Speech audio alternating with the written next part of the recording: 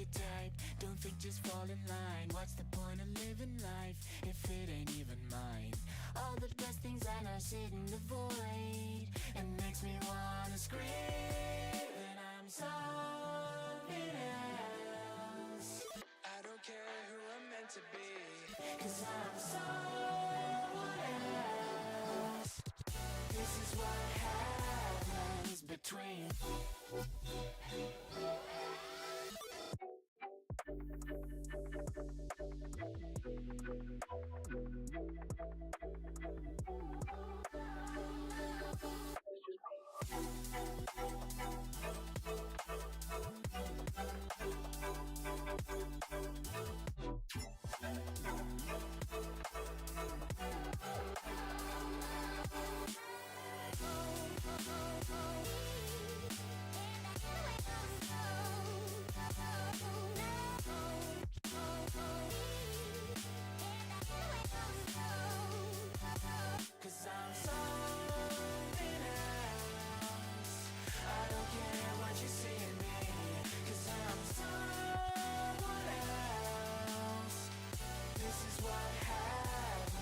Between.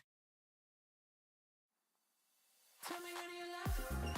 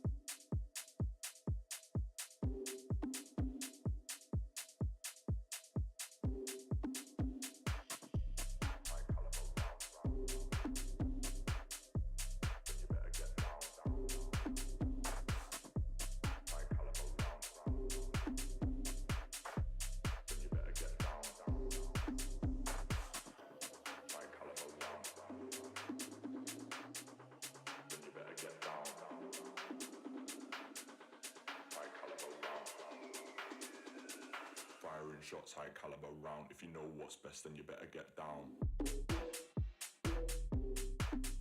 Down. Get down. Down. Better get down. Down. Get down. I wanna see you get to the ground. You're being held up by the UK sound. Firing shots, high caliber round. High caliber round. Then you better get down. High caliber round. Then you better get down. High caliber round. Then you better get down. You know it's time to party, or at least start winding down the party and start getting serious about that future. We are into week number 6 of the VAL side, day 2 of week 6, and I know a lot of these teams have a lot riding on the line. Whether pride, whether standings, whether just proving that they can beat the opponent, that is what we're watching here today. My name is Orbital, with me is Ancient, and we will be your casters of the upcoming matchups here today too, coming right at you. Ancient Angel, how you doing today? We're doing good. It's a nice little Monday, the second to last week of the Division 1 Spring Split 2026. And we're starting off with, I think, is what is probably the most fun match of the week, Ohio State versus Utah. Yeah. I mean, some could say that. I think when you take a look at where these two teams stand, it is quite difficult for them to obviously be sitting there and showing a lot of those highlights. But for Ohio State, they specifically are looking for a chance to kind of play upset here on the day. Waldy, Hamburger, Bot, as well as Pat and Rennie will be stepping into play today. They have been on the lower end, of course, of the standings, but they have had their shining moments here today. They're going to be looking to try and play a little bit of spoiler over against Utah. Yeah, that's something that we've been talking about over this spring split. Between these two teams, they've yet to win a series here in the spring. It's definitely tough. Ohio State going through that kind of significant roster change with Dez stepping out of the lineup and Ranny coming into the starting lineup. And they do have all 5 starters here today, but we talk about what the record's been like for Ohio State. Only won 1 map so far in the split, and it was against Stony Brook. You want more from this team, and they've been looking better over the last couple weeks, but do we think that's enough to get them a win here over Utah that has continued to improve week after week after week for the last 4 months? It's up in the air still, of course. As you see there, it's been up and down for them, as you mentioned. Let's go ahead and turn our eyes over to the Utah squad. Utah, of course, making their way through some quite difficult times, but at the same time, still making some marks. Tempest, Ast, as well as Stratius, On Stage, and Law. These will be your competitors here today, and they'll be hoping to give us a chance and a glimpse at their playoff run here in the next 2 weeks. Yeah, this is a interesting lineup that Utah's fielding for today. I think just other commitments, but we haven't really seen Law play that much, if at all, so kind of an unknown coming into the matchup today. And for Utah, even though they might not think it, they're still in playoff contention, right? It's something that we think is kind of crazy to talk about this late into the season and where Utah's positioned, but if they win against Ohio State today and then go on to beat Boise State next week, that clears them for playoffs. Yeah. Which is insane.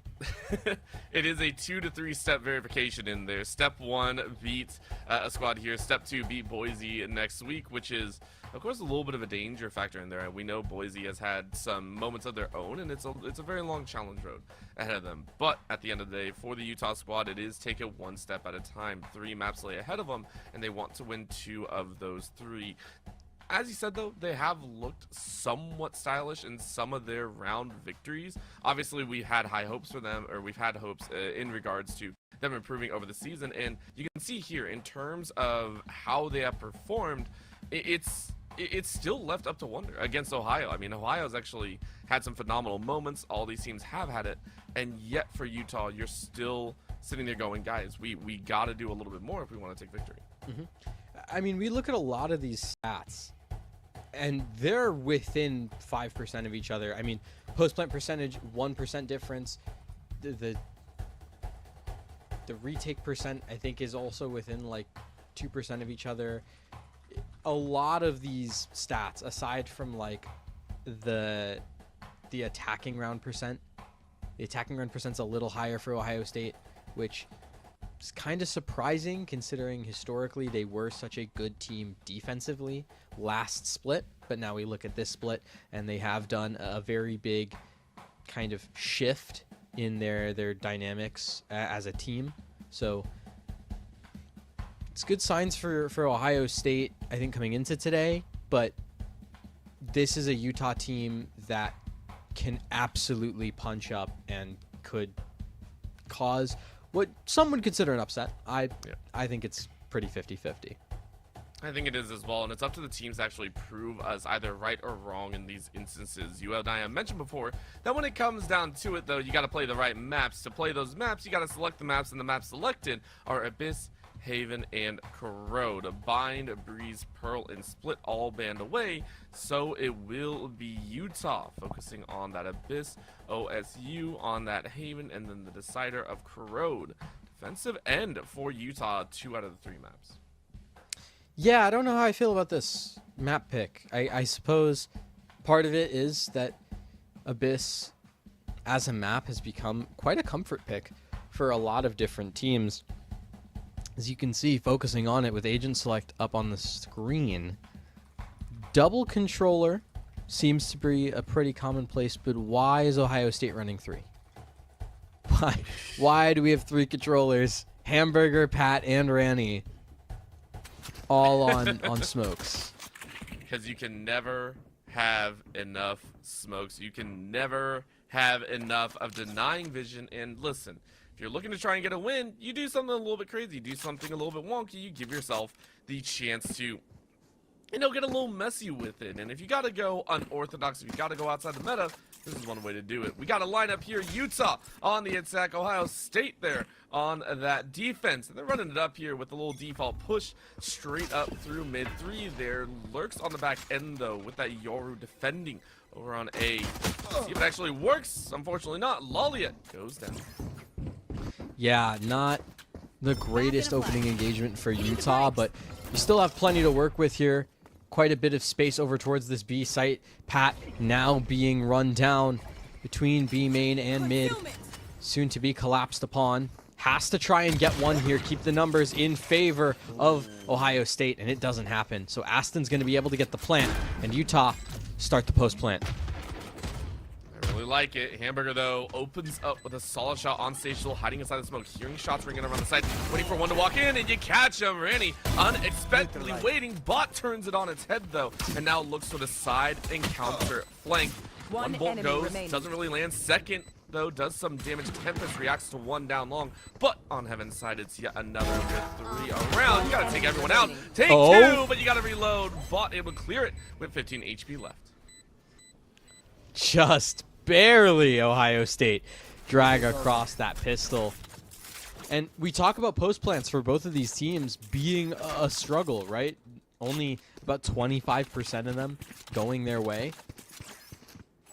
You're gonna need more than that to bring across this series, let alone this map. It's not a perfect start for Utah, but at the very least, you get the spike down, you get the extra credits, you can justify maybe some sort of a force buy, catch this Ohio State defense off guard. See what Onstage can do with this Sheriff. Hopefully quite a bit. Here's the Owl Drone. Bot recognized over there on A. No major lurk plays by Ohio State. Don't want to take that chance. They know they gave over quite a few kills. Bot, though, having a lot of fun. As the smoke goes down, you can see him laughing in that cam. Not sure laughing at what. Maybe it's the fact that it's a heavy rotate coming out from Utah. I don't know. I've been loving the vibes of Ohio State over the last couple weeks. It really does feel like they're a completely new team. Very, very reinvented. and Bot being at the helm of some of the better performances for this squad this semester. Good shot by Bot. Really nice hold and back away with the rest of the team. Taking the first blood gives him a better chance at getting yet another round. Big thing, you want to keep the weapon patience around the side. What a tap! Oh! Clears out B. Denies an extra lurk on the back end, which puts it to a 5v3. Waldy does the same two-piece combo with that Guardian. And Randy drops on down with the finisher. Well played, Ohio State. Flawless round in the second. Listen, the more I've seen Randy play, the bigger of a Randy fan I've become. This guy has just been just a great supporting piece for this team. And you know, listen, I'm still kind of questioning the Harbor pick, but we've seen him play Harbor on quite a few maps. So to continue to see it here, if he can put up another good performance, if we can see these coves continue to have value round after round, especially on this sentinel-less defense, we're gonna have to start singing the Harbor praises. No peeking. Harbor's my boy. I will always sing their praises. Of course, right now it is a little bit of a bonus. Setup, Utah, rocking a little bit of a different status here. 4 on B, good lurk, 2 outside, 2 inside. Hamburger took out Lolliot though in mid. Danger surrounding that pick. Stratius answers in kind. Picking one off now, rotating back to the other side, runs straight into Randy, who Stratius fires off against Bot. 3 frags to put it to a 3v3. Rest of Ohio State though, want to make this a win. Hamburger gets swung on. No chance at a shot. Back. Really nice phantom shot. Tempest waiting underneath the wings. Calm, collected. Hopefully looking for that shot in that cam, but teammate backs him up. This is solid position. Patience though. Rips one, looking for the last. It's not going to happen on stage with the 3K. Will grant Utah their round. It's a round they get their first. Maybe you would have wanted it to be a little cleaner, but you'll take what you can get.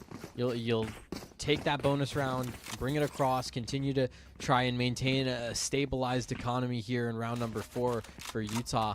For Ohio State, though, man, I'll tell you what, Pat, just buy a sheriff every round, you'll get one.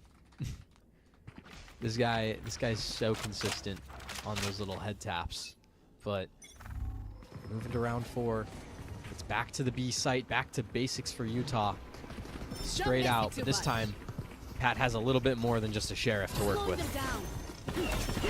Which means they won't get as many kills, right? That's how that works. Well, for patience. Whoa. Hey, you said it. You said it, not me. Randy waiting off in there. Good little defense position by Ohio State. Looking for multiple entries. 1 on the back end, though. Stratius on this clove. Saying, guys, I know they're there. How many? It's yet to be determined.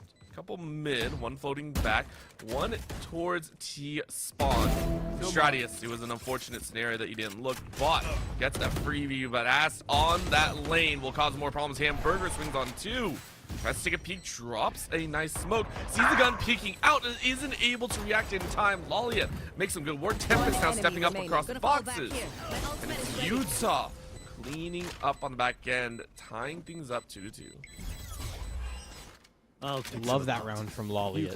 I think we saw for the first 2-3 rounds of this game, Lolliot pushing off on their own, getting caught off in really, really compromised positions. Now all of a sudden, they move in with the team. They don't just try and lurk on their own. And it causes this Ohio State team to panic a little bit. They can't just take one off with a crunch play and then capitalize on the numbers anymore. So we'll see what happens. Lolliot back to the lurking Yoru. Lurking, well, way too far lurking Bot. Numbers won't save you there. Or maybe you wish you brought more numbers. Utah taking the first scan out A. Good eyes with that drone. Very consistent setup in there. A very comfortable pace as well. They have a whole minute 15 to work with. And now a little extra time on their bank if they wish to utilize it. Mainly because of the fact that Ohio State now has to walk towards them. I mean, this is a lot of space that Utah's taking in the post. You can see all the way up in CT. There's so much. on 3.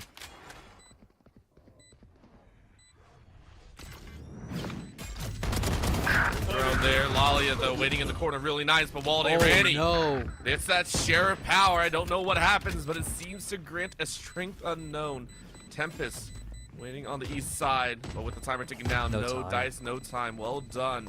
Utah carry Careful 3 here. over, but for Ohio State, might be looking for an exit or 2. Randy hiding inside of that shell.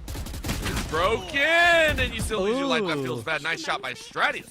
Pick up a strike.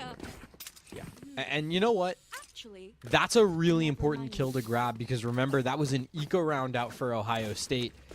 And Utah punishes the save because they were able to grab 2 kills, grab those rifles, try and save those Vandals across. It doesn't work because they lose one of them. So there's only one that Ohio State was able to save.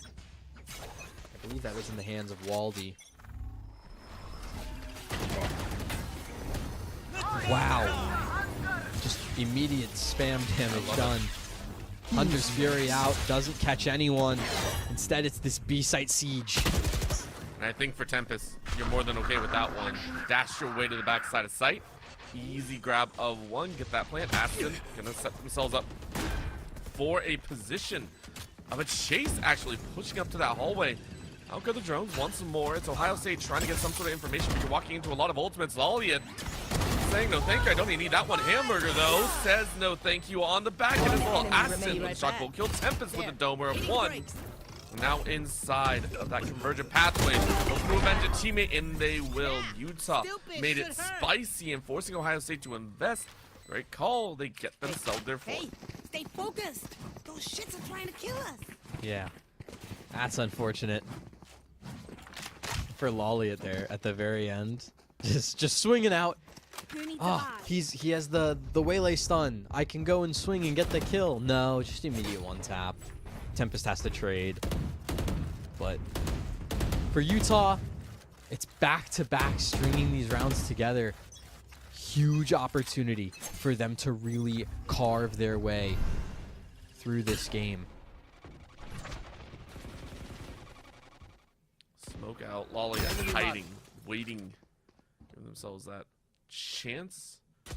A surprise firefight.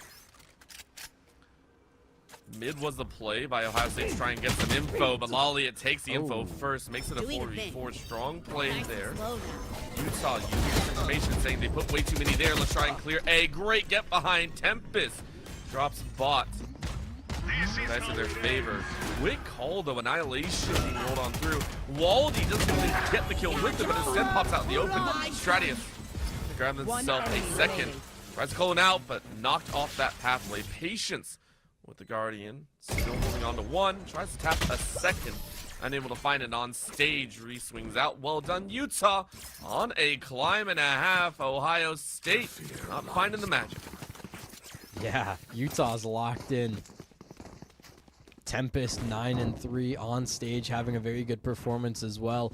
Lalia been very crucial in getting some of these opening picks, even if it does result in the trade. It's what we want to see out of this team, but I mean, Ohio State continuing to struggle there. It just feels like Utah has these really good reads, always making sure to attack these sites when they're at their weakest, only 1 player there. Like right now, plan is fast B. Doing a thing. At Ohio State, it's just Pat here, and he's already pushed off the site. No dice, you can't force it. You gotta wait for the rest of the team if you Spike can. Now planted. remember, the Shears can do work, but patience. He's at least pull off that shot. Walde rips Tempest apart after that first. Through the window though, Aston only able to catch 1. Now in a really rough spot. No Blind way. fires and catches bot. Hamburger gets a refrag, but that's still a man down that you did not expect. Ohio State not happy about how this is turning out.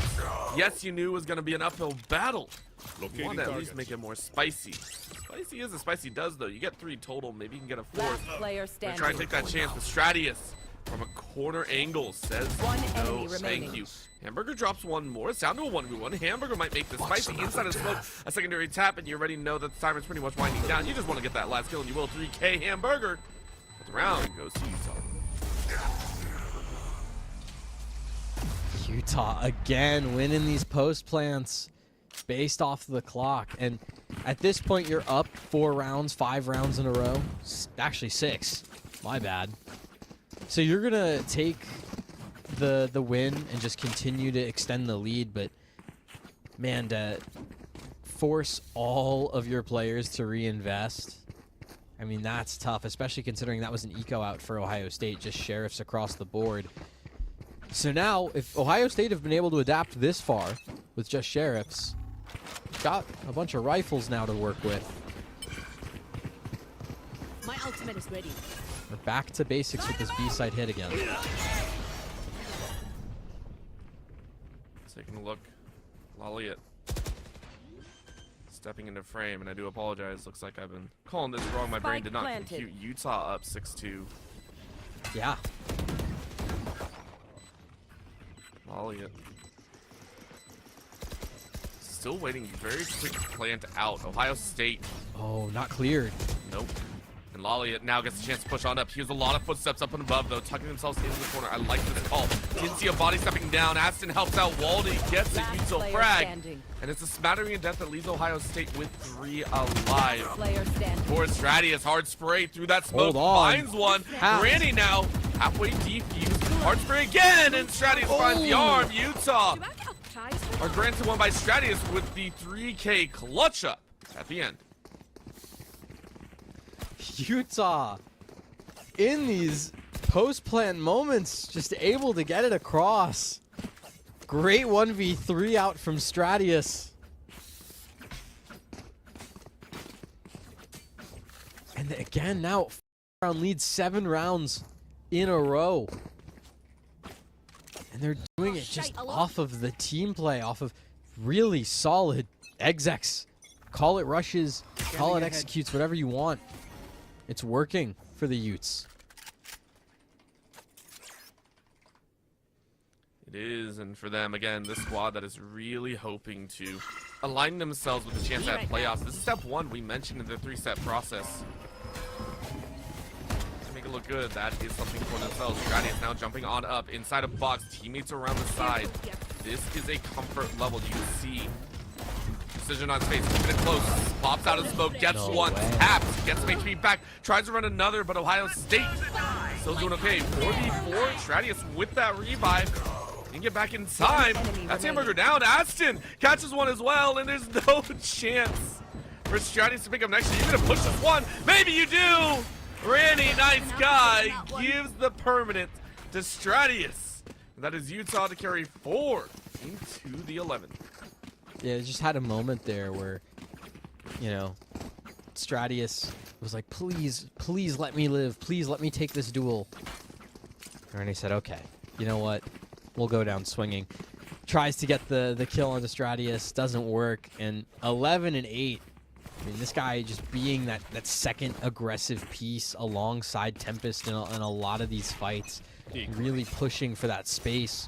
And it's working out for Utah right now. It feels like Ohio State just can't get one up over of them. We knew Utah had some shining moments, and yes, Ohio State have looked better on paper.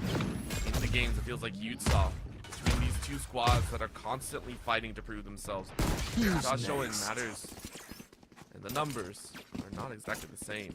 On stage, great rip on the first blood. Lolliot running their way forward inside this dimensional drift. No true info given, but enough space granted up here on the fire side. The tower will be played, but for bot, some info. Good shots ringing out from Lolliot. They return fire and drop from bot like a sack of potatoes. Aston fires right in the middle of the teammates. Gives an opportunity for the rest of the team to space on in. Tempest taking out Randy, drops it to a 4v2. Waldy gonna try and make magic happen. Raston get that quick glance. Lolliot hiding on the wings. Great shock to the back end. Oh no. Lolliot needs help from a teammate. Waldy was ready for it. Fired by Lolliot. And Lolliot still wins out 12 HP as Utah climbing so close to double digits. Last round before the switch. And these are excellent vibes now for Utah. 9 in a row, have a chance to take every single gun round in this half. Make it almost flawless if it wasn't for the pistol. And it's just excellent usage, staggering these ultimates that they're getting, making sure that they're constantly together, getting trades, forcing out a ton of utility from Ohio State early. You can see right now the Buckeyes 3 pushing A main to try and make a difference here in round 12. I mean, I like it. Get jiggy with it. TP to the back end. Ohio State trying to reposition. Doesn't stop the murder of the mid. Catches by Rennie and Hamburger. Puts Utah into a 2-man defense, but on stage clears that so easily. Spike not down, so they are going to rush it and try and catch Ohio State lacking a bit. This Hunter Fury comes on out. It's one. Wow. Lane's still not down. Really good timing, but Stratius says you gave yourself away. That's kind of the price you pay. Well done. Waldy sneaks through. He's going to catch one, but doesn't spot because of that smoke. Well done by Stratius to pop out on the top side of B and says thank you very much, Utah on 10. Switching sides. Yeah, it was kind of a rash play out from Ohio State to try and deny that spike plant, right? Use both ults from bot, or not from bot and Waldy. Yeah, from bot and Waldy to try and deny the plant. Didn't work because it was at the same exact time. It didn't stall for that long, so even though Waldy was trying to go for that flank, bot unfortunately got caught out in mid, went down in that 1v2. Played so excellently by Stratius and on stage. So 10-2? I mean, this might be rough. Back in a flash. Could be. At the same time, it could be an opportunity for Ohio State to have a magical return. Anything can happen as long as those rounds continue ticking one step in front of the other. 1 foot, rather. That is what you hope for. Charge up. Bot sending out a recon. King's out on stage, and it's only one at least spotted for now. TP to the top side of that box, inside of the smoke. Gives way for a chance. Patience, what a swing. Identified that Utah was coming around that corner and immediately snapped up that kill. Lolly gets some answers back. Patience will be dropped. Stratius from long range catches Randy in a secondary crossfire. Rough stuff for them. Stratius looking to clutch up. Another chance. 3 to the body. Hold on. That's 3K. 1 more is all you need. But Bot hunkers down, and with 18, keeps Ohio State alive. This is now the second pistol round that Bot has won, where it was a 3v1 into a 1v1 with Bot being the last person alive, and he wins with less than 20 HP. Same map. Both of the pistols went the same way. It was a 3v1. In the first round, it was Tempest. 3v1. Got the first 2. Couldn't find Bot. Bot lived on 15 HP. And now Stratius. 1v3. Got the first 2. Couldn't find Bot. 18 HP. Drop in a smoke. For Stratius, who has made matches happen for the side of Utah, it could be a whole different story. But Hamburger reloads in way more ways than you expected. Hamburger quadruple patty it up. And Ohio State have a flawless second in the half. That's a 4x4 right there. Put it on a raft. By the way, Hamburger, 4 shots in a row. Yeah. There was no miss in there until the 5th. Yeah. Wow. Go ahead. Farm up those ecos for Utah. Unlucky. Back to the drawing board. You got rifles now, so let Tempest hold that pixel angle with joy and pleasure. If you can catch out Pat, that's a huge kill. And that you do. Lolliot says, no dice on the sniper.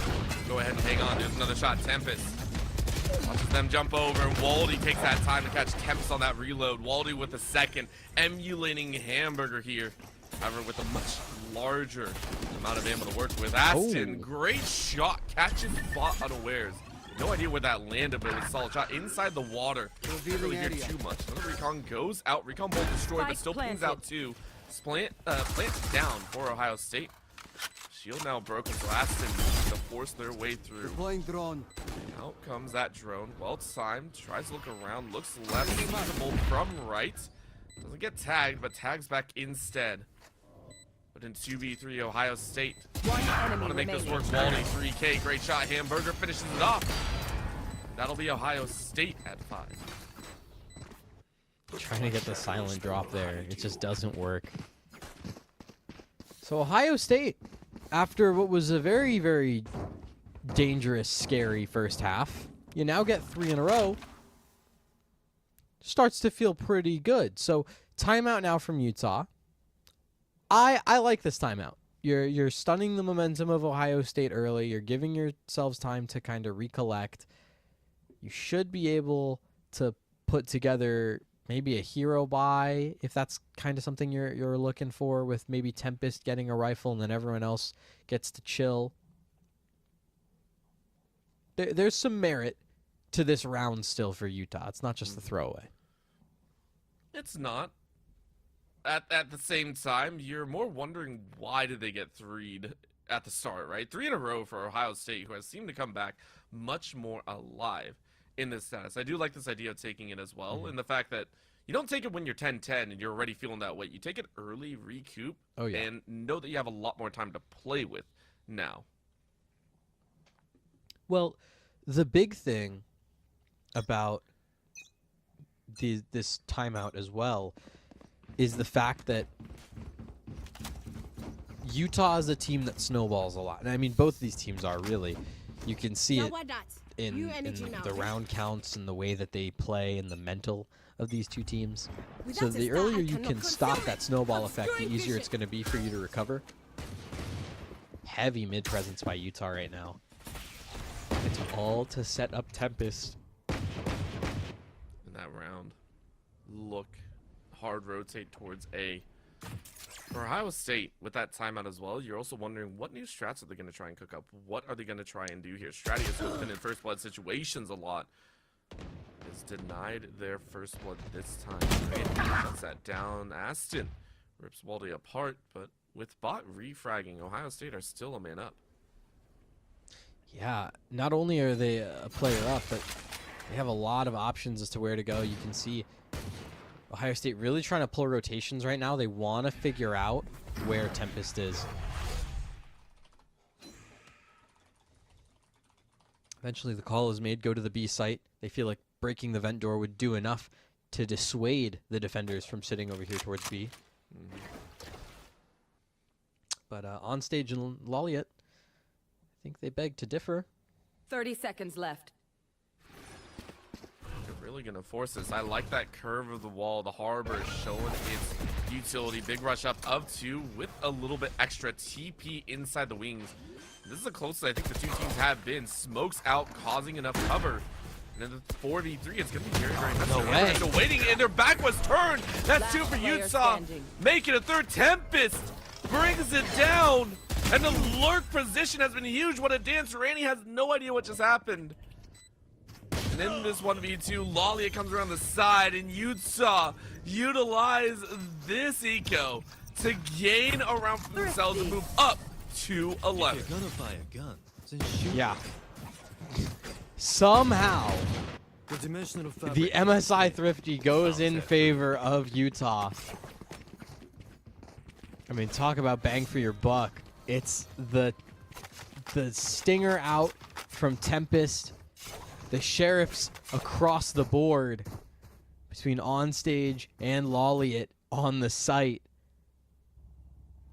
Unbelievable scenes, but it completely shuts down this Ohio State run before it could even really get started. Rusher on the side, Hamburger having none of it here. Locks away to Tempest, blocks their own.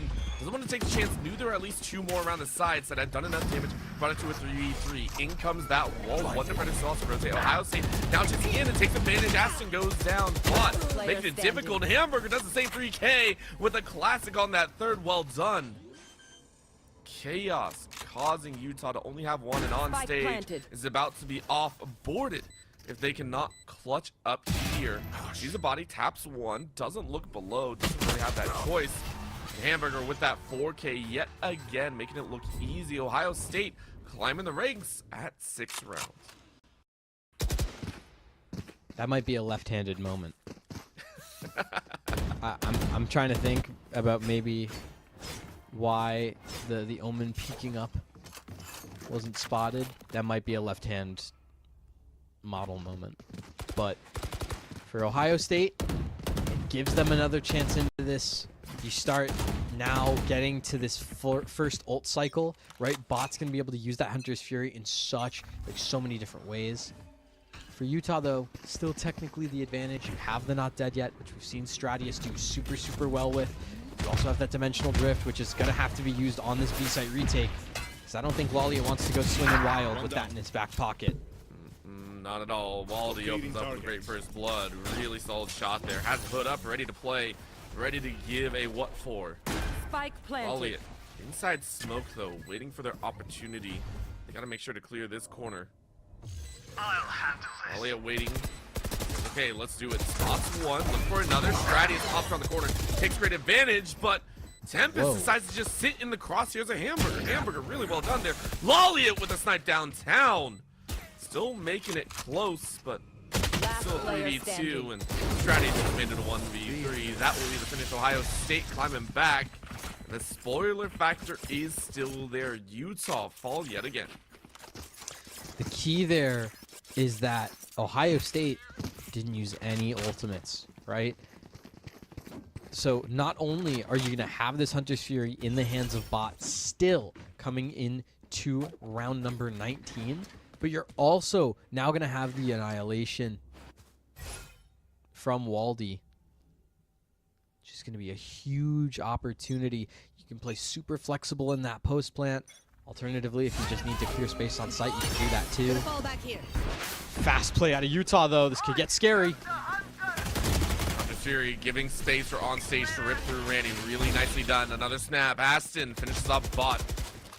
The Sova v Sova mirror matchup continues to be swayed by the ultimates.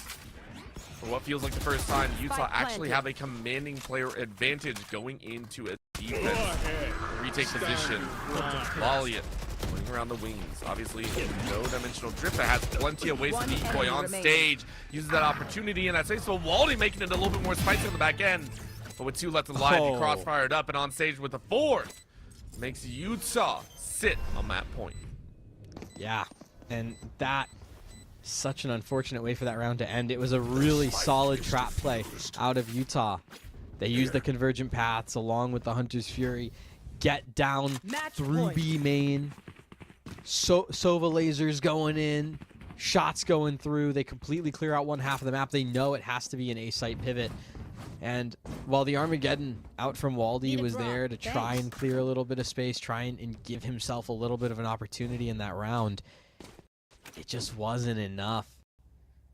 And so for Utah, map point, an opportunity to go up 1-0, a chance to win their first map here in the spring. Cover going out. Can they pull it off? That's the question. On stage.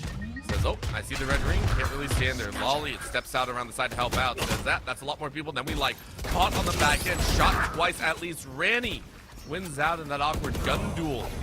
And Waldy chances a corner pocket as well. Flushes out on stage. Ohio State. 2-player advantage. Stratius with that recovery if they so wish, but needs to spot out extra eyes. Catches Patience on that transition. Up the outside line, sees a body before around the corner, but Waldy says no one's coming up the main lane unless they want a piece of this one.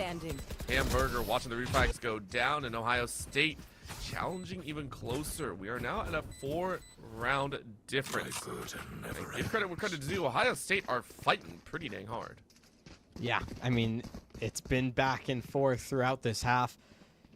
Utah only need 3 rounds on the defense to bring this across. They found the first 2 already off the retakes. The problem is now Ohio State catching up. 6 rounds deep in this attacking half. On board for a 7th, considering it's an eco out from Utah.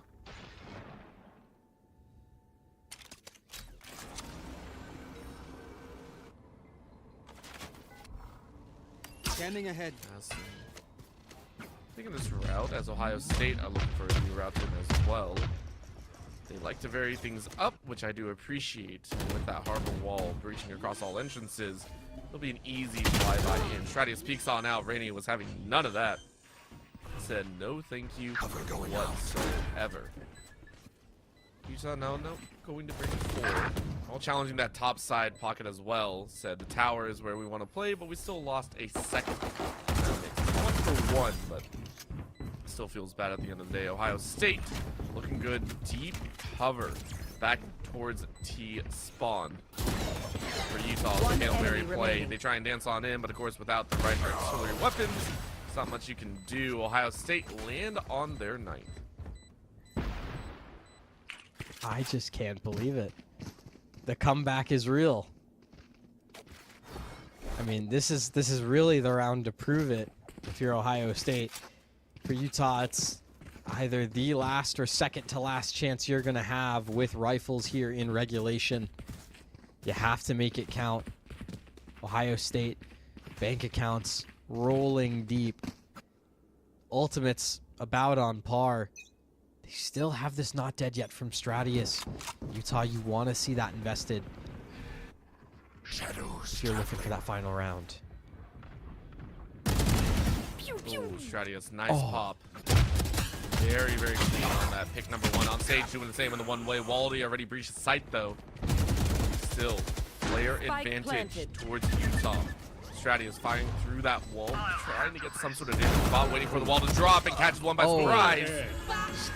Stratius, though, does have that rebuy, so it makes this re-entry looking much better. There is Lolliot to finish one off. Finishes off the second, and the finish is done. Utah, after a very rough second half, are still able to claim map 1. Idiots. Yes, and it's off of the team play of those two ultimates, the Dimensional Drift and the Not Dead Yet, working in tandem. And like you said, Utah, their first map win here in the spring. Bring it across. It got close at the end, right? Let's be real. For a 2-10 half, for that game to end 13-9, that was definitely a little scary, but a sigh of relief for Utah, as now it's all eyes forward to map 2. Yeah, I think we can confidently say where we saw a lot of those stats. Ohio, we're still fragging out at points. We're still seeing a lot of those kills come through. I mean, Hamburger, crazy action in there with the 4K. There were moments on either side, but for Utah, as you said, it's their first map win. It is that chance that they have been waiting for a very long time, and now they need to make it an even better example. You know, trying to gather that second, trying to push their chances at a playoff berth much closer. And granted, once you reach that berth, it's a whole other issue. You're looking at that playoff, and then you know you're facing off against some very tough opponents. But making that berth is priority number 1 for Division 1. We are going to be right back here in just a little bit as we look forward to map number 2 between these two squads. Don't go anywhere. At Ohio State, we are the agile, bold breakthrough teams. The never afraid to innovate teams. And the achieve more together teams.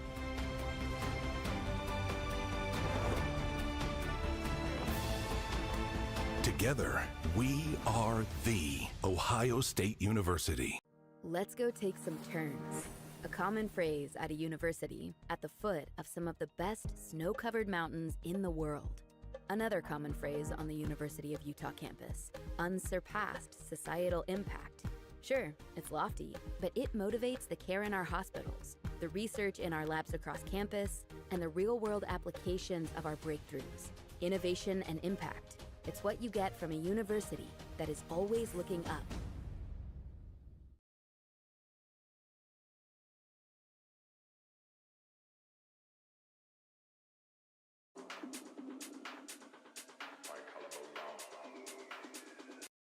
Firing shots, high caliber round. If you know what's best, then you better get down.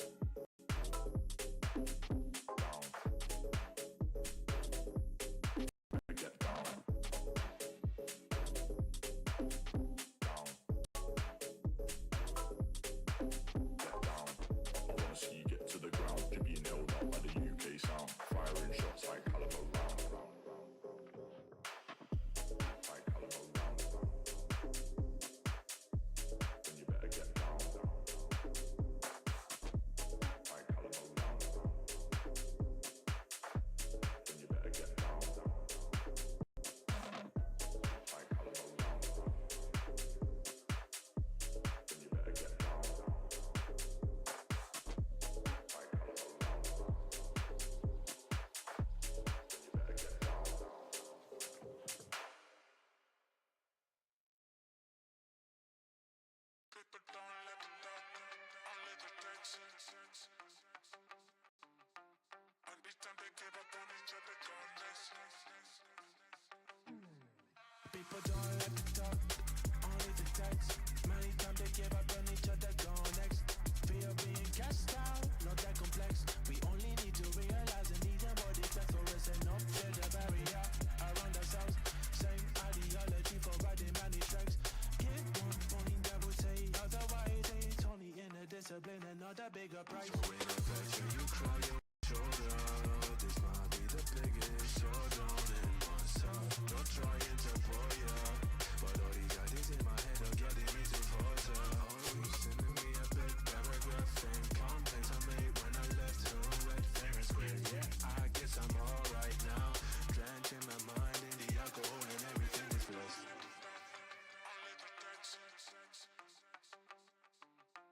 And each time they give up on each other, go next.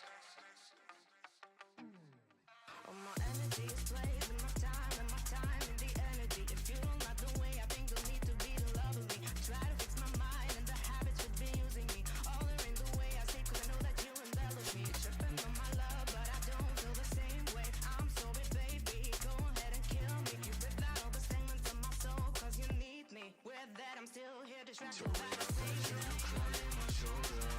This might be the biggest showdown in my soul. Not trying to pull ya, but all the ideas in my head are getting me to falter. Always sending me a big paragraph saying complaints I made when I left her red fair and square. Yeah, I guess I'm alright now. Drenching my mind in the alcohol and everything is blessed.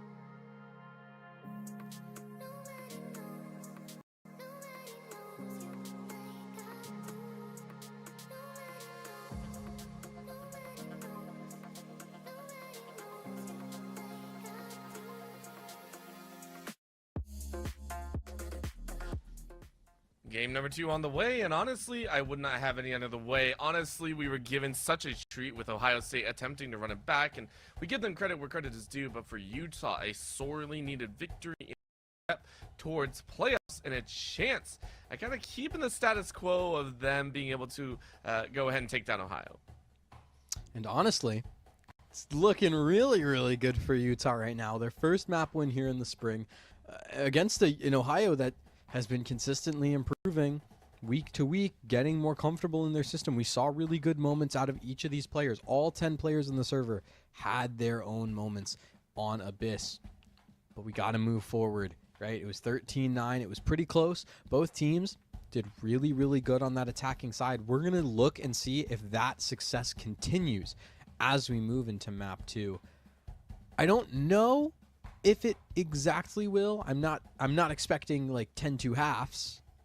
I think that might be a bit much, but 7-5 attack side lead. Yeah, I could see it. I think a big part of why we saw a lot of the action that went down was because Utah, maybe let off the gas a little bit too much for their liking, while OSU were pressing the pedal to the metal. I do agree it's going to be a little bit closer right off the rip, but I do think Utah have a lot under the belt that they can give us a good show for. Will it happen, though, is the big question. So taking a look at this map number 2, as we said, a little bit of a lineup. I will say I do wish we could see Corrode, and I really do hope that OSU are able to bring a lot more light to this and give us a much better chance at seeing that third map. I think Corrode, if we get there, is going to be a little scary for Utah. I think they'd rather close things out now and not let us get to Corrode. So we'll see what Agent Select looks like here on Haven. We talk about this being such a comfort map, and I don't know how I feel about this Utah comp. I like this Ohio State comp a lot. I think you have so much flexibility with this harbor. I mean, we've seen this exact comp that Ohio State's running have decent success against some of the best teams here in Division 1. So for Utah, I mean, there's a lot on the back of OnStage right now. The only controller here on the side of the Utes. Yeah. I mean, Here. it's a style that they've been wanting to play with, so we'll see if it works. Eyes out, though, for opening round here as we head onto Haven. 3 sites to play with, only one that will get the love. And for Ohio, being a little bit more on the defensive to start. A side controlled. Hard push up as well. Aston trying to get a nice little shock bolt. I don't think any meaningful damage came through. Just trying to slow them all down. There's a wraparound that you're waiting for, though, as Waldy realizes the back end was slightly cut off for the moment. Tap 1, 2, 3. Oh. Lolly, it hits that Strike board. down A. With the time being made after that first frag, is able to even things up and give Ohio State a problem in their HP department. Yeah, that problem is not little. That's quite big, especially now that Waldy falls. It makes that 3-on-3, but Hamburger 2 bullets away from death. I believe you're going to see Pat at 1 bullet. Spike planted. So it's a 3-on-3 retake. But you still have a lot of work to do. This fight in short is going to be so crucial because if Ranny goes down here, it completely busts open this A-side hold.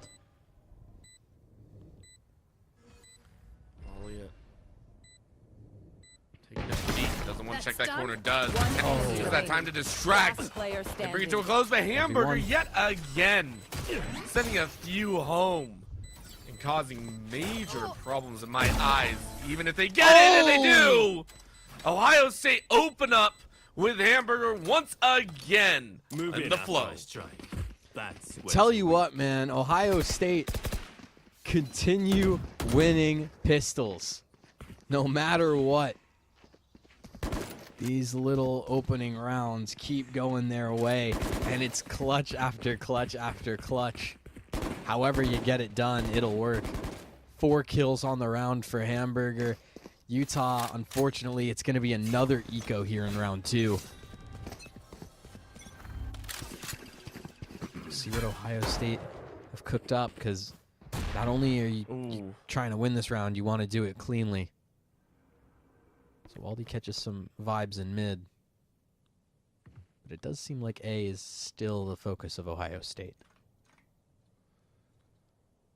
I think for Lolliot, waiting for that chance. Saw him earlier. Breathed in, breathed out, and said, that's perfect shot for me. Great first blood. Aston hiding inside a double smoke position. Waiting for the rest of the team to close on in for Utah. Trying to make it a very comfortable spot. But for Annie and the rest of Ohio State, not too worried. They're playing this one nice and slow. Waiting for that smoke to dissipate, but it opens up a lot of space for Patience and Hamburger. Take those beautiful shots. Rips on to Utah. I don't think they're way too happy about that one. Annie runs over the competition. Brings it to a third with that Bulldog, a gun that we don't always see. Here in the second round, it makes a lot of sense. The last player alive, doorway held Hamburger. Ready to take a bite out of them, and they do. Lolliot goes down, and it's 2 straight for Ohio State. Yeah, very expected coming into the round. Fairly clean coming out of it, right? Only losing one, and that was Waldy, who didn't even buy up here in round 2. So a full Phantom online for Waldy, Vandal in the hands of Hamburger. Utah, this is not going to be a fun round by any means. Even though you're favored, still doesn't mean it's going to be guaranteed. You're still going to have to fight for it and work for it. And Ohio State, now's the opportunity to really try and mix up the attack, try something new. It's your first round with the rifles in hand. Try and catch them off guard. Might as well go towards garage, see what this Tempest Sentinel looks like. Found them. Like a lot of magic. There's the alarm bot, and it successfully alarmed a few people on stage, able to close ranks inside the garage. We didn't get to see the gore because we cannot show that here. That was a brutal 3-player takedown. But you know, Division 1, it's a very PG place. Spike down, C. Bot showing that by not trying to shed any blood. As Waldy 1v5, not happening. So a flawless way for Utah to really start their siege here into Haven. And it, again, comes off of this 1-2 punch of Tempest and Onstage holding together, swinging off of each other. I want to see that play more. I don't know what it's going to look like, though, considering Lolliot is such a important piece to this structure in these rounds because of how aggressive they like to be on the Yoru. Lights up. Duel. What a shot right there. Yeah. Very, very well done. Who's next? Braston still waiting for another chance. Dimensional drift obviously Spotted. rushes right past them. Cleaned him out as well, so let's lean over to the other side. He's not going to be too happy. Hamburger in hell. Says, I'm going to try and make it the best I can. One enemy Unfortunately, remaining. you only create pathways for your team. Very fortunately, though, Ohio State able to round that corner. It's all down to Tempest, who made magic happen last time, but Ohio State are on another planted. round here. They're taking a lot of their momentum they had in map 1 second half into the first half of map 2 here. That corner held. Patience shuts them down, and it's easy goings here. Ohio State 3-1. Yeah. You know, last round, it was a bonus. You come into round 4, take the opportunity with full rifles, even footing, and just completely snowball your way through the site. Obviously, the dimensional drift does help that significantly. So Utah, back to the drawing board.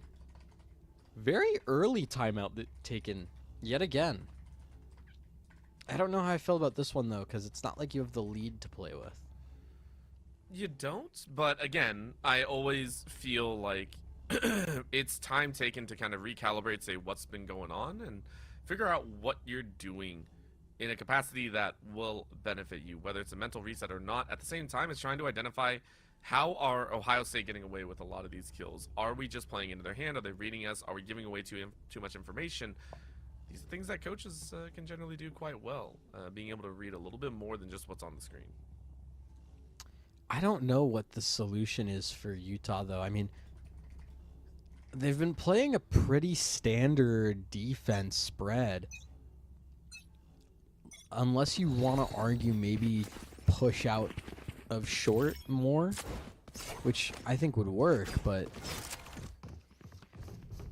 it almost feels like with Lolliot in the lineup, they're kind of doing an old school Ohio State impression where they live and die by their openings. Here.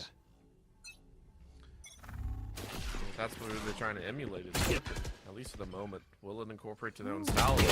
My ult's ready. Outside of Lolliot around the corner takes Another out Baldy. one. First blood, easy takings. Lolliot still sitting on 36.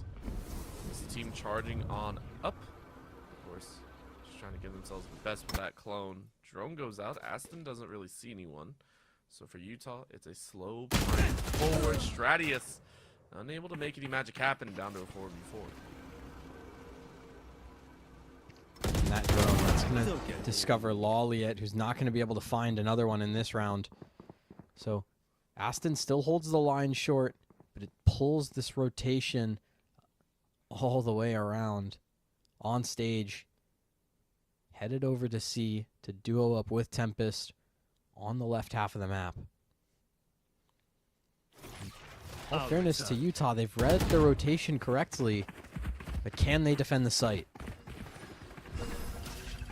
Only going to try. Harbor Wall cuts off 2 entrances. It's only the site holders and defenders that will be in play for the moment. On stage, hides in the smoke and takes 2. Tempest rips the 3rd, and on stage is right back up. Can they reset? No, they can't, but the team will help them out. Utah clean up on C's site in a very messy defense. And it's again off of that read. Letting Aston take such a deep line in short off of the pressure given by Stratius and Lolliot. Let's Tempest and Onstage do what they do best, which is hold the site down together. When they get into that position, they look so good. And they walk away with the second round for Utah in the same manner that they got the first. Scanning ahead. Now trying to grab a third. I mean, they're swinging with a little bit more confidence as well. Stratius rips through Waldy, the chamber taken out by their own Picard of sorts. Sniper deals damage down that C alongside Aston. Phantom rips 2 away. Patient bot lost. Make it a third yet again. We're seeing Utah with the magic of shutting down Ohio in 3s. Really, really well played with Hamburger. Remember, turn your back to the enemy Yoru, and it's a flawless round for Utah. So they tie it up, and that's, all things considered, off that timeout that they took 2 rounds ago, the best way it could have gone. A flawless round to really help build up the money. Ultimates coming online. Everyone having it, barring Onstage, who used the Not Dead Yet just a couple rounds ago. I mean, Utah, compared to where we were at the start of round 5, this is an excellent place to be at the start of round 7. Stratius, upset at the ocean, decides to try and pepper him. They are so dead. Waldy calls out that tour de force as well. It's a deep play by Ohio State, really trying to drag Utah into a mistake play of their own. Maybe it'll work. It's pushed by Onstage. That's a wild one as well. Creepy. That's a lock. Waldy answers back, and Randy notices that mid-play, so they lose one in the opener.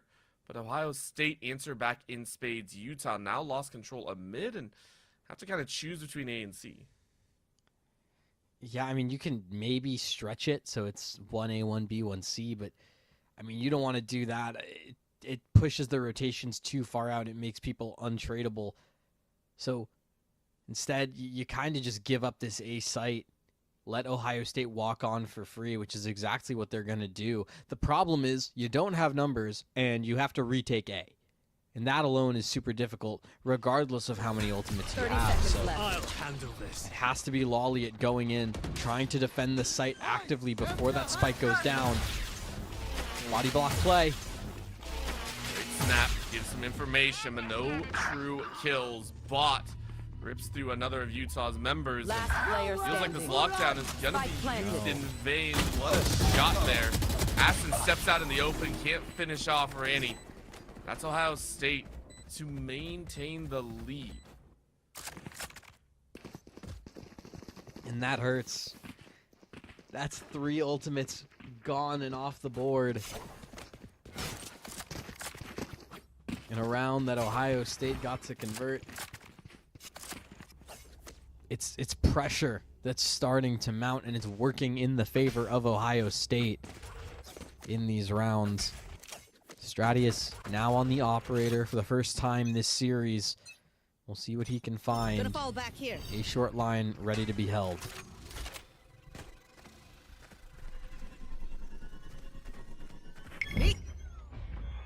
No patience left. Walks away with patience, looks down just in time. Aston couldn't walk quietly enough. Good snap and identification. Ohio State bringing themselves a little closer in. Waldy trying to take a little bit of information off the table. Snaps away that alarm bot.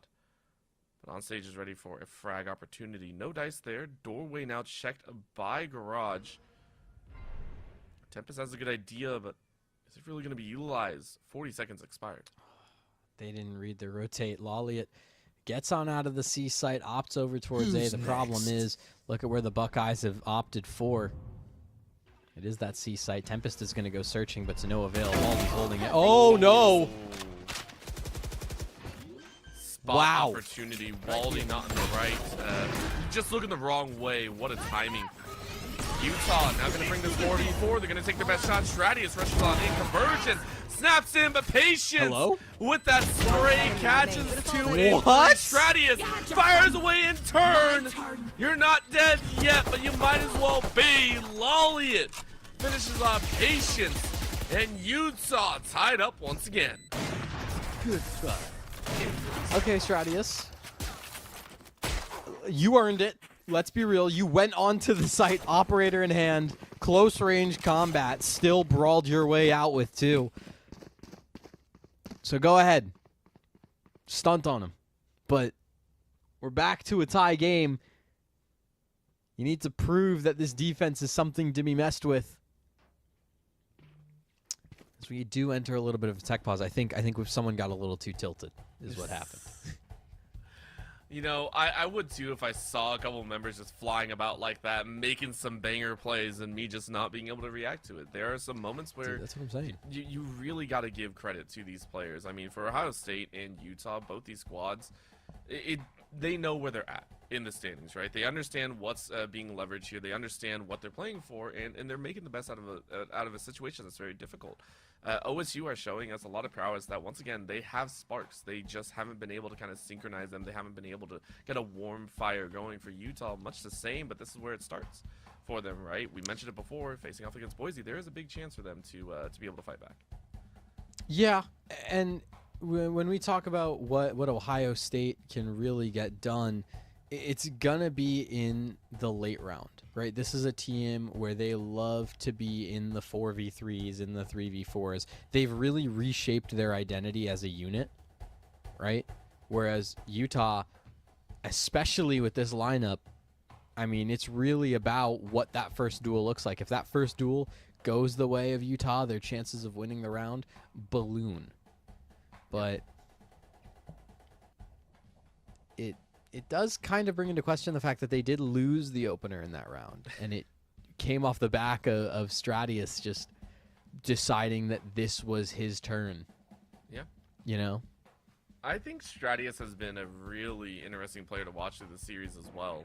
Stratius, you know, only being outmatched, I want to say, by Hamburger's random star appearances, Stratius has had some very comfortable play options, has some very high-quality moments. So, you know, if Stratius is able to continue this on, especially with this play lane, you can see some magic happen even further. Passing to the peak, shoots out that clone. Eyes and information granted. There's another shot, just dropping Utah left and right, but no real bodies at the end of it. The other thing as well is, I mean, Stratius is pushed off that angle, but think about the utility that Ohio State has lost, right? They don't have the fake out. Oh, they might not have Waldy. Never mind. Check the corner. Lolly, it's gone, and this C site might fall next. It's a very nice crouch. Targets destroyed. Tempest, you're now on site. Now goes an innocent. Going to pop that ASAP if you can. There's corner pocket. Hamburger. Oh! Gifted the opportunity to spray down two, and poor Utah had no idea. 5-2 position. Hamburger looking down the right. The left is where you might be wanting to wait for patience. This is that shot. two defenders for Utah, but neither really looking for that spike.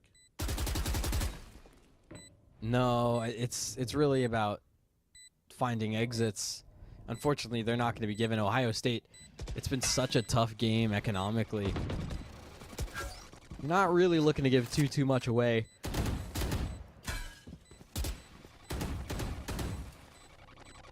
Aston Last gets one. player standing. You know, There's another. that's something, and well, yeah, but that does not help Utah though. On target. Okay. Oh, Yeah, just why not just bait your teammates, Waldy? Listen, a kill's a kill. That's what they say at the end of the day. It's not like, you know, listen, they didn't have to walk around the corner, right? That's what we say. That's true. Yeah, no, that's true. Nobody played with So, me. I'm a terrible teammate. I mean, that's all listen, I'm saying. this is very back and forth here so far on It Haven, is. and we talked about potentially a 7-5 half leaning in favor of the attackers, which in this case would be Ohio State. time to jump. That feels kind of likely now. I mean, we could see it at the same time for Utah. in a You're flash. waiting to bounce back in their own favor and say, listen, it's going to be 7-5, but it won't be in the attacker favor. It will be defense favor. This is where they step up. Remember, they already have one down, but that push forward by strategy doesn't work. Aston. Wow. And A Long says that's where the magic is. Aston's held this for a majority share of this map so far. And it seems to be working for them really well. Waldy hiding inside of the smoke. Almost in plain sight. Might not see the gun barrel just yet. So instead it's good back away. Waldy wants nothing to do with it. And for Ohio State, they'll have to find another way in with two players. Find another way they shall. I mean, all they got to do is take care of one player, and all of a sudden this round becomes so much more doable. Lolliot pulls the trigger a little too early and can't get out safe, so Waldy has all of a sudden made this round very doable for Ohio State. They go to the A site. It's just on stage sitting alone. They go to C. They have to contest with some 30 killjoy seconds utility. left. But poor Aston, caught in the middle, doesn't know which way to go. I think you're just waiting 20 seconds left. You're going to do a breakthrough one way or another. Waldy, you're busy One this time enemy with no remaining. smoke, and maybe you wish you had that smoke on stage. Takes that kill teammate down to the corner. Says, I don't even need the rest of those 10 seconds. I'll just clean it up myself. Utah keeps it even. I reckon I'll take a 5-5. cap after this. I've earned it. It's just these back and forth rounds. Utah still able to make things look good. In the 3v2, with the numbers up, they still just play discipline, they play patient. Anytime this team doesn't go for hero plays, they just are able to let the pieces fall in line. This has been a very nicely called half from Utah.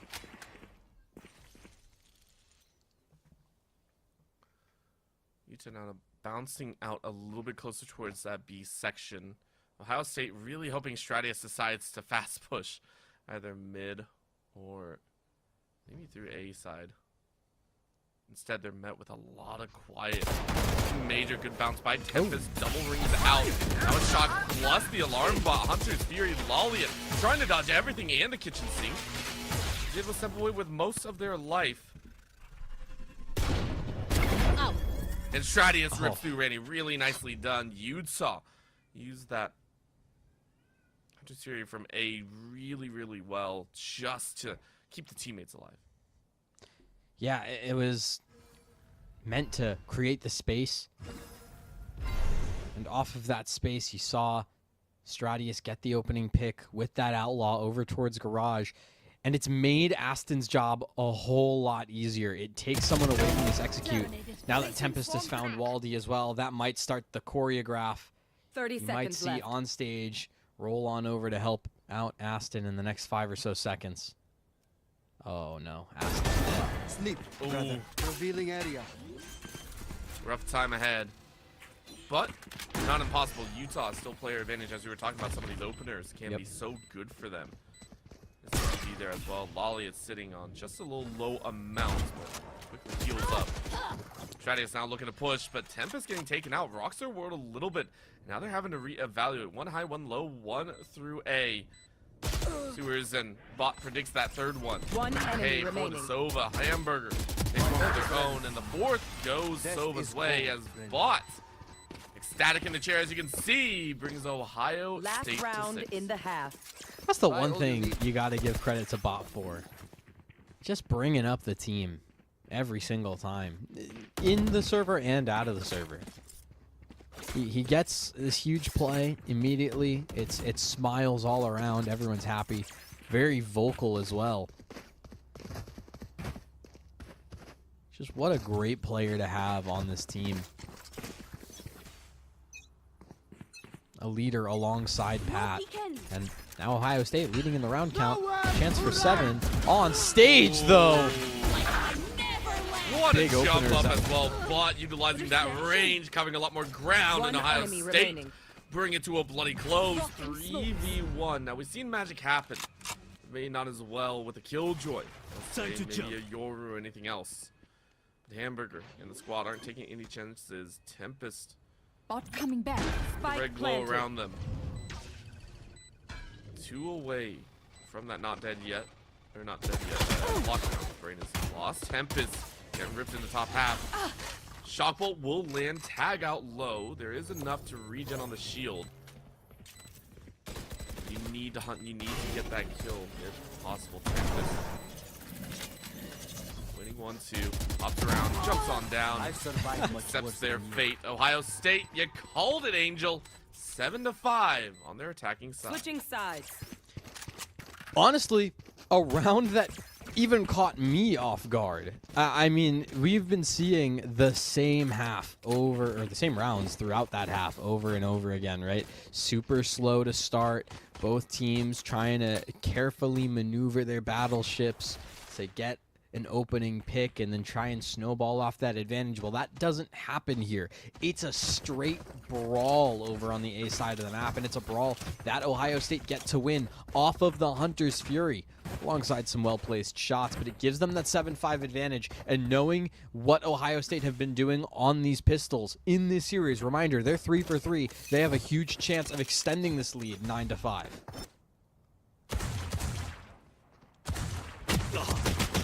Oof. Oh.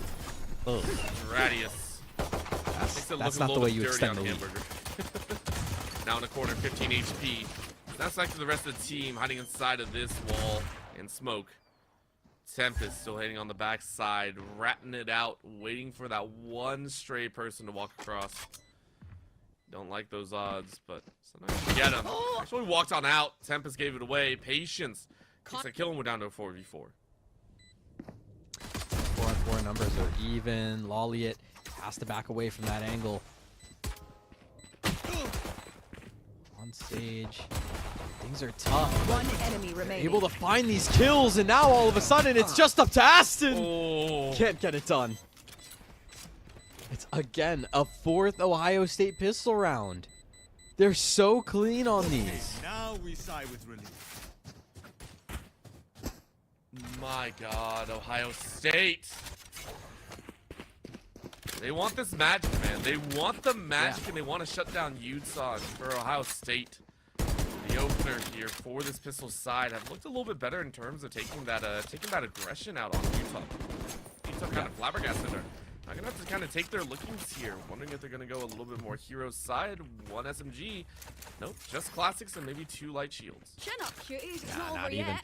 You want a really light investment. And reminder, the last time these two teams played, the last series went all 3 maps. It was really close, back and forth, both ways. So it's not a surprise if Ohio State does end up taking Haven here.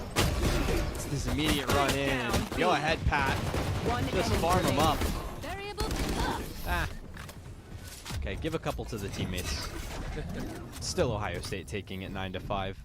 Watch their movement. Study their patterns. I mean, exploit whatever You know, we expected this game to be, this series anyone have itself fun? to be Merci. highly entertaining, and to me so far it has been. Ohio State showing us more and more glimpses here at the tail end of their season. I am loving what they're throwing down here. That For works. Ohio State, they can do just a bit more here with a little bit lower end rifles, obviously, from that second round.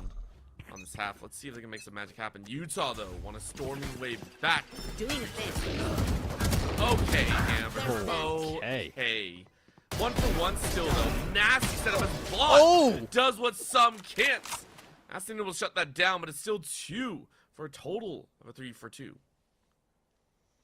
Yeah, and now it's a 2v3, and Ohio State, so much to work with in terms of stall utility, right? You have the chamber trip still up over in C garage. 2 layers of smokes between the harbor and the clove. I mean, you really have to hope that Ohio State brutally misplays to try and bring this round across for Utah.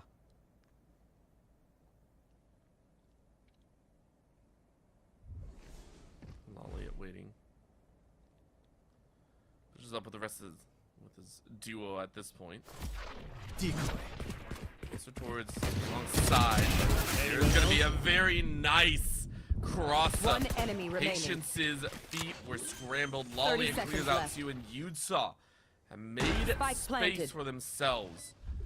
Looking at this spot here, Waldy needs to pull off near impossible task, which is get 2 kills back to back.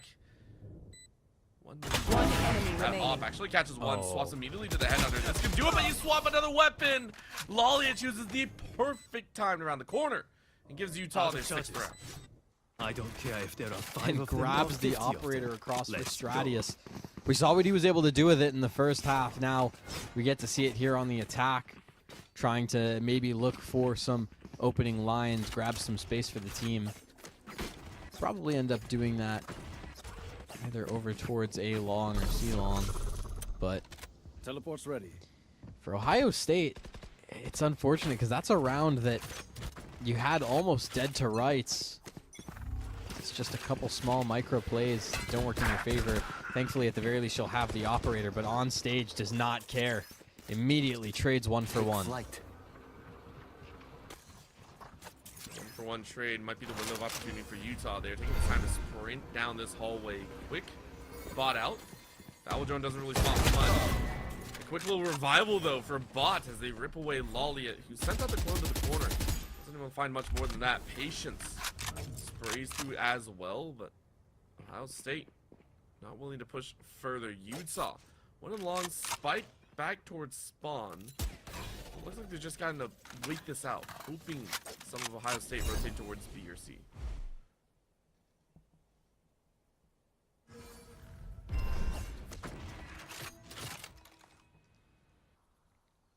Recalling my bot. It's this rotation for Utah. They're once again trying to figure out what the rest of the map looks like right now. And they have a good chance of doing that. But you can see going over towards the C site is almost impossible because of 30 seconds where the left. flow died. Stratius, unfortunately, doesn't let the Oh. op shot land. It's still a 2v3. 20 seconds left. It has to be now for Utah. And Pat, stuck in that corner, established the crossfire now with One Ray. enemy remaining. Yep, Spike down A. shot there, and as you said, the crossfire catches one more. Tempest is down. Ohio State first to reach double digits. It might not be as smooth as Utah did in map number 1, but they're probably pretty happy about that one. Another low-end round for Utah to work with, as the econ just isn't there. Yeah, and unfortunately now the lead just growing wider and wider. Utah has so much more to do to catch up. That's a good start. Ohio State are playing this so well. Bot, phenomenal performance. Waldy as well has been consistent on the chamber. Drop in a smoke.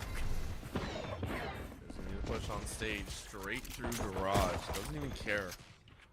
Right That there. top side didn't even want to check. Randy, here's a little bit of a bounce. It's a little peek, and you can see the communication fervently giving information out to the teammates. Right there. You're gonna find that magic, Randy. Calling him out 100%, but will a teammate be able to help? You can see the rotations from Ohio State aren't exactly in their favor. So for Utah, they're just waiting. Neither is the space too, right? even if Randy knows for a fact that Tempest is there and has Tempest dead to rights, there's no way for the clear to come through. So, next up to bat is Molly, and unfortunately facing down the other end of the op. Thankfully, though, shot does miss. Second one, though, right on target. Waldy's not letting you get away twice. 30 Randy seconds answers left. back on stage, tries to step out, but One Randy enemy had their remaining. number. And again, the Harbor that has waited for near a Now minute that was something. is able to find some results. Ohio State leveraging to 11, 2 away from pushing us to a map 3. And I think coming into today, if this is what we're looking at is map 3, I wouldn't be surprised, but the fact that Ohio State is really pulling away at the end of map 2, it does feel a bit shocking to me. It just feels like Utah struggling to find their footing here on the attacking half. Now what feels like down to a last resort. Bot does go for that Hunter's Fury early, but it's an all-out C-side execute. Hamburger went undetected. Hamburger, though, player still standing. answering back as Randy doubles up Spike as down, well. C. Poor Stratius, last one alive, has no idea what to do. That shutdown was furious from Ohio State as they see their second map victory of their season ahead of them. Just 2 more rounds, this one nearly in the bag. Poor Stratius has to pull off a miracle here. That it ain't gonna happen because Waldy, unscope, please, my friend, and hunt down in the mid. Rule number 1 of the operator: I don't see anything unless it's in the dead middle of my screen. I will let Stratius go all the way into the B site, but unfortunately for the lone Waylay, that It's a shame we had to might have die. given away his position a little bit. Not So part of my bigger Waldy picture. eventually corrects for his previous error Match of point. being scoped in on the operator.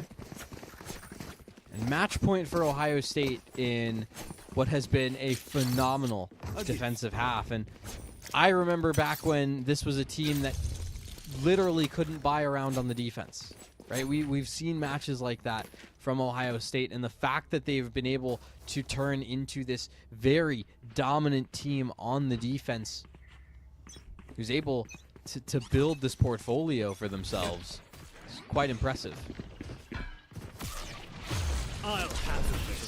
One more time for Utah, though. They got about 6 at least.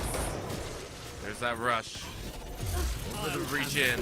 Aston has to bounce away after planting. Here goes that reckoning. Randy sends it out. Gathers a bit of information, and Bot takes advantage. Tempest, though, drop spot in time. Stratius around the side flanks and catches them off guard. Utah have fought back in one of the best ways possible as Stratius comes back alive with a 3K. Yeah. Huge flank by Stratius.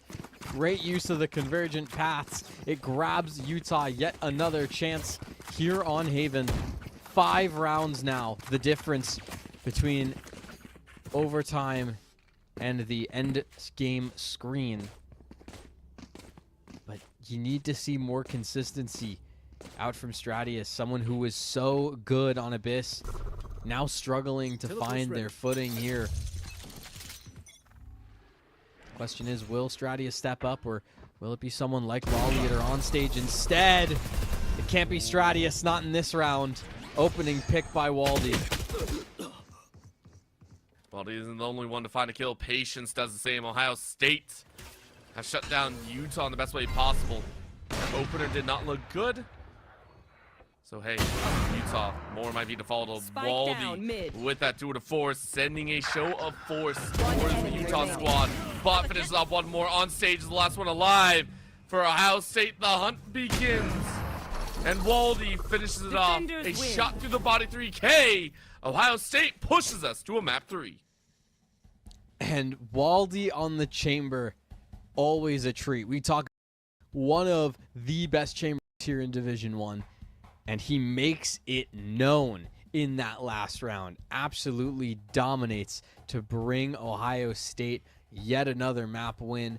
Add it to the tally. It's 1-1. We're headed to Corrode. I cannot wait to see what they can throw down here. Honestly, everyone has had those moments, it feels like. But for Ohio State, it's rounding into this position of not only kind of proving to yourselves that you do have some magic. Maybe that still needs to be refined, of course.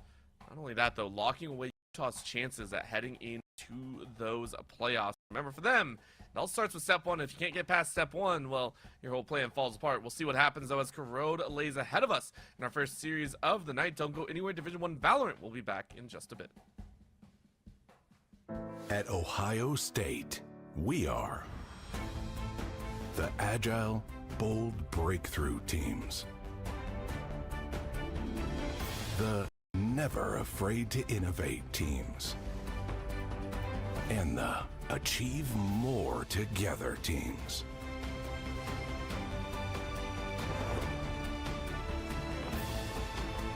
Together, we are the Ohio State University. Let's go take some turns. A common phrase at a university at the foot of some of the best snow-covered mountains in the world. Another common phrase on the University of Utah campus, unsurpassed societal impact. Sure, it's lofty, but it motivates the care in our hospitals, the research in our labs across campus, and the real-world applications of our breakthroughs. Innovation and impact. It's what you get from a university that is always looking up.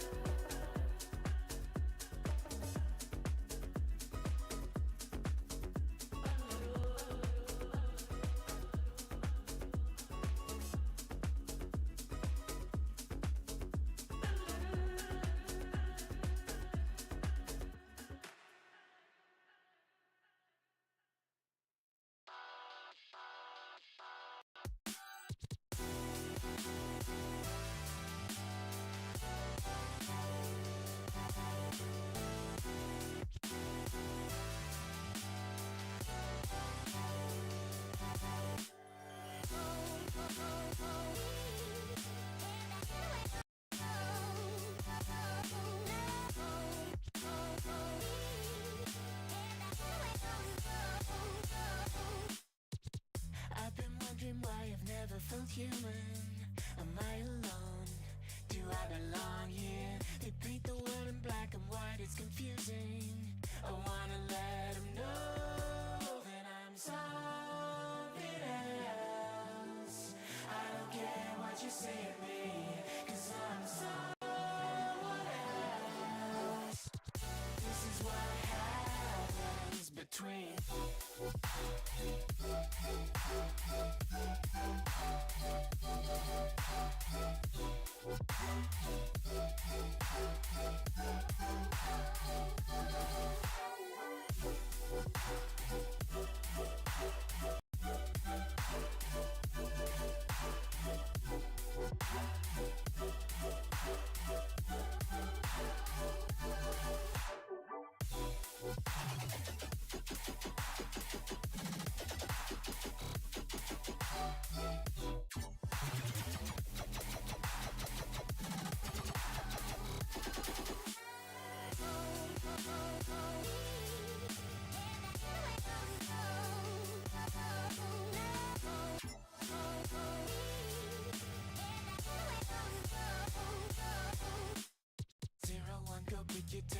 don't think, just fall in line. What's the point of living life if it ain't even mine?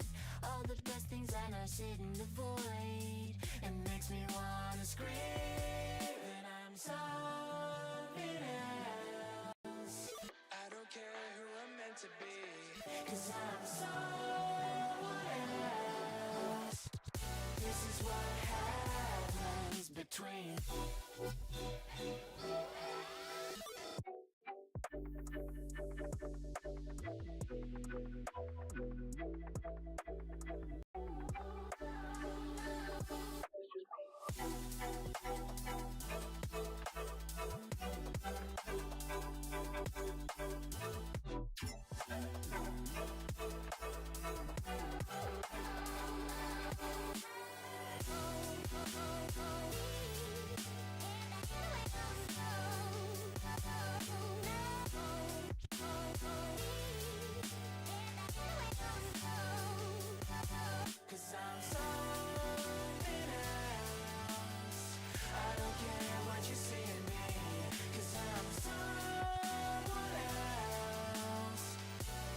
what happens between. Tell me when you love.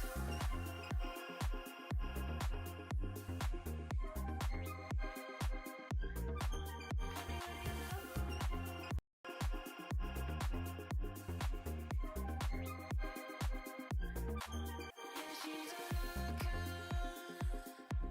my only fascination. So come on over. She has me levitating, yeah.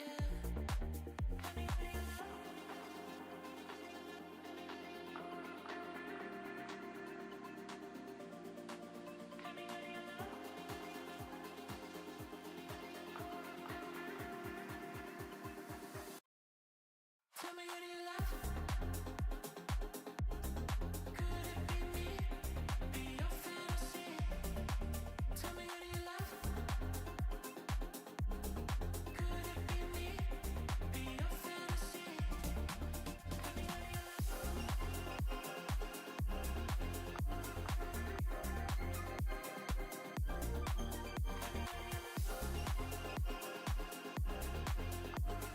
love.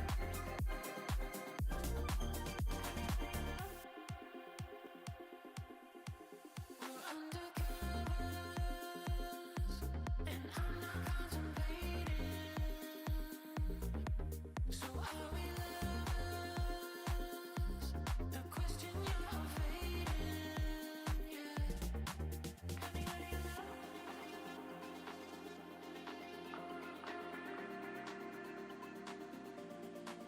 Tell me when you love.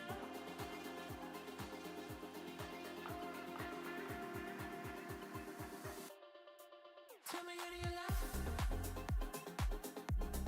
Could it be me? Be your fantasy.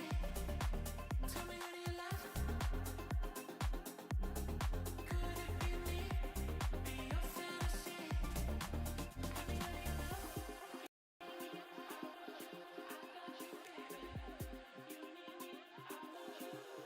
Tell me when you love.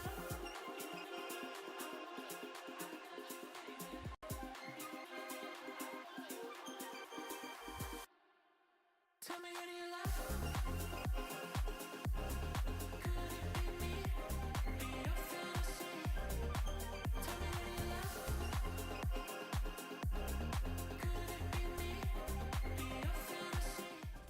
Honestly, I don't think many of us expected to be here, and yet many of us hope to be here. The corrode map is now in full view, and after Ohio State have looked better and better across these two maps, Utah need to be getting more and more worried about their playoff chances. Because right now, Ohio State are very close to just shutting that door on them. Yeah, as we mentioned, Ohio State beat Utah here. Things become a lot scarier. I think technically there is still a world where Utah can make playoffs. But this makes it a whole lot harder for Utah to make playoffs if they lose to Ohio State here. Yep. So if you're Utah, you're trying to close things out. If you're Ohio State, you want to try and close the door for Utah and also defend your title, as the last time these two teams played each other, Ohio State beat Utah. Yeah. Just straight up. It was 2-1, but they won. So they want to keep things in the natural order. Ohio State have to close things out. Yeah, a little bit of PTSD. Excuse me, a little bit of PTSD in there as I get a little bit choked up moving into this third map. Now, here's the deal. For Utah, this is, you know, a bit of a dangerous spot, and we want to talk about the actual in-game situation that they've been in. Felt like OSU have consistently felt stronger as the maps progress, and not just stronger, but they feel more decisive in how they want to play. Their actions of pushing and pulling when it comes to maybe a speed ramp or slowing down a round, I think are very impressive. And it doesn't feel like Utah have really caught on to the playbook that OSU have thrown down throughout those multiple rounds. I would agree. I think that is exactly what it is. They feel more decisive as a team. Not only do they feel more decisive, but I think that they've slowly been ramping up in the mechanics department. We talk about comps. I think this is the perfect time to mention it.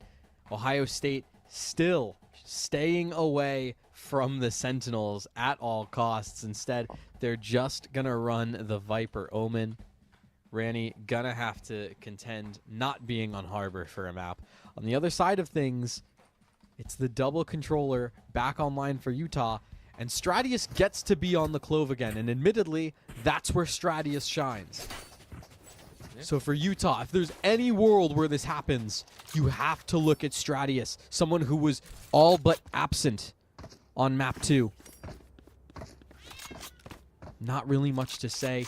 Now back on a comfort role here on the defense for Utah. But Ohio State, 4 for 4 on pistols. See if we can continue that trend. OSU stepping into frame here. Aston waiting in the corner. Headhunter is available, of course. 6 shots to their name. Can they get more than one? Season Arms recognizes and tries to take a shot. Doesn't land anything. Instead, takes 60 damage for their troubles. Not the best spot to be in for Utah. Oh. No. Oh, Stratius. Oh, do it to him. Please do it to him. The smoke not dissipating anytime soon, but here's enough bodies around. Ball to use that time to spray on down. Oh. That bandit will call out their name.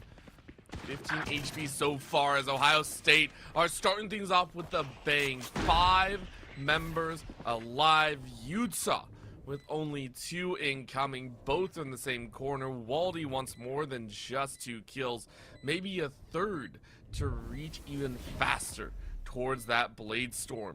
Tempest peeking around the corner, takes 3 shots. In goes that wall, but you don't check the other corner. And Waldy on the cusp of a 4K. On stage is going to knock that one down. No perfect around for them. For on stage, it is working wonders. Well, maybe not in their favor. Hop around the corner, right click, but use that time to barrel stuff. It will be Ohio State to take round 1. Yeah, and what else can you say other than that Waldy really is just turning up here? I mean, we saw what he was doing, warming up throughout Haven, until he eventually took over the game. Now he's on the jet here on Corrode, has started things hot. We expect for him to keep going here. Does opt for the Bucky here in round number 2. Gives bot the Vandal here. And for Utah, just one little frenzy. Everything else is classics all the way down. Sometimes you gotta do what you gotta do, but for Utah, it's all about trying to preserve. Last time they made it dicey, but it's not gonna work. Waldy, Bucky in hand, runs straight through on stage. Ohio State were very close to getting a flawless round before. Let's see if they can try and do it again. He goes to put Clone Tempest, not even phased. Recognize that walk anywhere. Patience. Drops Aston quickly with that ghost. Waldy with the Bucky. Head level shuts it down. That will be a denial of 5 kills as Ohio State take 5 for themselves and move to 2-0. Let's teleport and spook those guys. Yeah, Ohio State on an absolute tear Gun here. on these pistols. Now 5 for 5. And Utah, no one really shining as a way to spearhead this defense.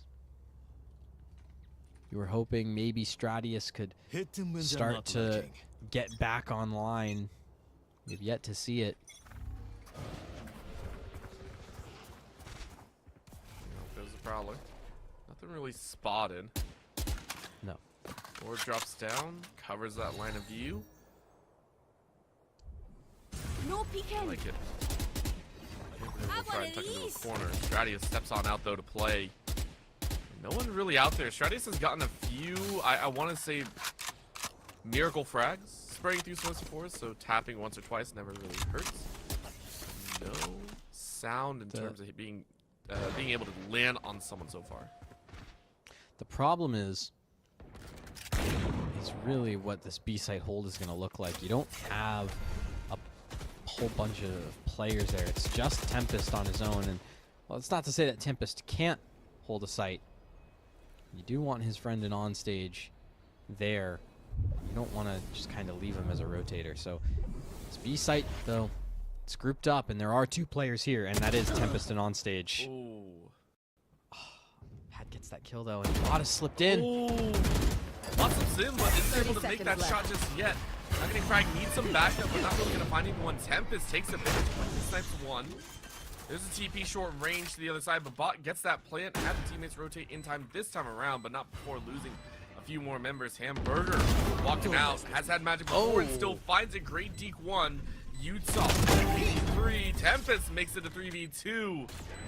The storm passes by. Last player For the moment, Lolliot crouches under that Phantom, but Tempest finishes off Patience to Duke Lolliot's life. Utah able to bite back in a much closer round than they expected. It is 2-1 to start this match. Be right back. And like you said, very, very close, all things considered. Both players remaining for Utah criminally low on HP. Just barely robbed that round away from Ohio State. But it was a bit more of a team effort, right? Tempest, who admittedly did have a monster round, alongside Lolliot, they get the round done, put it away. You can look at the money for Ohio State. It's a full buy up. Utah making a bunch of concessions. Lolliot just on a sheriff. I think we saw a Bucky in there. Oh. Not the way you want that round to start. Not at all. Tough up being Tempest rips one apart. Utah finding a little bit of magic under the wings, but it's still 1-for-1. Got a little bit excited after that first frag, but the rush after by Ohio State looks good. Plant goes down, Stratus comes around the corner. Prowler slows their way in. Doesn't really find much more. Quick trades again as Bot lights up that kill feed. 3K so far. Stratus trying to push on in if possible and does. Finds Ranny. Hold on. This last look right. Stratus. Oh my lord. Last Can't. That's another, but Patience peeks around at just the right time. A lot closer than they would have liked, but Ohio State still take their third. Yeah, and Ohio State, it's again this mid-wrap from Pat at the very end, secures the round despite the heroics from Stratius on the site.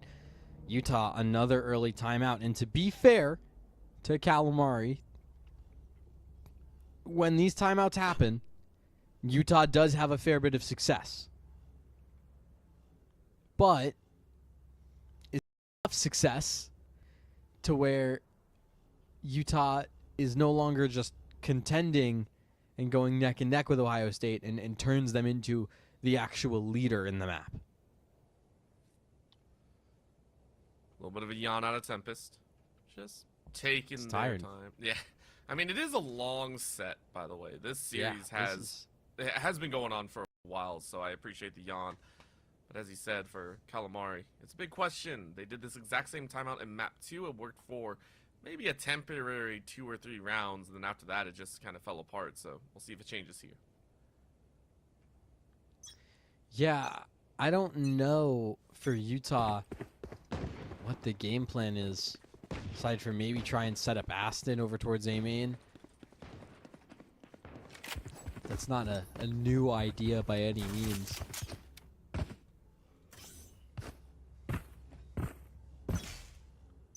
Does seem that way. The problem is for Aston, you got 5 players all ready and willing to exterminate you on the other end.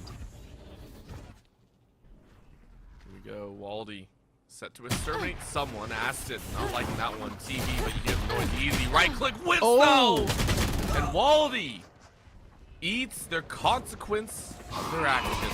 1-for-1. But honestly, that Blade Storm could have been a menace at the end of the day. Utah using this time to rotate. Pistols out only, but you can do some work here. Hamburger, we only see the top of the head, but they are looking primed and focused. Will they find a bit more? Question mark. Stratius quite low. Goes for this. Patience firing a couple warning shots. Spike planted. That'll be the coverage. Stratius taps into their potential, but Hamburger takes them away. Handles there. Nightfall drifting through, tagging on at least 2, but on stage makes it a 2v1. Low HP bars. Bot can do this, but on stage closes it out, and Utah after that break give themselves their second. My ult is ready. It comes off the back of really good timings. Utah continue to catch Ohio State off guard in some of these duels, and enough of them went their way. They grab that round, and crucially, they have a ton of ultimates to work with now. They get that round, which, I mean, that was a force if I've ever seen one. Ohio State, to give up some concessions. Waldy's down to the Bucky. Rani has a stinger. It's back towards Doing this a B thing. site, trying to test this defense of Tempest and on stage. And they go pushing. Will they find anything? The answer is the ability to go 1 for 1. Better than going 0 for 1, but maybe not the True. most optimal situation. That Especially 1 for not 1 on the done. defense. Back away on stage, I feel like you knew that presence was becoming much more prominent. No peeking. On memory lane here as mid being contested by 2. Stratius, dude! What? I said it before, and Stratius Again? has done these moments of maybe a pre-fire is gonna get some damage, and you do! Ridiculous shot to pick up 1. Now Lolly is gonna try to do the same, but this time sees a lot more bodies and cannot contend. Oh, A little unfortunate, but Aston's able to sneak away with 1 over the top of the smoke. So that 2v2 in mid turns into 2v1, but Stratius unchecked. Brings it back to 3 apiece. This kind of feels like the copycat of Haven to start. Utah, though, this is the opportunity to change things up. Lolliot does grab that Odin. Aston's going to be able to work with this Outlaw here in a perfect opportunity, right? It's light shields across the board for Ohio State. And a bunch of ultimates to work with for Utah. This is, I mean, obviously, every round is a round you want to win, but this one feels like a lock for Utah, barring any drastic circumstances. Oof. Okay. Locked Pat down. immediately got rid of the Outlaw. Spike down mid. At the very least, with 2 kills in mid, it's Utah keeping the player advantage. They do. Waldy now trying to take a chance and getting out to safety, but on stage chases. Instead catches teammate Utah. One enemy Much remaining. more life given to them here. Take a 3K and the stage is theirs. 4-3. The round score with Utah's first lead in quite some time. Yeah. On stage, go ahead. Grab those ecos. It's not like anyone needed them for the ult charge, so if you're going to be the one to seal the round away, give your team the lead, so be it. On the other side, though, Ohio State, they're starting to build towards some of these ultimates yet again. Pat going to have that first one online in the Viper's pit. It's full Vandals across the board. At the very least for Utah, Aston's on the op and posted up on B main. Not one to miss those. Oh. Sends it right through Hamburger's shoulder. Shoulder was enough. It spins 360, makes you collapse on the ground. No chance. Utah shut down that B site immediately. A little bit of a call out. Viper wall went up along A. Cuts a nice little corner. They wish to utilize it. But that kill removes so much pressure from Utah. You can see allows the mid to develop significantly more. Rotations are already over. Lolliot just has to play the off angle. Additional spray is nice as well. So bot's gone. Waldy can't even go. How does that happen? I never left. In more ways than one. Stratius has to try and run away. Immediately sprayed down. It's now a 2v2 and the A site, let alone the entire map actually, has been flipped on its head. I love Spike it. planted. Very, very well done. But for Utah, you've been given a little bit of time. Where do you wish to enter from? Left and right is a call. Smoke will dissipate here shortly. One enemy But walk remaining. through the smoke gives Tempest a freebie. Waldy goes down. Don't miss me too Tempest much. grabs second. It will be Utah to gain another fist bump out. As Utah uses time to try and garner a much Maybe larger let's kill lead. them before they plant next time, okay? And didn't even need the Aston operator to come into play. I do believe he was able to bring that across. Yes, he was. And that keeps the money in such a good position for Utah. It makes these last 4 rounds of that half that much harder for Ohio State, because you can see they're in that position where they can barely bring across the rifles on a round-to-round basis. But again, because of the light shields, it makes Aston so much more of a threat on this op. It makes these sprays through the smoke that Stratius has been doing that much more dangerous.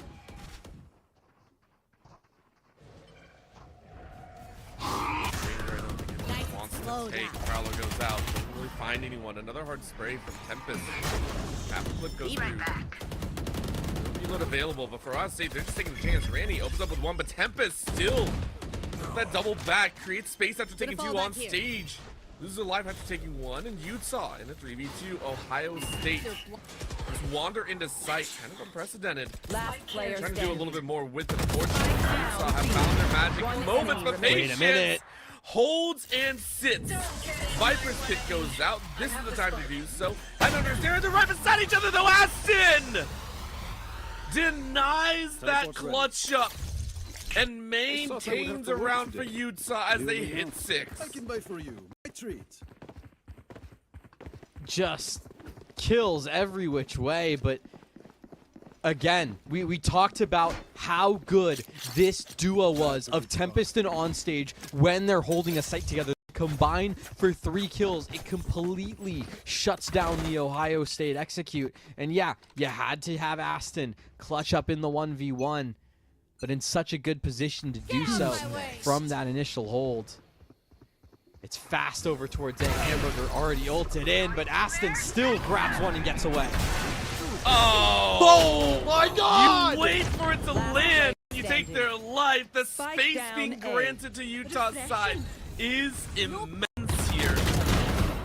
Patience, though, has made some sort of magic happen before. 5 HP, though, is hardly any wiggle room. And Utah are now on 7. A glimmer and a glimpse of what we saw in map 1 first half as well. Just immediate. Aston showed his value there on the operator, without a doubt. Quick swap to the Headhunter 2 to get the kill onto the flying Waldy. I mean, that has blown all of the life out of the Buckeyes. And Utah guarantee themselves a lead for the first time since Abyss. Have the lead at the half. Oh. Aston gets the kill onto Pat. It's all coming up, Ute. This is the last time I ever showed disrespect to the timeout, I think. You know, I said it only works for a few rounds. It's worked far more rounds than I expected. Another arm is seen! Why are you testing this? Another arm swings. This time Waldy goes much further to just the corner. He's able to surprise him a little bit more. Hamburger does the exact same with a double tap, but on stage. Brings that show to a close. Last Waldy player slow walk standing. up, gathers a name. But here's a teammate fall. Another gun barrel, 6 out for Waldy. There's only so much space you can play with. And 1v2, though, on one of the best ages to do so. With most of your utilities still left, maybe you can do something. Cover your line of sight with a smoke, get a dash. Maybe that's what's up. Yeah, at the very least, it's Waldy. Someone who has gone absolutely nuclear in this series before, could get the 1v2 again. Players are split up, so on 30 stage, if seconds you're not left. careful, this turns into a very dangerous 1v1 for Lolliot, but you're able to close it out. And Utah now up 8-3 Last round before after the what switch. was a drastically sad start for them, losing the pistol.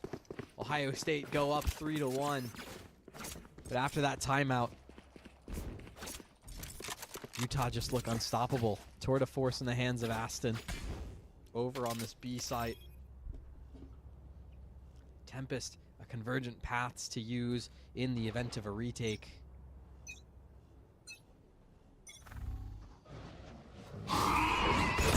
That call, Aston.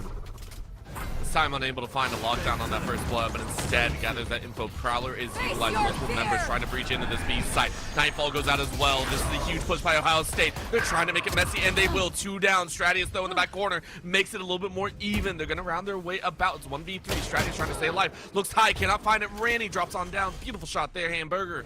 Covering the backside of the plant. Another Prowler goes out right and left. You know where they're at. Are you going to find it? Convergent pathways being utilized. Tempest draws on in. Lolliot uses that time to find a low ground kill. And Tempest needs to look right. They do. 1v1. Are they going to find it? No, Ranny finishes it off. And Ohio State will bring this half to a close. 8-4 is that finish. Utah up 4. Yeah, and you know what? For Ohio State, that's a great round to bring across, especially considering how much Utah had to work with there. You bring it across. Ranny those things out as I think another microphone has fallen on the Ohio State campus. So we're getting a little pause before we enter what is the last half of this series. But let's talk about what we just saw from that last half, because that was just hero play after hero play after hero play, 3K after 4K after clutch after 1v1.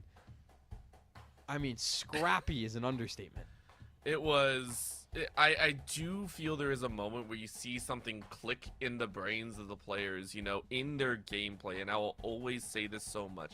You can see when a team cracks, and you can see when they're done. And you can also see where they recognize that previous plays do not work.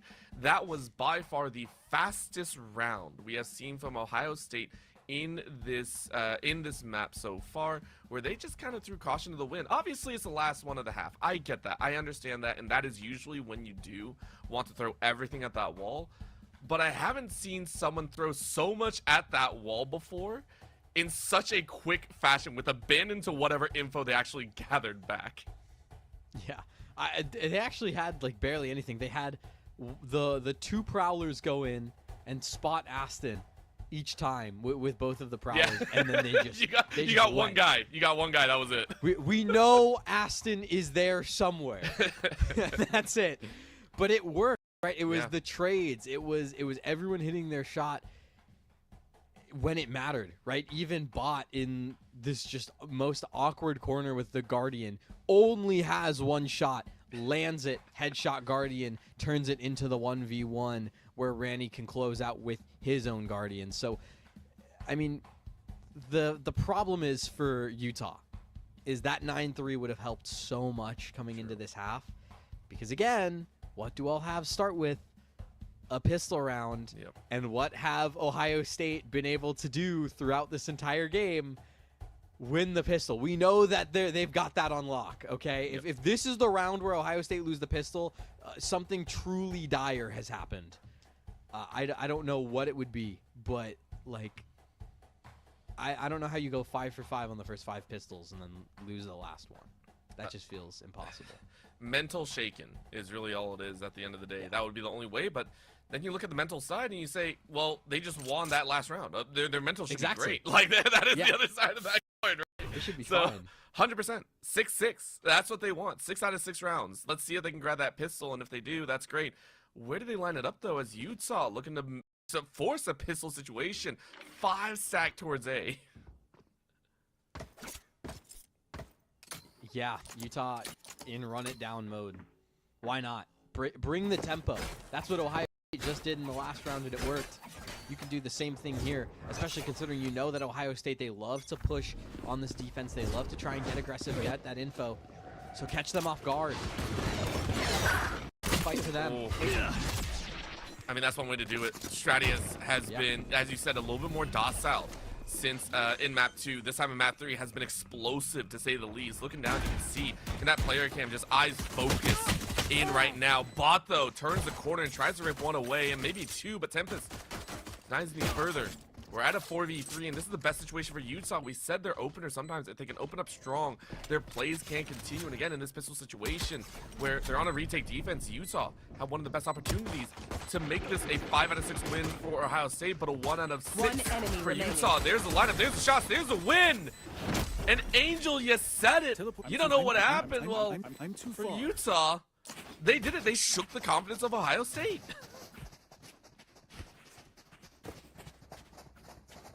How do you win the first 5 pistols? Like, you know what? My bad. My bad for saying it. Don't ever bring logic and stats to a Valorant game, man. You're right. You're right. Why would I do that? Utah, go ahead. Take the anti-eagle, unless Ohio State wanna disprove that too. Utah have the weaponry advantage. Ohio State, they didn't really buy anything into this because it was just that dominant of a pistol for Utah. No peeking. So surely we don't just run into the 3 stacks of players, or I guess the 2 stack of players over towards elbow, give away a gun, and then proceed to lose the round via the snowball. That's not going to happen. I mean, particularly because Utah have opted to rotate over towards this B site. Makes sense. You're on the anti-eco. You have the weapon advantage. This B site generally a little bit cleaner in the post plant. Don't miss me too much. Once more. Hamburger waiting. Shoddy in hand for Tempest. Can you do it? They walk back to need to, but not even a chance to judge. Rips one away. Quick dash to the back line as Stradius clears out bot. A quick B-side takeover as Utah very comfortably sit with 5. Can Stradius get that stray? No, you can't because you're talking about that one. Ohio State losing Waldy and Patience. Randy gets some form of revenge back, but lower equipment output. There's only so much you can do. Utah in double digits as they're looking better and better. Yeah. And Utah, because of the manner of weaponry that they bought up in the last round, it's going to make this round a whole lot easier for them. You can see Onstage gets the full rifle. Aston gets to work with the Outlaw while the rest of Ohio State on the other side of things are going to be on the light shield, so it's going to be that one shot to the body. And Utah, just group up mentality. If it ain't broke, don't fix it. Doing a thing. Here comes the rush once more. Utah double up high. Route taken by Tempest. Box hiding multiple members, but there's the doorway. We try to utilize the entry was actually cut off, but on stage is still flying through him. Aston rips through another body, but much more empowered to play. Stradius closing out bot, forcing him into the corner. Not really getting damage back, but Loliet takes advantage of that swing to the side. Now it's a 2v4, and Ohio State are trying their best from the backside of each site. Waldy finds Stradius in a straight up 1v1. Patience ringing a couple shots here. But will Patience be able to help out? 2 held around this corner, 1 close, 1 far. Waldy taking on another on stage. Patience does the save. Waldy closes it with a 3. Ohio State clutch up. And Utah feels so bad. Wait, time? Oh yeah. Oh yeah. Listen, I heard it. I know the sounds now, I promise. He's locked in now. I'm not locked in. I don't know what you're looking at. That was Ohio State locked in, man. Yeah, I mean, listen. Backs against the wall, they still get it done. Ohio State keep themselves in it. Maybe the pistol was actually a curse. They needed to lose that pistol round. But in Utah, they still have another wave of weaponry to work with. Rifles, fully equipped. I guess barring the Outlaw in the hands of Aston, who does have no shields to compensate. Immediately in. Stradius running straight in, and Hamburger's down. Man, Utah are pissed, man. They said, even though it's a round loss, we do not want to give any form of advantages over. Aston takes a moment, snaps through that smoke, bot goes down, and on stage now. Let the pistol just try and clear and give it a little bit of information. Utah, all 5 still alive. Ohio State, go guys, we got to try it again. This time it's a 5v2. Let's see you. Yeah. Maybe? No. No. Nope. They're playing for exits at this point. Waldy and Pat don't want any part of this. They're not trying to see if lightning will strike twice. They have a couple of rounds to play with, a couple rounds to give. This will be one of them, because they know that if they lose these 2 rifles here, they are absolutely broke. So Pat goes ahead, takes care of Onstage, gets that, consolation frag. Aston goes down to the spike. 11-5, Utah 6-round lead.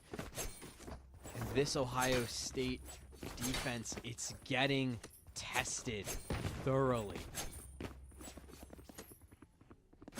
I mean, you can only imagine that this is going to continue, that this is going to push them to the absolute limit, and I will stand by this. Ohio State, we give them credit where credit is due. They might not have won a full series just yet, but they are making some magic happen that I wish to see even more of.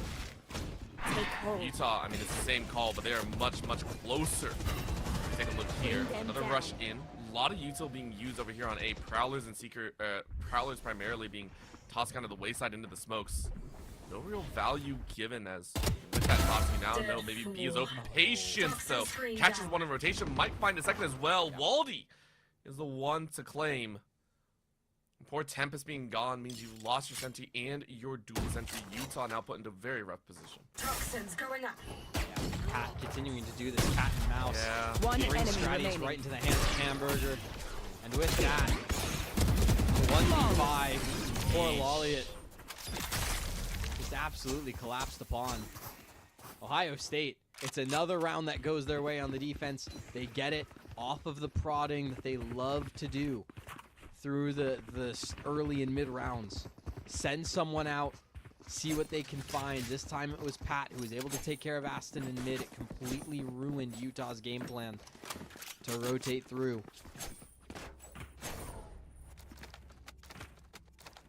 Very well done. To 5. I don't know. Ohio State could win 7 in a row, like Utah did in the first half. True. It'd have to come off the back of some impressive play and maybe some comms running out from Utah's side. Utah are saying no dice to that one. Stratius once again. I feel like the smoke is their cover for miracles. Every time it smokes down, it feels like Stratius gets a stat boost in their skill set. Bot does the same though and rips out Tempest and Aston. Well done. Utah down to 3. Damage being thrown down. Bot in a corner pocket fight. Spike down. That A. one out. Answered back by on stage with that sheriff. Now a little bit more mid range on stage. Doesn't win that battle. From the hat shot off. Down to a 1v2. Ohio State have lost multiple 1v1s. Can there be a clutch up moment in a 1v2? Patience has done it before. Come very close to clutching out. Sees one crossover though, and it's Stratius and on stage. These two have worked miracles in multiple plays, and this time you have a much better play. Looking down though, Patience gets one, sees a body, sees an arm. HP bars are nearly even.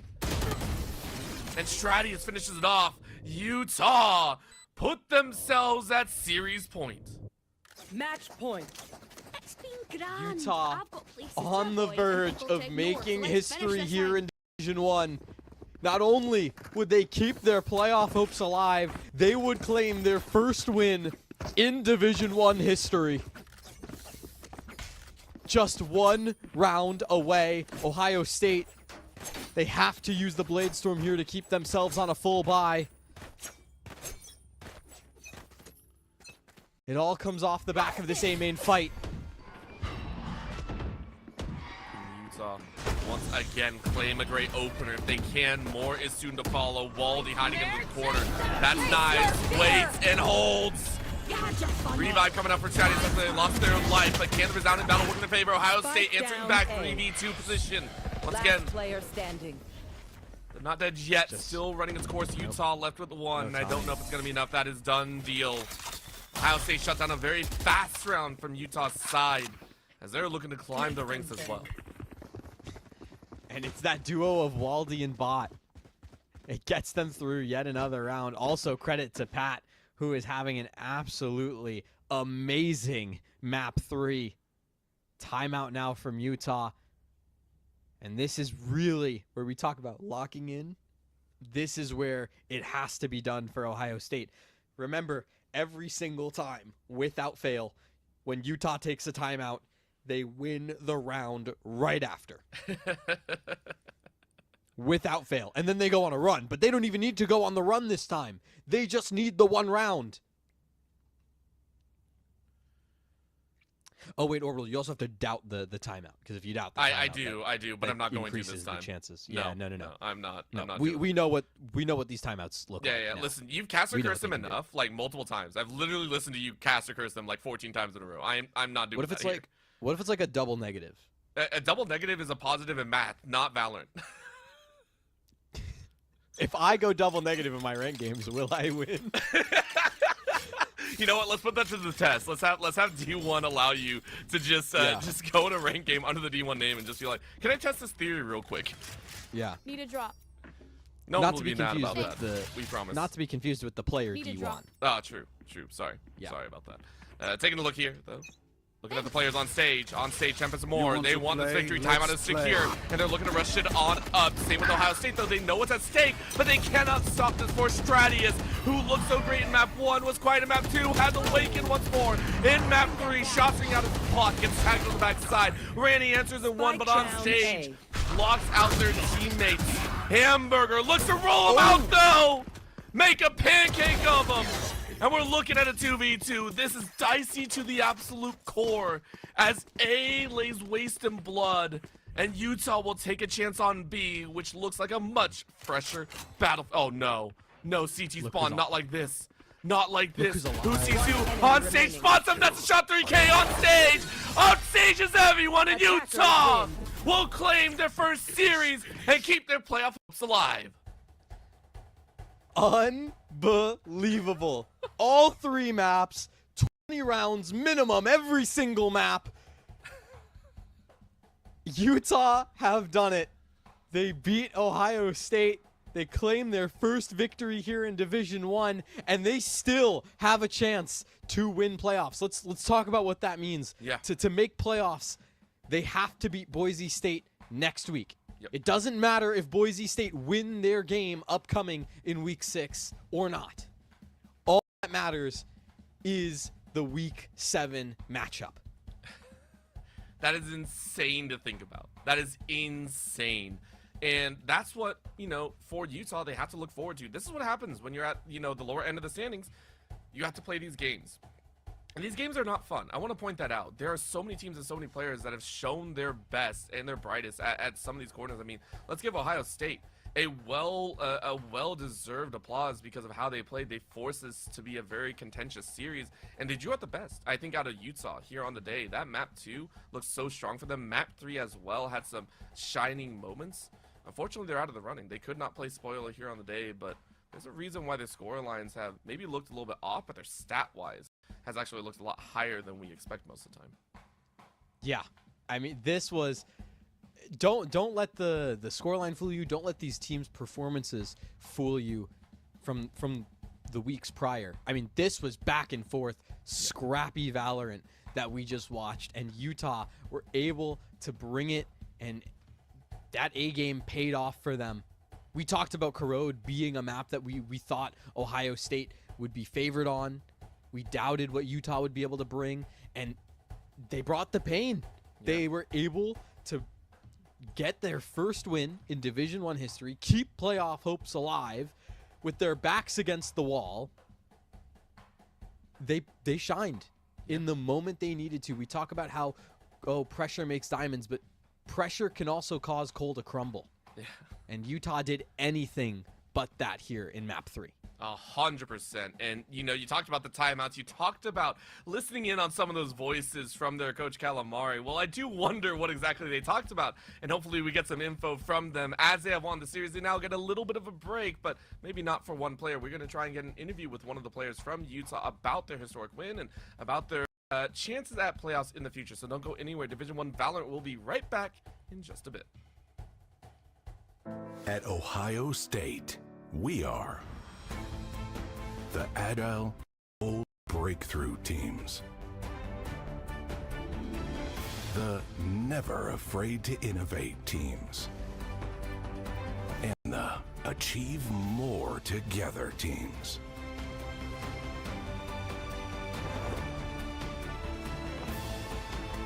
Together, we are the Ohio State University. Let's go take some turns. A common phrase at a university at the foot of some of the best snow-covered mountains in the world. Another common phrase on the University of Utah campus, unsurpassed societal impact. Sure, it's lofty, but it motivates the care in our hospitals, the research in our labs across campus, and the real-world applications of our breakthroughs. Innovation and impact. It's what you get from a university that is always looking up.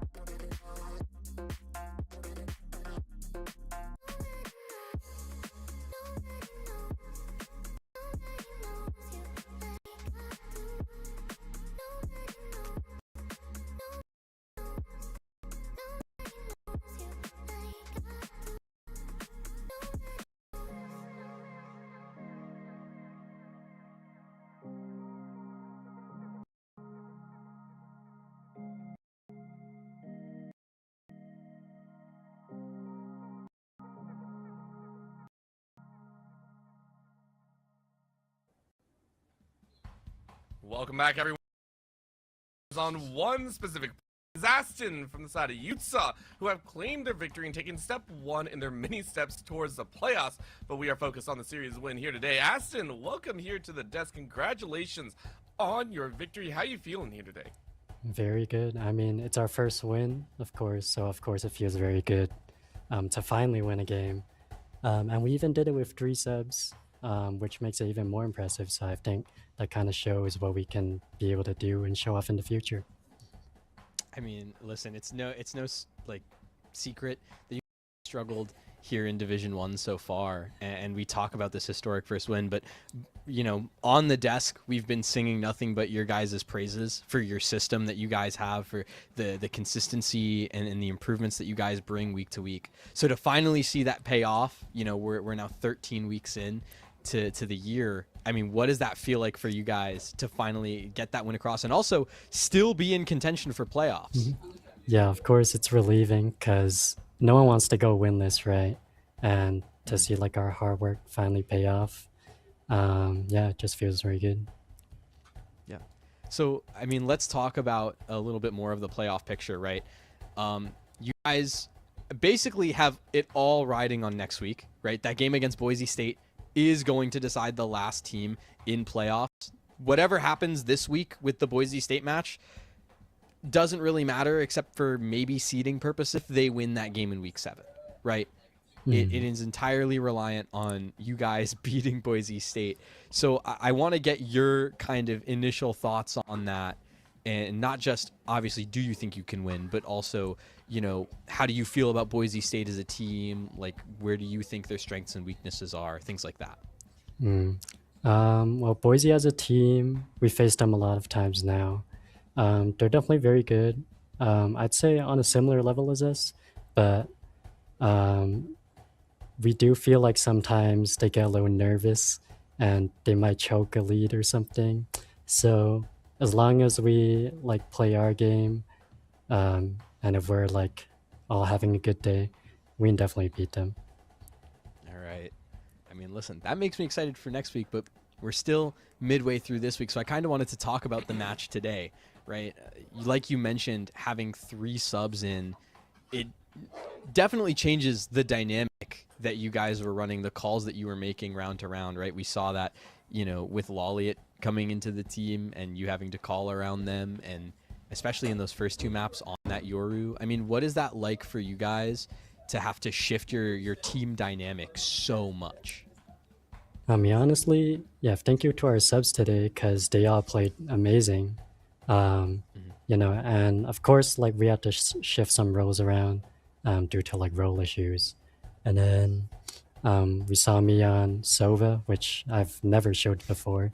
But you know, yeah, they play really well. I'd say we honestly did not call that much. We're just kind of feeling the game out. Everyone was giving inputs.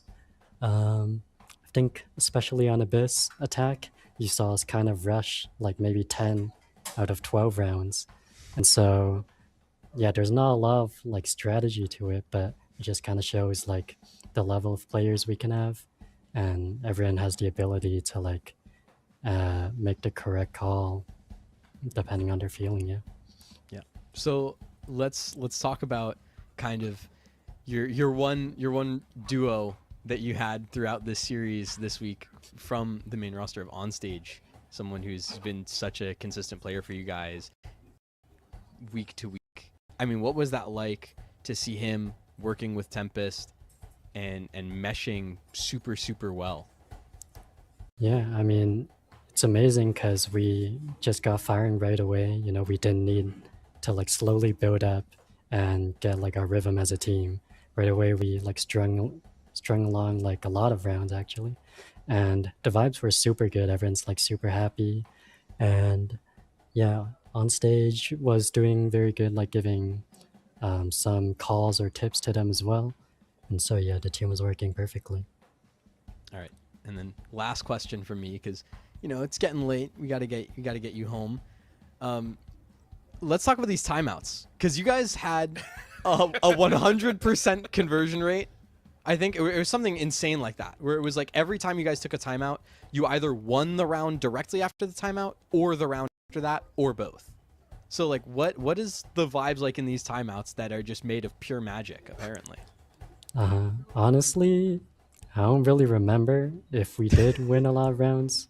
Like, the timeouts did help for sure, because yeah, our coach definitely gave us some good strats to play around, figured out some mistakes, of course, since we're like literally just pugging as a team kind of. So he helped us like fill in those gaps. And yeah, I guess we won a lot of rounds from timeouts. I don't know. Hey, that's a good way to look at it. Well, now I get to ask a question for funsies. What was going through your guys' head when you finally won a pistol round in that map 3? I mean, that had to also feel pretty dang good, right? Honestly, I didn't realize we didn't win a pistol round as well. But that's how locked in you were. Yeah, definitely helped with our corrode. Yeah. All right. Well, Aston, obviously you guys have played a very long series here, and obviously with subs as well. It was a difficult journey, and as you said, a little pug style, but sometimes that's what you need, especially towards the tail end of the series and towards the tail end of the season. I want to give you a chance to give any shout-outs, if you so wish, to anyone that has helped you along the way, giving you this opportunity, or maybe even just to some of the opponents that you played against. Yeah, thank you to all our subs, of course, for showing up and playing so well. Thank you to our whole program. Thank you to my girlfriend, who's watching every game of mine, always supporting me. Yeah, that's about it. Thank you guys. Yeah. All right. Well, Aston, thank you very much for the interview. We appreciate you, and we'll see you possibly next week as well, and see how far you guys can go. Thank you. All right. With that, I mean, that's very fun. Aston, a very soft-spoken individual, a very powerful presence when it comes to being in that game moment. And as you kind of heard, Aston didn't really worry too much, kind of in that flow state, didn't remember too much of what happened, but got the job done. Yeah, I mean, literally in flow state throughout that entire match, especially map 3, where you got to see that comfort roll come out. I mean, what a phenomenal job by Utah. 3 subs, still able to get the job done. And now we're on to the last match of week 6, aren't we? Yeah, I mean, this is a dangerous point, and you mentioned before that some of these matches might not have as much weight behind them as others, but I still think for this one, at least for Stony Brook's side, you want this victory as much as possible. We're going to go to a short break. When we come back at the top of the hour, or actually probably just a few minutes, we're going to have a next matchup between Boise State and Stony Brook, 2 teams that are also teetering on the lower end of this leaderboard, but desperately want a victory in their own way. Don't go anywhere. We'll still be right back. At Ohio State, we are the agile, bold breakthrough teams. The never afraid to innovate teams. And the achieve more together teams.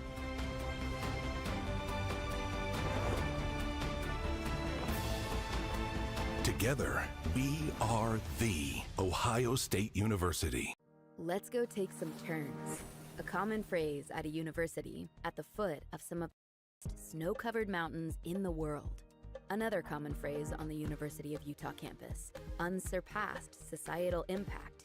Sure, it's lofty, but it motivates the care in our hospitals, the research in our labs across campus, and the real-world applications of our breakthroughs. Innovation and impact. It's what you get from a university that is always looking up.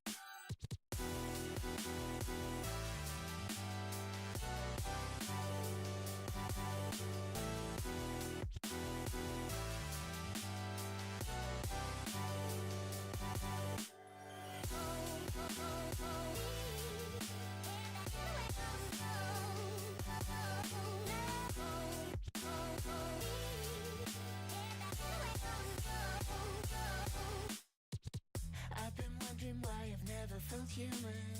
Am I alone? Do I belong here? They paint the world in black and white, it's confusing. I wanna let them know that I'm something else. I don't care what you say to me, 'cause I'm someone else. This is what happens between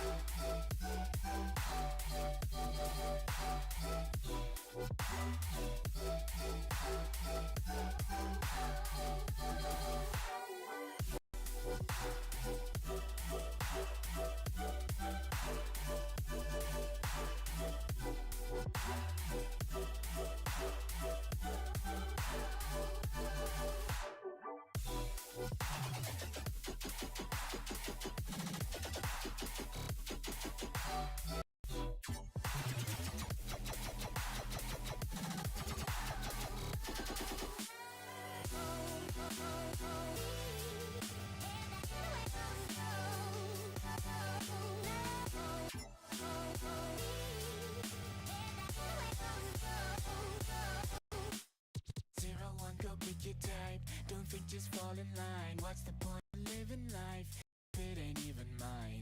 All the best things I know sit in the void. Makes me wanna scream that I'm something else. I don't care who I'm meant to be, 'cause I'm someone else.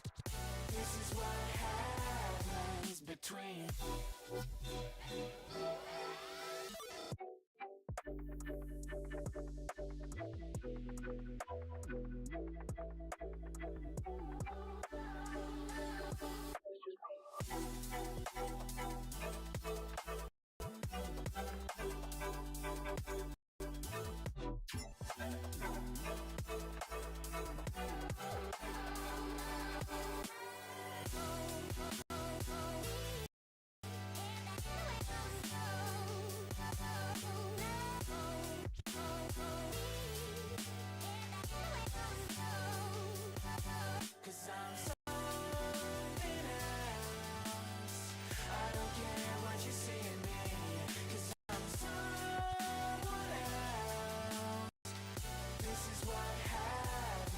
between. Tell me when you love.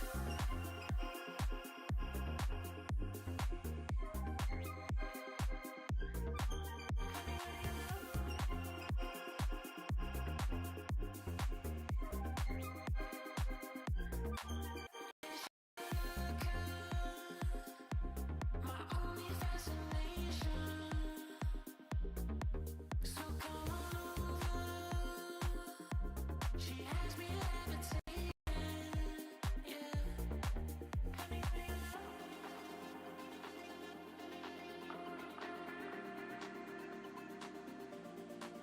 Let me know your love.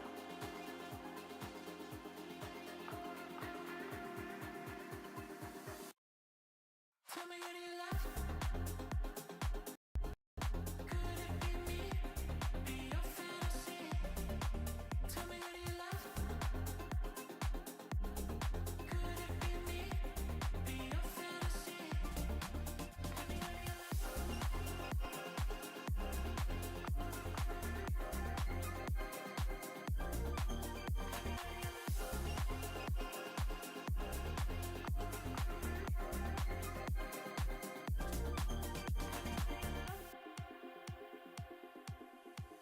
We're undercovers,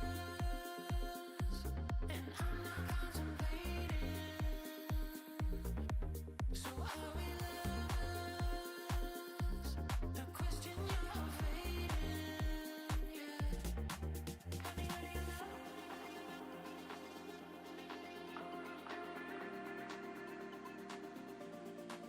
Let me know your love.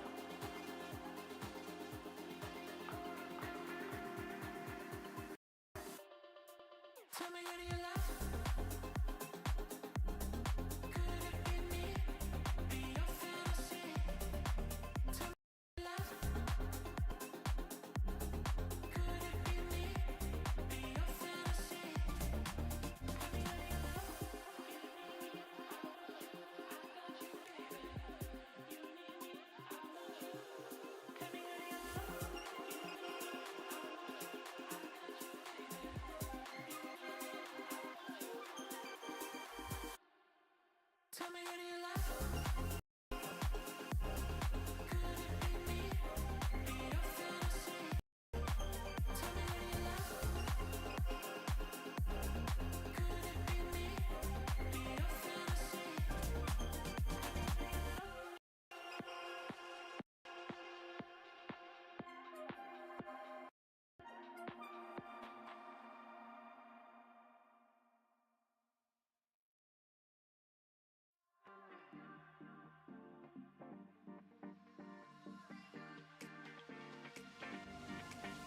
Your vision.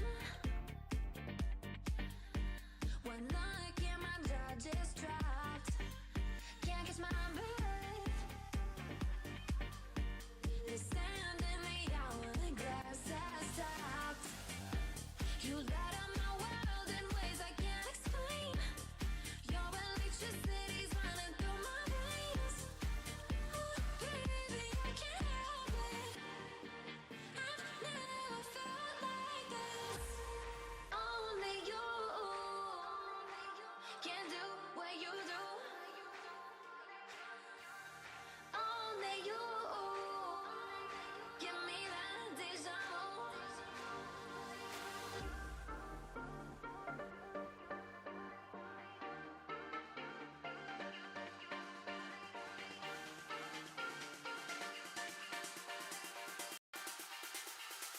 Only you.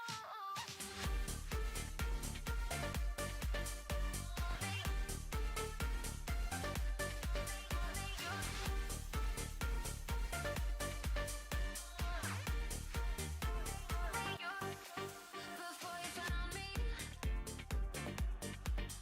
I was floating among the stars. No direction till I landed in your arms. Destiny makes sense when I look in your eyes. A new force of nature that brings me to life. Oh, baby, I can't help it. I've never felt like this. Only you can do what you do.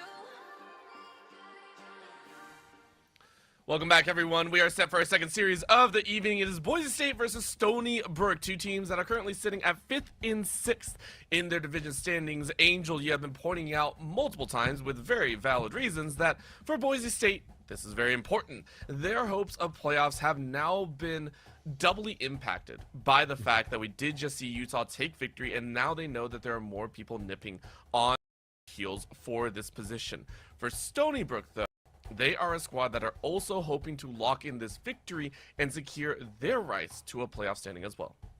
Yeah, so we talk about these two teams.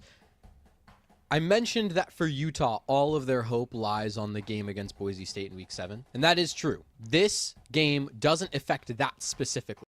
However, if Boise State beats Stony Brook this week, right, with this starting five coming into this week, if Boise State gets the win over Stony Brook and then loses to Utah, that's where things actually get a little bit muddy, because then it comes down to head-to-heads, right? Yeah. Next week for Boise State, it's going to be Utah. All of these teams right now are at 2 wins. Yep. Both of Boise State and Stony Brook are at 2 wins. Utah's at 1. So yes. Something like it's that. A weird Boise spot. State. Yeah, it's weird. Boise State has to beat Stony Brook it's this a weird week spot. and then lose to Utah next week, and then things get weird. But Utah still Listen. makes playoffs. Bottom I don't line, know. it's bloody. Bottom Yeah. line, it's bloody, and you can see it here for the Boise State squad. They've had a very tough matchup. They got an opening win before, but and we know there has been magic in the squad. You can see Skelos hitting some awesome shots, but for Boise State, we're still waiting for them to, I think, truly connect as a team and show us a very locked-in style that we hope to see out of a squad that has, you know, we've heard and talked about it, the skills to back it up. It just feels like the synergy isn't fully there just yet. Yeah, and that's kind of strange coming from this Boise State team who has been a set 5 roster for so long, even predating Division 1, right? So much experience in terms of collegiate on this roster of 5 players. And we're still talking about moments where, oh, maybe they just need to mesh a little bit better. This should be the time where that's happening. They've got the meshing down. So I think they have started to do that in recent weeks, right? We've started to see really good chemistry coming out from them. But ultimately, the hero plays that we've seen from them week in, week out, we know aren't fully sustainable. We need to see a little bit more consistency, the foundation actually being built out, and that's what we hope to be showcased here today. I know the program themselves also want that value. At the end of the day, though, we are hoping to see even more from the other side as well. Stony Brook will be their opponents here on the day. Stony Brook sitting at 2-3, a squad that has obviously stepped up a little bit further, now chasing the tails of West Virginia, Able as well as Gutty Majestic, Tonka T, and Thomas, rounding out with with a squad that is, again, hoping to make their magic more consistent after having 2 series victory. Yeah, and with this Stony Brook roster, the key is how they were such a lightning force team in the fall. They looked unstoppable, like they could do nothing wrong. And then this season, it's been a very, very rough go of things. They got the win over Ohio State. They got the win over Utah. The thing is, though, now here, if they lose to Boise, that puts Boise and Stony Brook at 2 wins. And that makes things really, really dicey because Boise beats Stony Brook in the head-to-head. Yep. So if Stony Brook want to wild movement. If Stony Brook want to guarantee playoffs, they have to do it by beating Boise State here. If they want to guarantee playoffs and guarantee that they get the 5th seed and not the 6th seed, they have to do it by beating Boise State here. A lot on the line, and I mean, we've seen these players also step up in very large ways. After losing to West Virginia in the lower side just last week, it feels like it's time for them to get their magic back once more. You can see that Tonka T, of course, running through some of these clips. Stony Brook have had their moments. Once again, just with some of the players that are rounding out here, will it be enough to take victory? Are we going to get another 3-map series? Or are we going to get a clean 2-0 or a spicy 2-0 at the end? All that lays ahead of us. Yeah, I don't know. I don't even know if a 2-0 is in the question. It might go 3, right? The way that these two teams have been playing, Boise State slowly on their upswing, Stony Brook has been kind of cooling off. Again, both of these teams not really able to find their footing as a full unit of 5 really does matter when we're talking about how they're going to play against each other. This Boise State that's been using these hero moments and the just high upswing in mechanical performance, that could overpower Stony Brook today. On the other side, Stony Brook could just have a day and just lock in. I hate saying that is 100% true and a very real factor. It's one of those moments of like, dude, the magic can happen. We are taking a look at the standings here, though. This is prior to the matches that we have seen so far today and yesterday, and yet there's another match that is, I believe, going to be played tomorrow as well. A little bit more on that later. But for the locked-in positions, we have Winthrop, Maryville, St. Clair, and West Virginia. In that in the hunt position as well, we are seeing that level of ability from the teams, and again, that'll be more cleared up as we finish up this week, specifically for the Valorant side.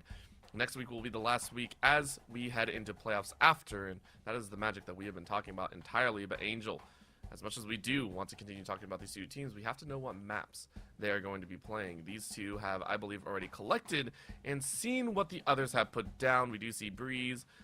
We see Breeze, Split, Pearl, and Abyss all banned away. So it is Havenbind, Corrode. Very, very similar to what we saw last series. This feels very interesting that Boise State have opted for Bind, considering I feel like that's a Stony Brook specialty.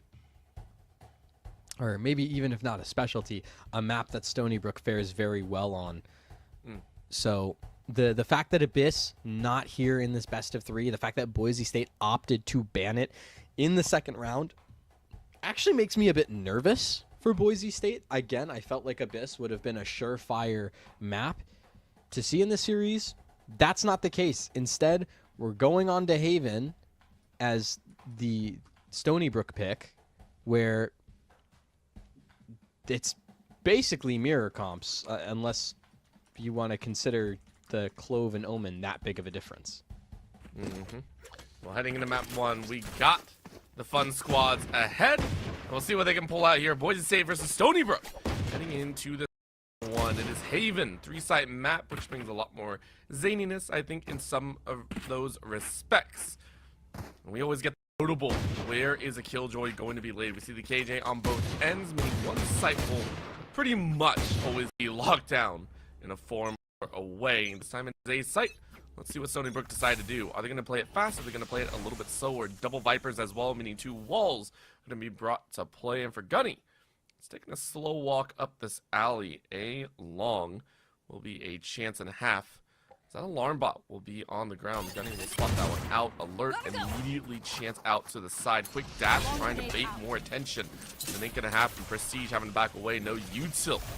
Will save you from the flash of pistols. Hiding inside of that Viper smoke, though, might be enough to make covering your backside. Prestige takes the time to pop on out. Prestige team is there. You run straight into the side of Thomas and lock down a second. Are you gonna get to the third? Right click, right click, right click. Baby, Prestige with 3. However, the damage has been done on the other side. Boise State very, very low onto Stony Brook. Have lots of HP to work with. Stony Brook makes it even better with the 2K. 1v1 down to the Sova. Skelesis on 1 HP. And Majestic shuts it out. All the leverage used. Boise State cannot maintain. Majestic claims round 1. Yeah, it's Stony Brook just able to get it across the line thanks to Majestic. I mean, it was a team effort, though, from Stony Brook all the way down. Also able to collect 2 on a bit of a new role here, considering most of the time we've seen him be a duelist or controller. Now moves over to the Sentinel and still doing really, really good work. Boise State, it's going to be that anti-eco, maybe a sheriff or 2, but for Skelesis, it's to hope again in round 3. Solid play to open up. 1 for 1 so far. Stony Brook playing this one a little bit fast and loose with the charge up C. Answered by 1 in the pocket, but 1 also in front of the doorway. Skies hasn't really made their presence known, but at 27 HP, might as well be a single shot away. Tucked into the cubby.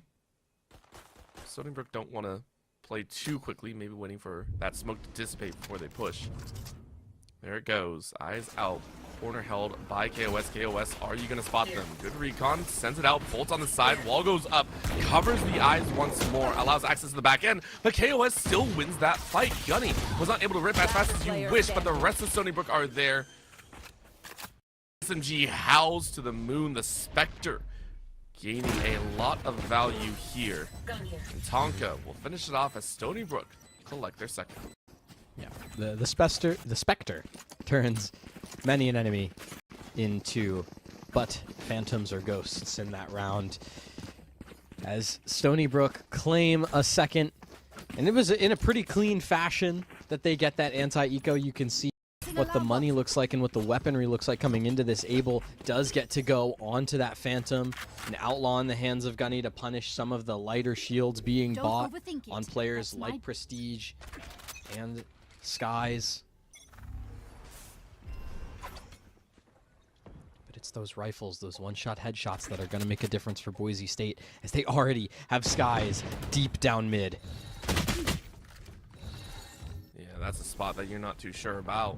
Great tags on the back end. No way. Damage back. Skies freebie and a half. Swings 180. Collects as Gunny will deny a fourth. But my God, did Skies create some openings. At the same time, Boise State were not able to collect as fast as they wish. It was 2 back after the 3. And Stony Brook are saying maybe we can do some more. Slow pistol walk forward towards B. 2 rounding back to T spawn from Boise State. Looks like we are going to have a plant opportunity here. Yeah, and it's going to be over on A. Well, never mind. Speak too soon. Gunny does stick the spike over down at B. There's 2 players, though, flanking from mid. It's going to leave Gunny kind of trapped in this corner. You have to hope that Majestic can find some value deep in defender spawn. One enemy remaining. Prestige. Solid ping on the Gunny. Now Majestic hoping to do some magic. It doesn't look great, I'm not gonna lie, but you do have full HP. The smoke to cover? Flo says no, heart sprays. No dice whatsoever. Prestige gathers another for themselves. Imagine if I Boise died State right now. able to take that bonus, So and funny. we're rocking into regular territory. At the very least for Stony Brook, though, it was the spike plant. You got 2. It's about as much as you would generally like to ask for bare minimum out of a bonus round like that. So you can see full rifles across for Stony Brook. It's even scores. Well, in terms of the weaponry, maybe one consolation in terms of Master going down to a Bucky, but all things considered, this Bucky, well, now a Stinger, is probably going to find some sort of value in this round, even if it's just an assist. So, Stony Brook looking towards the C side of the map. Straight up execute going in. KOS pushed off the line. Tough spot. Gunny taking no chances though. Rushes on back. KOS is in the pocket. They've done it before. Sky's still able to hold. Oh. That's going to be a pop out though as KOS read that like a book. Said no dice, my friend. The lockdown at C was not the correct choice to make. Stony Brook have lost 4 in a flash. And that pin is ignited. For Abel, last one alive, and KOS from the backside of C holds it down in style. Yeah, so KOS evens up the scoreline, puts Stony Brook in a tough spot.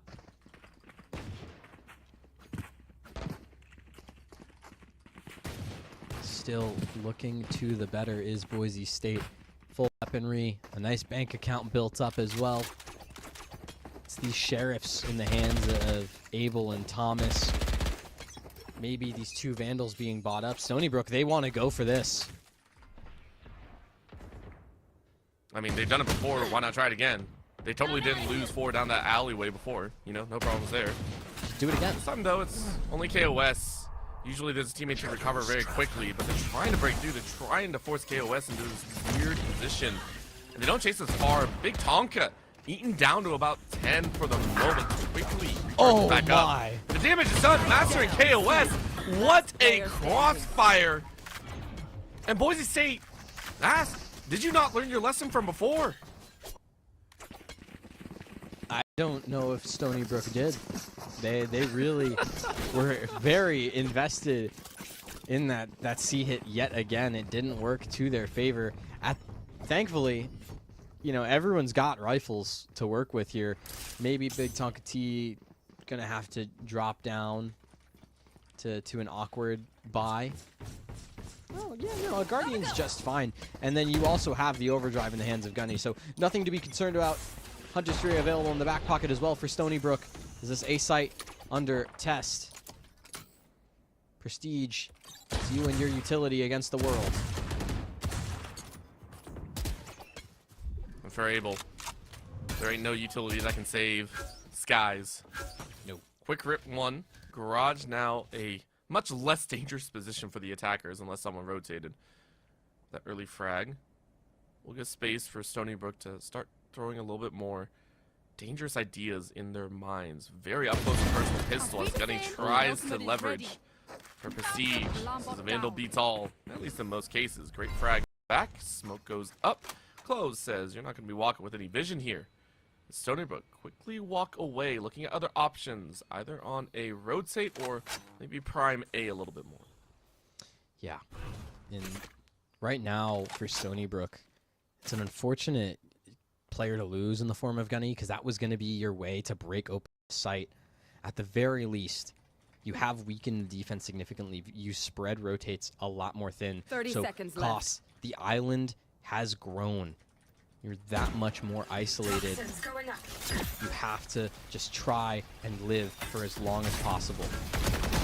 Well, live is maybe not in most people's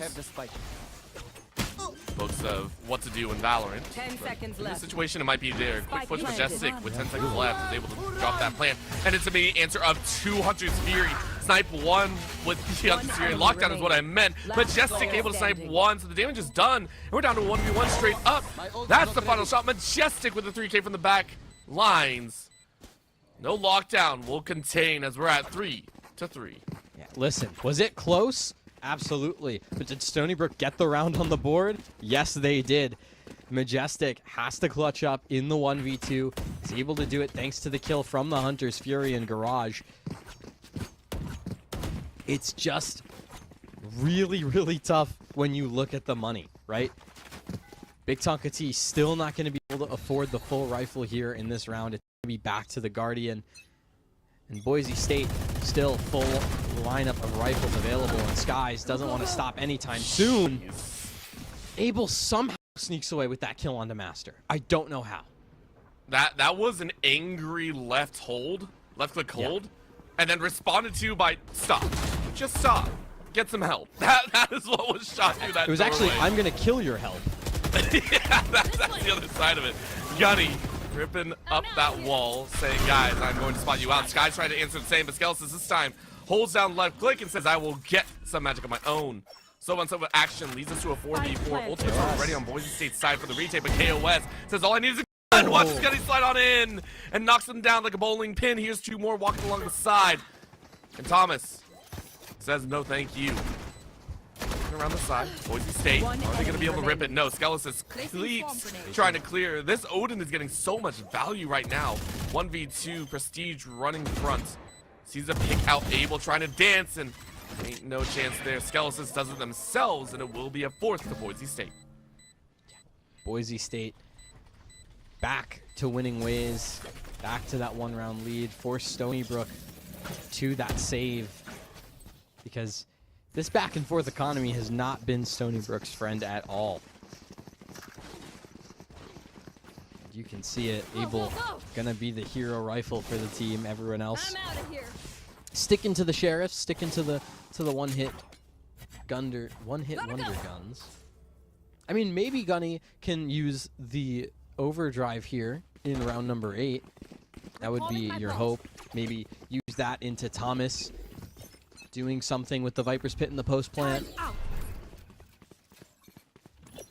Would be ideal. Lots of util being dropped to cover their backside, but they dropped it on the C side instead of the A, where we are seeing a push by Boise State. Wall is ready to go if they so wish. Mid currently being replaced with Stony Brook as they wanted to way forward. Nanoswarm will slow them down, but a good TP to the corner allows Tonka to drop that plant. This time this spot, and I don't know if it was worth. Plant down, Skeletons rips their life, and a 4v5 retake defense might not be in order. However, Abel says it is. All I need is that chance. Takes two bodies, forces a not dead yet the ultimate to come on out, but Majestic drops Master like a sack of potatoes. Prestige and Skeletons have more to say though. And Gunny opens up on the side, gets one, unable to get more. Got scared out of their pants, it feels like, and KOS cleans it up, and Boise State will hold their fifth. Boise State now up to 5 after what was a nail biter of a round. Stony Brook snuck away with quite a few kills. Get this. But it's still on the charts. Thankfully for Stony Brook, they have that full buy available and ready. I'm out of here. Boise State, though, I'm out have a couple ultimates of their own, namely the Overdrive and now KOS's Viper's Pit online. Could be used if this C site becomes a bit of a problem.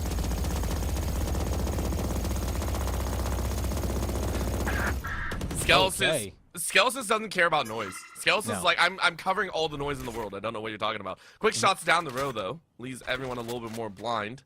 Boise State have lost their C-side defenders, so they rotate over 1. 2, actually. It leaves B completely open.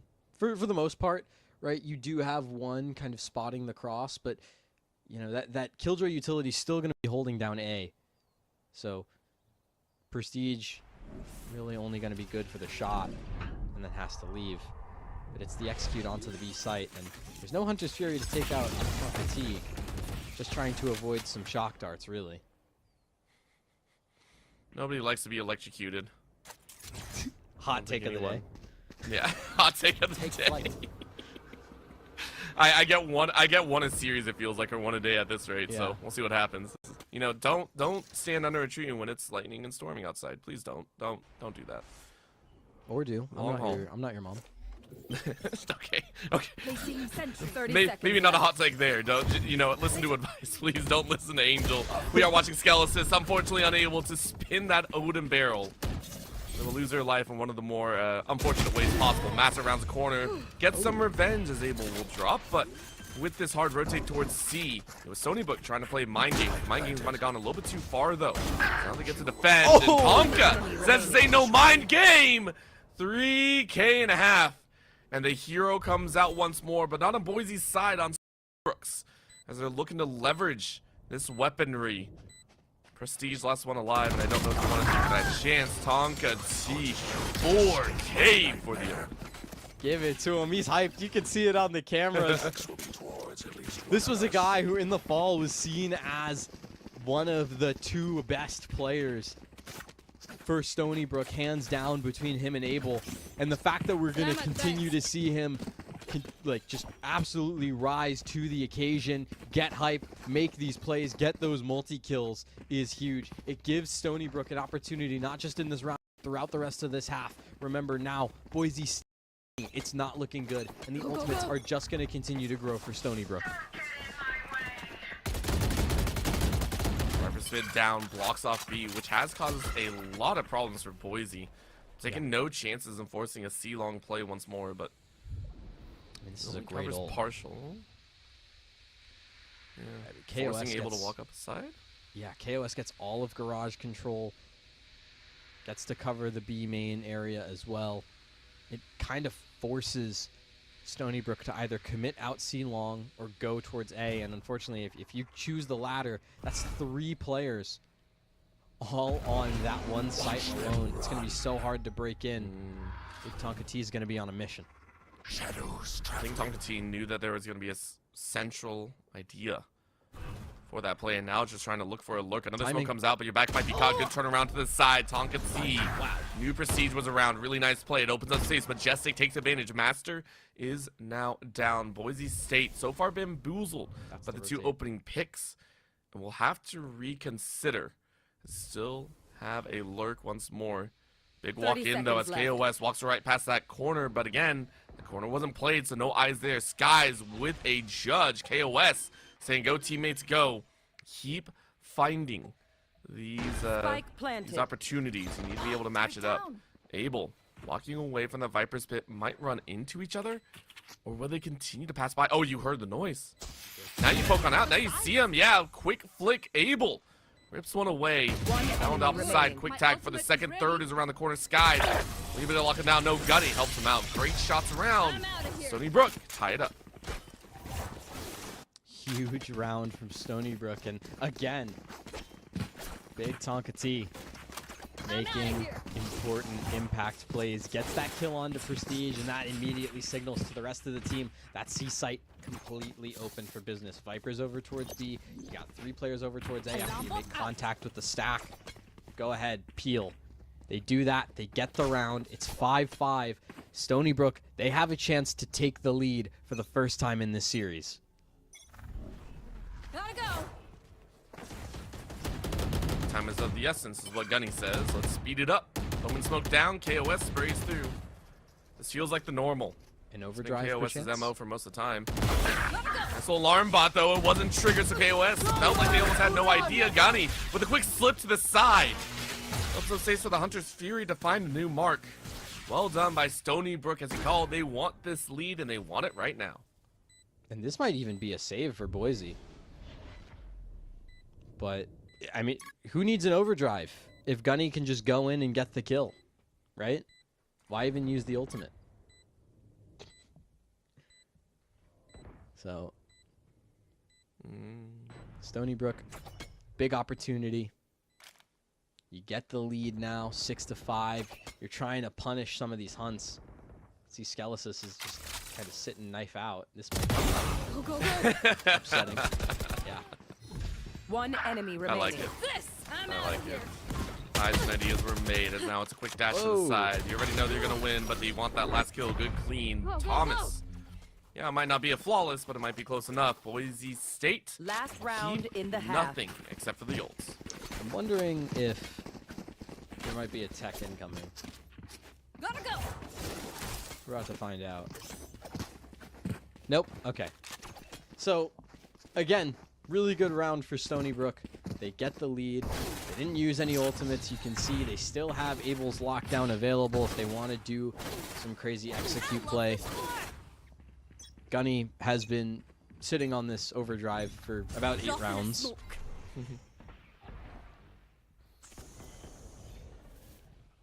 Definitely been a drive and a half. Yeah. Slow push. It's been a little underwhelming not seeing it, so. Well, maybe we get it here. We'll see. Last Before the half is a over. half. Lockdown being used as well to try and force the defenders out, but Thomas sees the body. And Skies forcefully denied their ultimate. Thomas holds it down on the back end. Really, really well done timing. Lockdown catches no one, but you already knew that. Prestige catches Gunny looking the wrong way. Skelesis does the same. It feels like that lockdown maybe surprised everyone a little bit more than they thought. Now Prestige gets the chance to back a defender lockdown instead. Kick around the corner brings Tonka C into that flow state and more. No need for the Hunter's Fury. It's just about getting those kills. Tonka T quickly looks away, tries to tap, not able to get it. 12 HP, and Skelesis chases.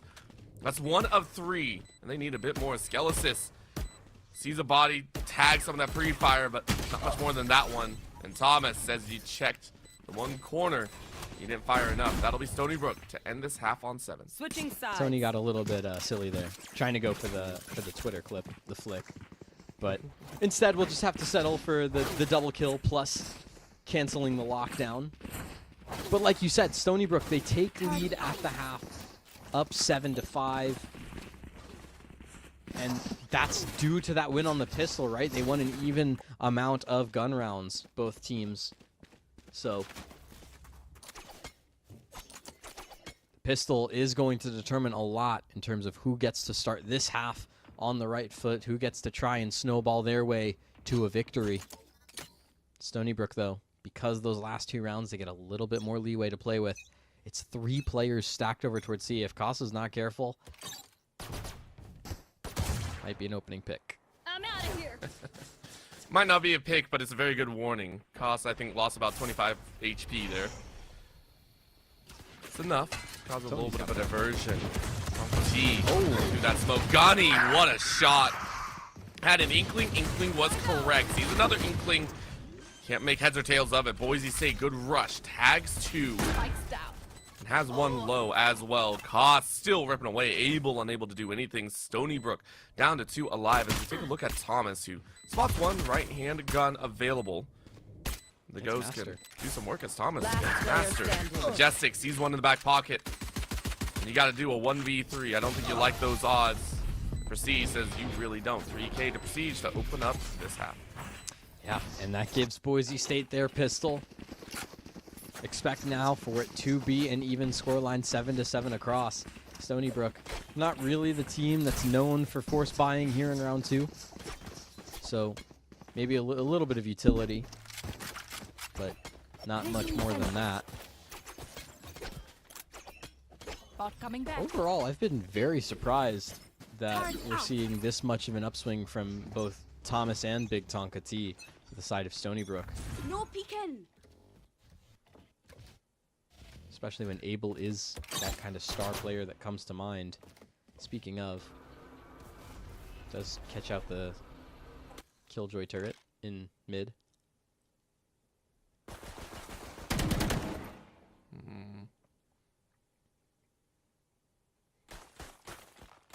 Walks down the side.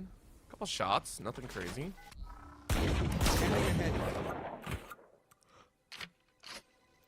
Scan reads no one, so Abel is safe in this position. Same with Thomas.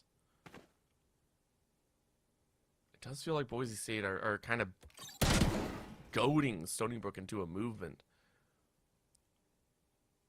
Skelesis, though, backing up their teammate. They have the mark. No, smoke held. Skelesis waiting off on the wings of this smoke. Are they going to find it? The Omen has prime. Chaotic moment. Thomas unchecked. Grabs 2 before they fall. Well done by Stony Brook's side to make this a 3v3. Skies. Let's get back into a pistol situation. KOS. No dice for the opponent. Boise State 3 alive, need to get this plant down, but Tonka T rushes on in, and it's sniped by Skies as they wander in. No vision, no fear. Boise State tie things up. It's got to be from like the alarm bot or something, because there's no way that you just randomly flick like that. But nonetheless, Boise State, they do tie us up. Stony Brook, thankfully, will have the full rifles in hand. You do have to be careful of the two outlaws, right? Tonka T and Gunny not sitting with the heavy shields.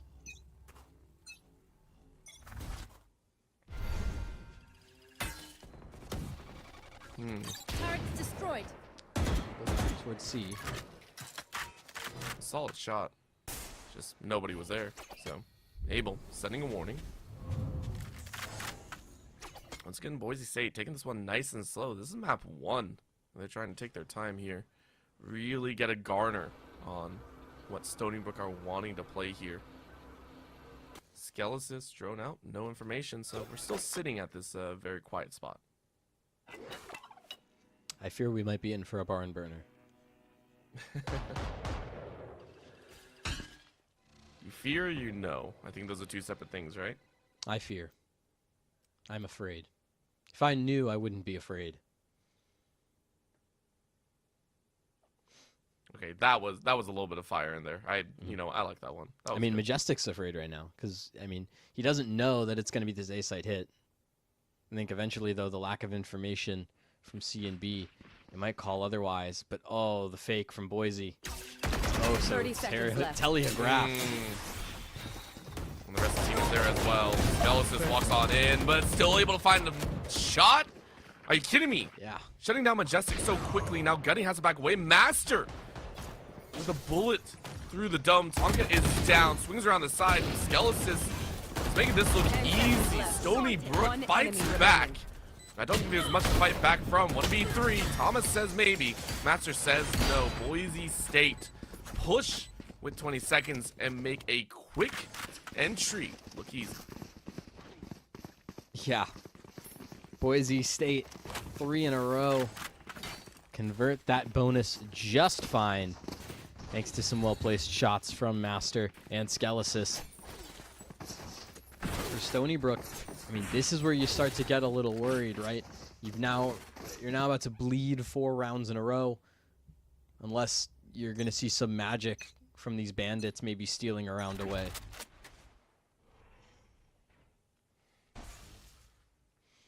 Hard push coming in. Stony Brook for the first time playing into this quiet game, saying they want to play. Let's do it. Tonka T, though, said maybe that's not how I want to play. Yeah. Of course, I don't really have the good weaponry, but might as well. Very hard push up, closing the distance, trying to use the shares as much as possible. There's a snap. Around the corner, you see 3 bodies, but you get nobody. Majestic now in the waiting wings. 4K so far. Prestige. Toss goes down. Prestige aces out. You know what? It's an eco ace, but it's an ace nonetheless. Still is an ace. You are correct. Prestige brings it across. Just honestly just trying to one-up Skelesis. He was just really upset that Skelesis was the top fragger for 1 round. So had to really show him. But for Stony Brook, this is kind of a weird spot because the last time they were down 2, it was, I want to say 5-3. And there's a big difference between being down 2 and it's 5-3 versus 9-7. So, thankfully, rifles in hand for the Seawolves.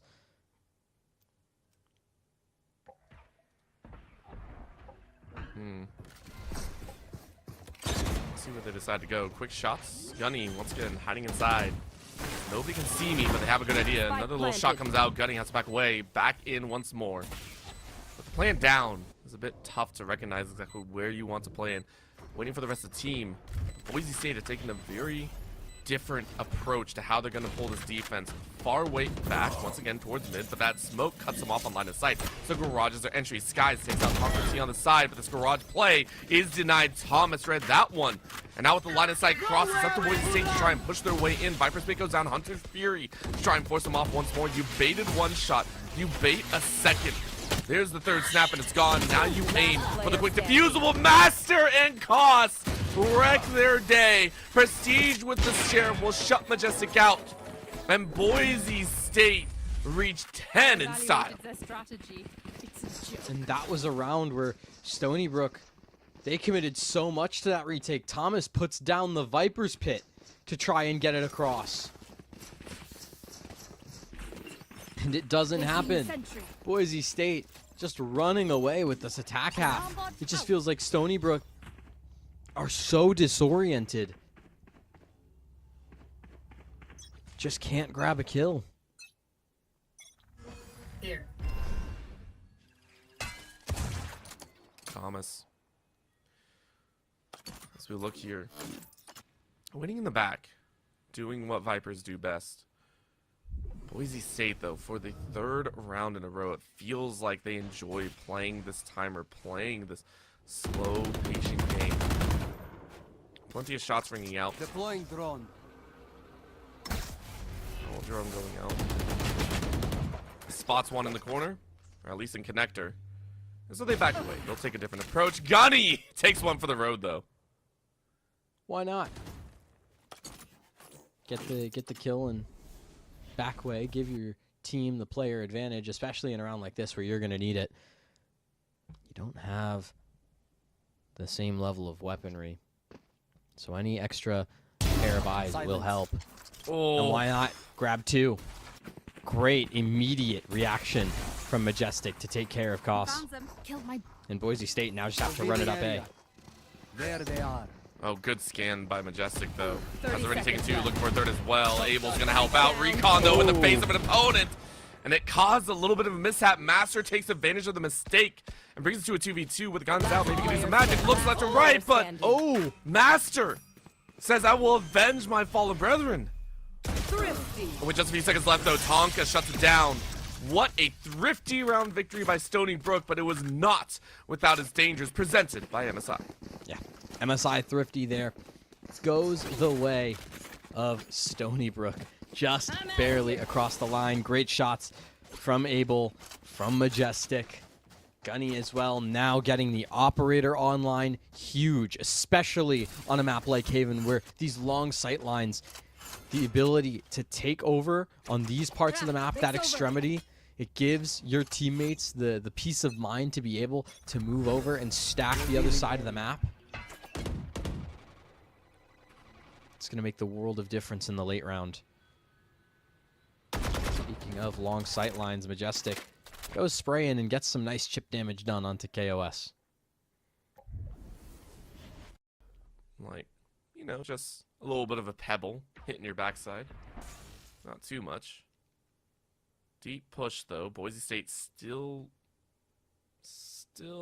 chancing for a kill. Oh, and Abel spots him out, unable to convert, though. Majestic helps out, as they have done in multiple ways. Nanoswarm slows them down as well. Boise State didn't invest too much, but they lost a body. So now they try B and C. That might be the call. Maybe. You still do have some players inserted towards A. So the kind of mind game here is, well, they just used a bunch of utility to clear out the site.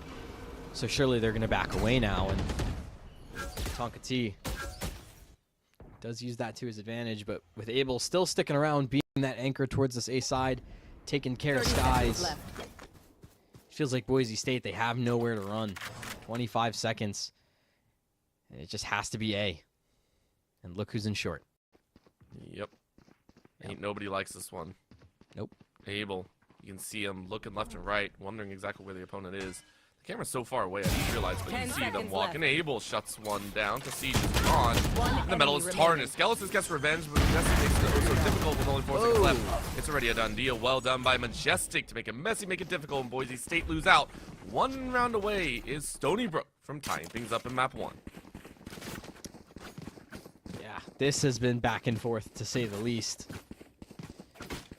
Do have a little bit of a tech pause coming in here, but for Stony Brook, all things considered, considering how the first half of this second half went, I mean, this is a pretty good recovery. You got the last 2 in a row. You're on for more, right? You should be able to get a third here, considering the sheer amount of ultimates you have built up. You can play for a retake, really try and extend your way in off of a lockdown, maybe a Hunter's Fury being used.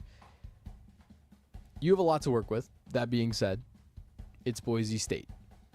And if we know anything about Boise State, it's that until the round is over, they have a chance to win. Yep.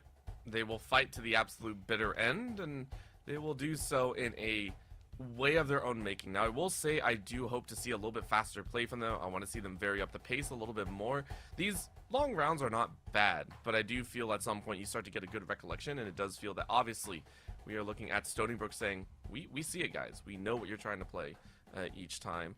I'm also wondering exactly what we're going to see after this pause. I understand it's a tech pause, but it's still time for the players themselves to also recoup, figure out how they want to approach these last few rounds. I don't know if they're also allowed to talk while this goes on. I don't know if there's any rules in place for that. I know some do, but that is another question. You know, how do you recoup yourself where you're having a little bit of a weaker moment, and are you able to kind of mentally reset? Yeah, I mean, the tech pause is really about, can a player reset themselves? Right? If you want to talk about the metagame of a tech pause, you know, you don't really have a chance to discuss as a team. I mean, technically you could, but may or may not be against the rules, you know. Just saying. But yeah, let's try not to break rules here. That would be a bad thing. So, or in the famous words of Angel, or don't. I'm not your mother, you know. That's exactly. You know. And I'm not. As we've discovered over the course of this series. So, you know, when it comes to the tech pause and being able to mentally reset yourself, that's going to matter for Boise. I believe Boise is the source of this tech pause as well. But we ultimately, in these last now 4 rounds of the half, it's just about who has made less mistakes in the rounds prior to set themselves up for these rounds upcoming, right? That's what this entire game has been who has made less mistakes and who has been able to hit the clutch shots when it matters, right? You could say Stony Brook has made less mistakes, but Boise State's been able to hit more clutch shots, and that's why we're tied 10-10. Yeah. At the same time, we're also saying that for Stony Brook, or for we are Boise not State, tied 10-10. I got my math wrong. No, I don't know how to we're a count. little bit lower, but we're close to it if Stony Brook continues the way that they did. My big question, of course, for Boise is the exact same thing. Yes, you can bring your hero out, but we don't want to see just hero plays. We want to see coordination. We want to see strength. We want to see this ability to fight much harder and to bring about a consistent gameplay. That is what we hope they can perform, because we know they can make hero plays. We want to see more than a hero. We want to see the strength of a team truly come out. Yeah, we need more than a hero. It needs to be the whole league. I'm out of here. Ooh. The Maybe League the of league Justice, can if play you for them, Gunny. Okay. Nope. Listen, we're not getting copyrighted. That's not going to happen here. You need to bring that one back. What about the I gave League you a of lot of Doom? open space to talk, Angel. Looking here, Boise State. Still trying to play and find their mark, though. They haven't really gotten more information. They stacked 3 over towards this garage side, and it's going to force a quick back away by Abel, who does not want anything to do with that one. The line sent up and down the road. Gunny takes a chance. Neon action always leads to chaotic moments. Skeletons run straight through Tonka like a big old truck. 30 seconds And left. rips through Thomas as well. The tank engine is gone, and Majestic is trying to respond in kind. Is able to mark 1, but with only 1 down, it's still a 3v3. Lockdown from the defender's side will keep opponents away. The plant will go to the ace side. Majestic should run. looks out to spot. In comes that plant attack. 10 seconds left. As well. The Spike chaos planted. of the double KJ never fails to bring joy. Yeah, and there's no Hunter's Fury to counter it, so Stony Brook just have to wait it out. Thankfully, it was used quite early. Here we go. So Gunny now, overdrive, finally being used, Oh. but Master and Prestige immediately shut it down. Any hope of Stony Brook getting to 10 in that round swatted away as Boise State climb up to 11. And you can see Master Laughs all around. Tech pause completed. Maybe mentally resets, and they take one back in an event that they truly needed. And now they got their ultimates to play with as well. We could be seeing a very short end of this game. I mean, it is possible, but Gunny still has that operator online. That's his bread and butter. Ready and willing to go peek out mid.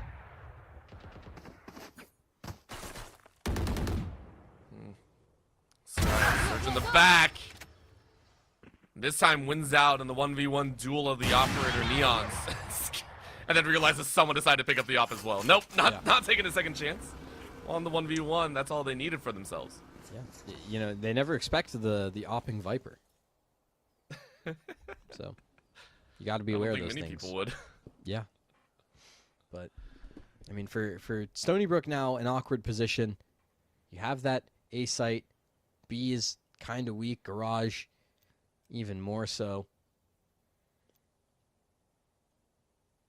So, you just have to hope that someone can even up the numbers and get out, and then you can reset for a good retake. Placing swarm Site. Swarm grenade out. Here's that rush. Skies, overdrive moments. Are you going to find anyone? Zapped one, zapped two. No reset there, so kind of winds down. It's good enough to take space, though.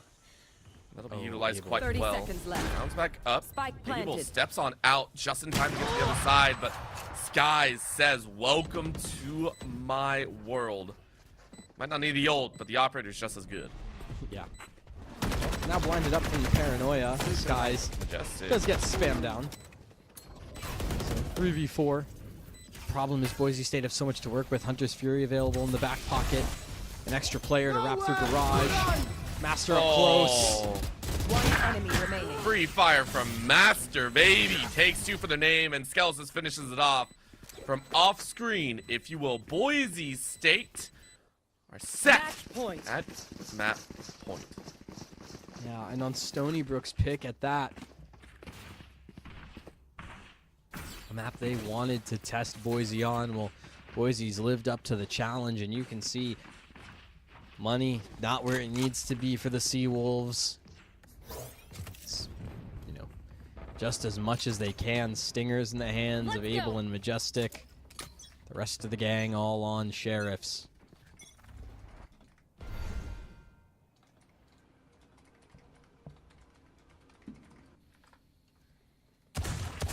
Aspire, but once again, Boise State playing the slow game here.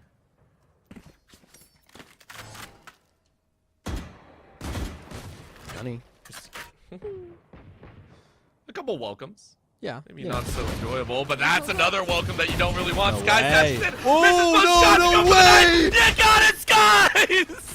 From a moment of calm to a moment of chaos, Skies uses everything in the utility belt to get that 1-for-1. Let's go, baby, proceed. About to do the same, taps out one. Looking for one more in the garage doorway. Tonka T does not want to go down like this and will not. Sheriff rips it away, and Boise State drop that Viper's Pits. Oh, I mean, Tonka T, 3K. Wants to hold on for dear life. Stony Brook. The chaos has already ensued, but Tonka T needs that cover. Doesn't want to drop the smoke, though. 6 HP. Boise State want to close it out with this. Don't let the knife go to waste, guys. Do not let it go to waste. Eyes out as Abel sprays one down, but Master revives in a great style. And Stony Brook will bring themselves to double digits. Boise State still got to fight. Listen, after the dogfight that started the round, Stony Brook able to finish it, get themselves to double digits. Just 2 more rounds before we head into overtime.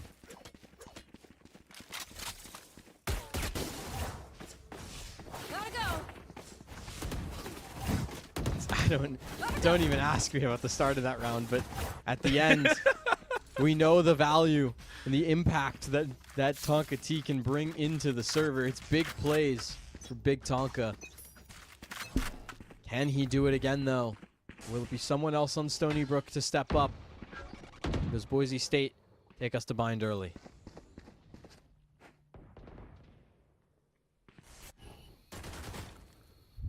Let's fight it out here if we can.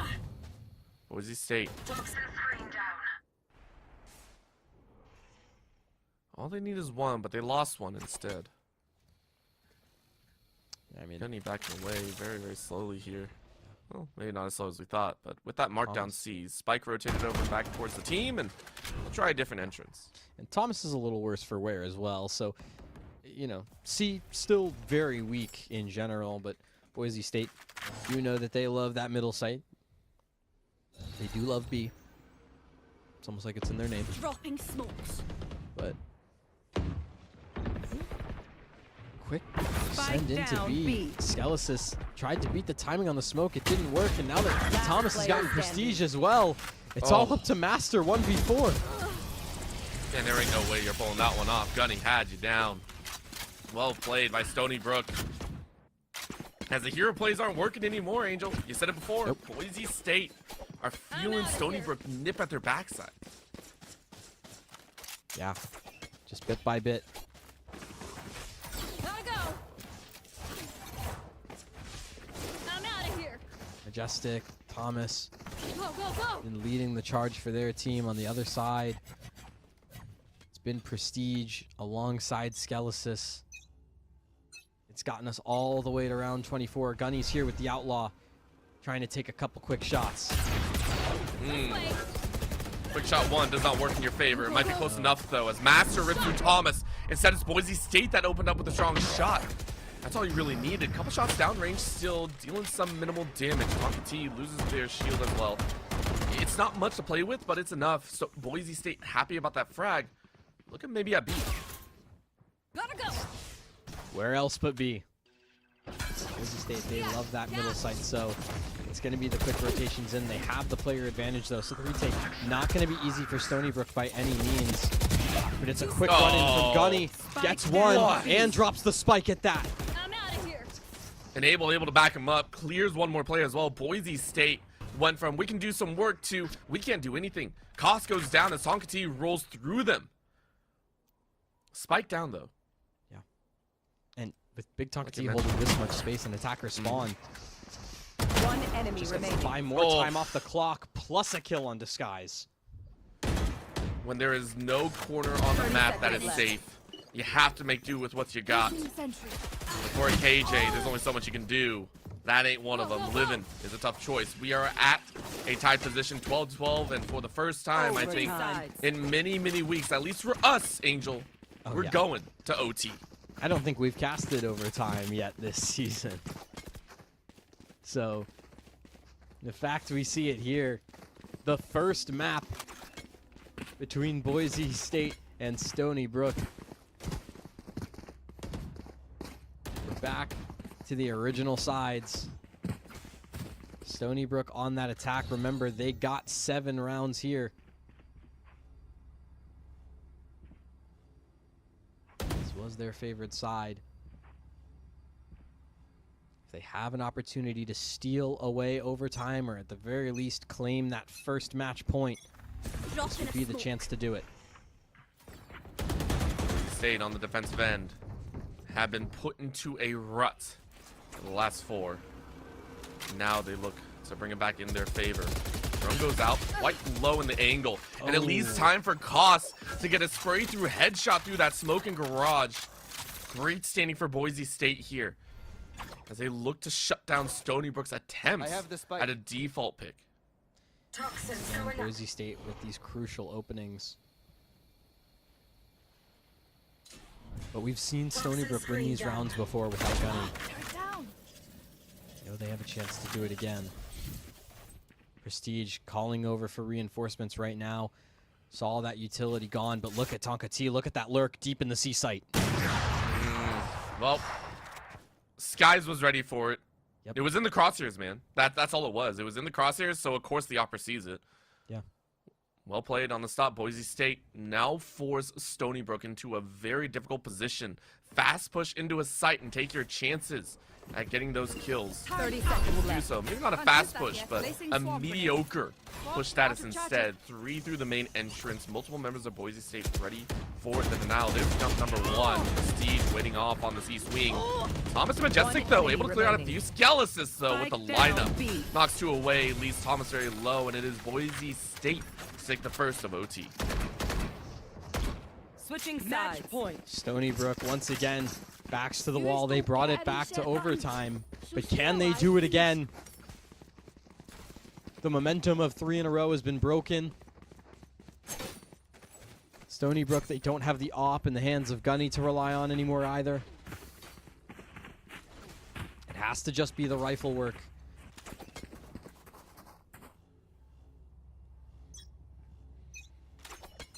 It is time. Stony Brook. They defended successfully multiple rounds in a row. They're playing it much more different. Fast push or a little bit larger push on the A long did not work in the favor, so instead they back away. No damage, significant at least, done on either end. Boise State reconfirm, say there might be more than just one over A long, but the rotate would be something different. Drone goes out, garage is safe for the moment. And Boise State will take that time, put 2 in, look for down long as well. Recalling my bot. Thomas. It seems like the C site is the focus for Boise State. Spike over on this half of the map. Boise State did a good job of, at the very least, clearing out garage and forcing Stony Brook to recommit utility. The problem is you still have 2 players on this C site to deal with. Majestic and Thomas. Never mind. They gave it up. Shock it. They did it with those walls coming out. It's going to be a very difficult place to hold. Koss rips through Majestic. Thomas answers back, so it's still a little bit messy. Master pops around the corner. So C main is theirs. You called it. Stony Brook, they left the site. It was their drastic mistake. And now they short range TP. Tonka has just given themselves up on a silver platter. Boise State ready for the magic to conclude. They say we still have more games to play. We don't want this one to run longer. Quick shot to the back end. Gunny slides into view. Able to make it work. Gunny with a 2K. Stony Brook says you're going to play our game as much as you like. That is OT reset to number 2. They hold on again for the 4th time this map. Stony Brook deny the conversion from Boise State. We're back to the original side. Stony Brook on the attack, trying to make it happen. Gunny and Abel, a 2v4 is enough to convert. I'm out of here. Stony Brook looking towards C, skies as well on this half of the map. This could be a very early clash. And if it goes the way of Stony Brook, they could snowball. I'm out of here. And it feels like they're going to give it their best shot. Hard push by Boise State to clear out any util, force a slow play out of Stony Brook. You can see it here.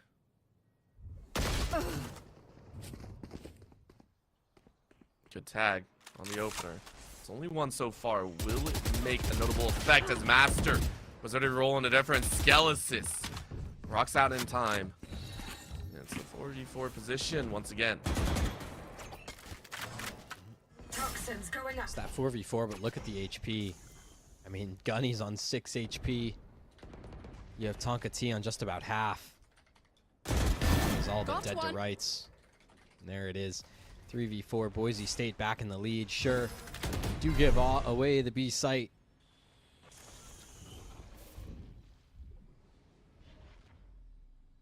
What can you do with it, Stony Brook?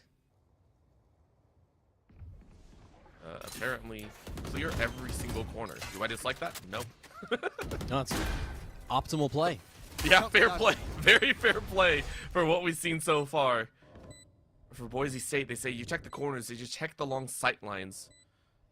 With that corner wall, you would say yes. Another orb goes down, forcing a harder push in by Boise State. With one lurker on the far end, that might be a call. Shockbolt lands right in the arms. Majestic takes advantage, but Skelesis frags back. Tonka T out in the middle, 11 HP. No hard spray. Sees one jump through! And that's enough. Stony Brook locked down 2. But Prestige is still alive. Now your position is getting away. You're going to go for the defusal. There's only so much you can do. Tonka T takes advantage. And Stony Brook and OT2 fight back to advantage. And you can see the hype is there for Stony Brook. Tonka T getting excited. They know what this means. This is their first chance to close out Haven. Their own map pick. They could do it here. Boise State feels like it's time for some drastic measures. Skies, glass op, ready and positioned. Down C long. Trying to get that opening pick, but no one on Stony Brook looking to take that fight. Look at this short hold. 3 players from Stony Brook in short.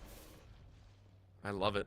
They know someone is going to peek. They know that Boise State are always trying to get a default, and it ain't gonna work this time. Stony Brook call it, grab one, and now chase to A alongside. Cost was pushed up, and it's red. Gunny spots one out. Quick hop back. Cost wants nothing more to do with it. That is 2 avenues now shut down for Boise State. And reminder, B main still being watched by the turret.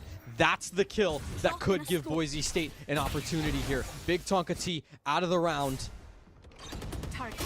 Abel's utility is the only thing that holds this B site together, and Skelesis is already on and planting. Spike I love it. Abel now having to refrag out. Needs to wait for the rest of the team. Backing up with 2 on the flank. Long side, Thomas at spawn. The Vipers pass by each other, and that's going to be dangerous. Thomas might have the right opportunity. Cost. He does. Needs to turn around. Cost, will you sense this? Yes, you do. Do you get the kill? Yes, you do as well. Boise State have made it an optimal play. Stony Brook down to 3 alive. It's going to be a bum rush in. And no one's on site because Boise State have backed away. 3 on the long position. On the backside is open. Master claim 2. Skelesis with the last. We're going to OT3, baby. We talked about it. Stony Brook makes the right play. Thomas goes on this lurk, slips through the entire defense. Prestige's utility is down. It looks perfectly set up for Thomas to win the round for Stony Brook. And KOS hits the clutch shot and gives Boise State the round.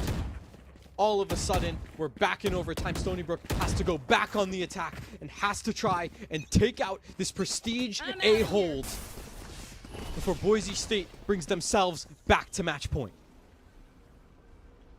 I hate everything. You know, I hate this so much because I love that my heart is pounding. The constant back and forth. It's like a tennis match on its edge. Advantage deuce, advantage deuce. Neither side giving an inch. Gunny, though, chases in, blinds out. Prestige able to frag back, and it's a 1-for-1 so far. 2 on site, 2 to aggress. Defenders locked away. Thomas takes Prestige out. Cost from the doorway. Able to make some sort of amends, but in 2v3, it's not easy. Skies from the heaven side. Like maybe a miracle shot to even this to a 2v2. Unfortunately, Able that flank. shot rings hollow. Abel with a beautiful flank catches one. Tonka finishes off the skyline. And Stony Brook are back in advantage position. Attempt number 2 for Stony Brook to close it out. They look like us, but are they us? They gave So Boise many State the questions. first 4. Now their chance. Back on the defense. Boise State going for the all rifles approach. No Skies operator in this round. Never mind. Spoke too soon. Need a drop. Go, go, go. You tried your hardest, man. You tried. You know, Said I'm gotta go. and both of these teams are trying their hardest right now. They don't want to go down 0-1 in this series. Especially feel- considering the implications it has on week 7. Yep. I feel for Boise State, it's even more dangerous, right? We talked about their mental prowess. Sometimes they can be shaken up a little bit, especially when it comes to triple Thomas. T. That's a shot and Missed misses. shot. Guys, that hurts so much. That would have been your opportunity. Boise State, as you said, they really don't want to fall, but for them, they're full of hero plays. They need to be more cohesive, but a blow like this, a mental loss with triple OT would be devastating for either side. For Stony Brook, same thing alive. We're going to take a look. Jump forward. Nobody seen. There it is. Thomas spots 1. Has to walk back. Spike still down. Boise State need to find a notable pick. That is their constant calling card. Majestic uses that owl drone over towards A main. It does actually not give a lot of information. That might shake the confidence, give Abel a false sense of security for a little bit.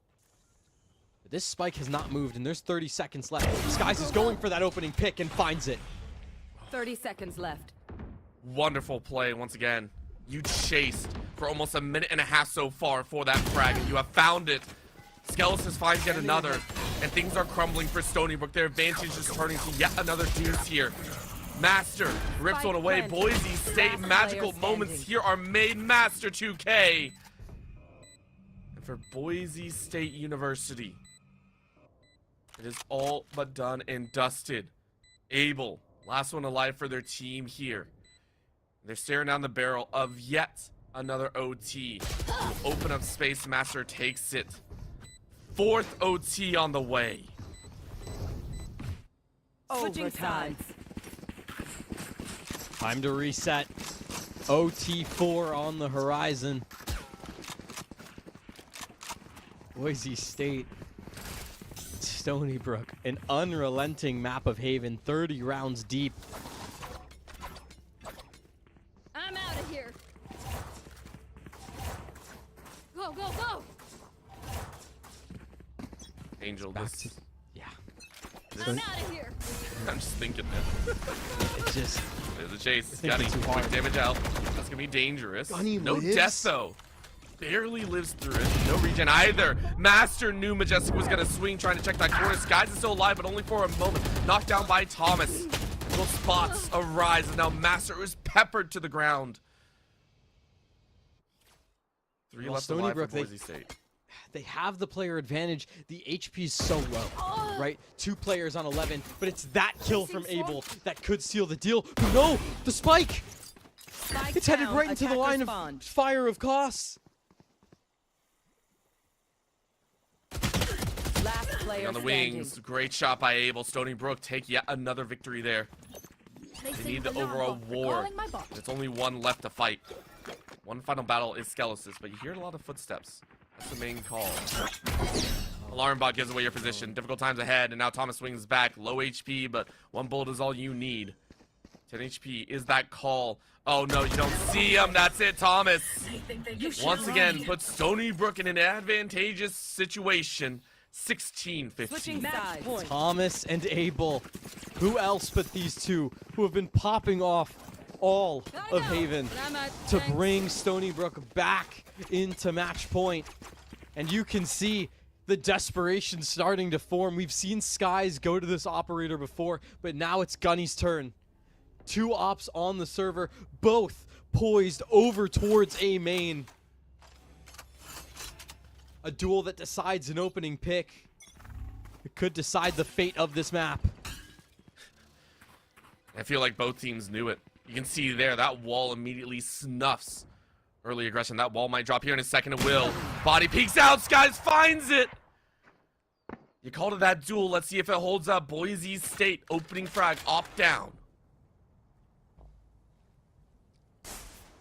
For Boise, they're waiting for a reaction. They know that this has Stony Brook on their hind legs.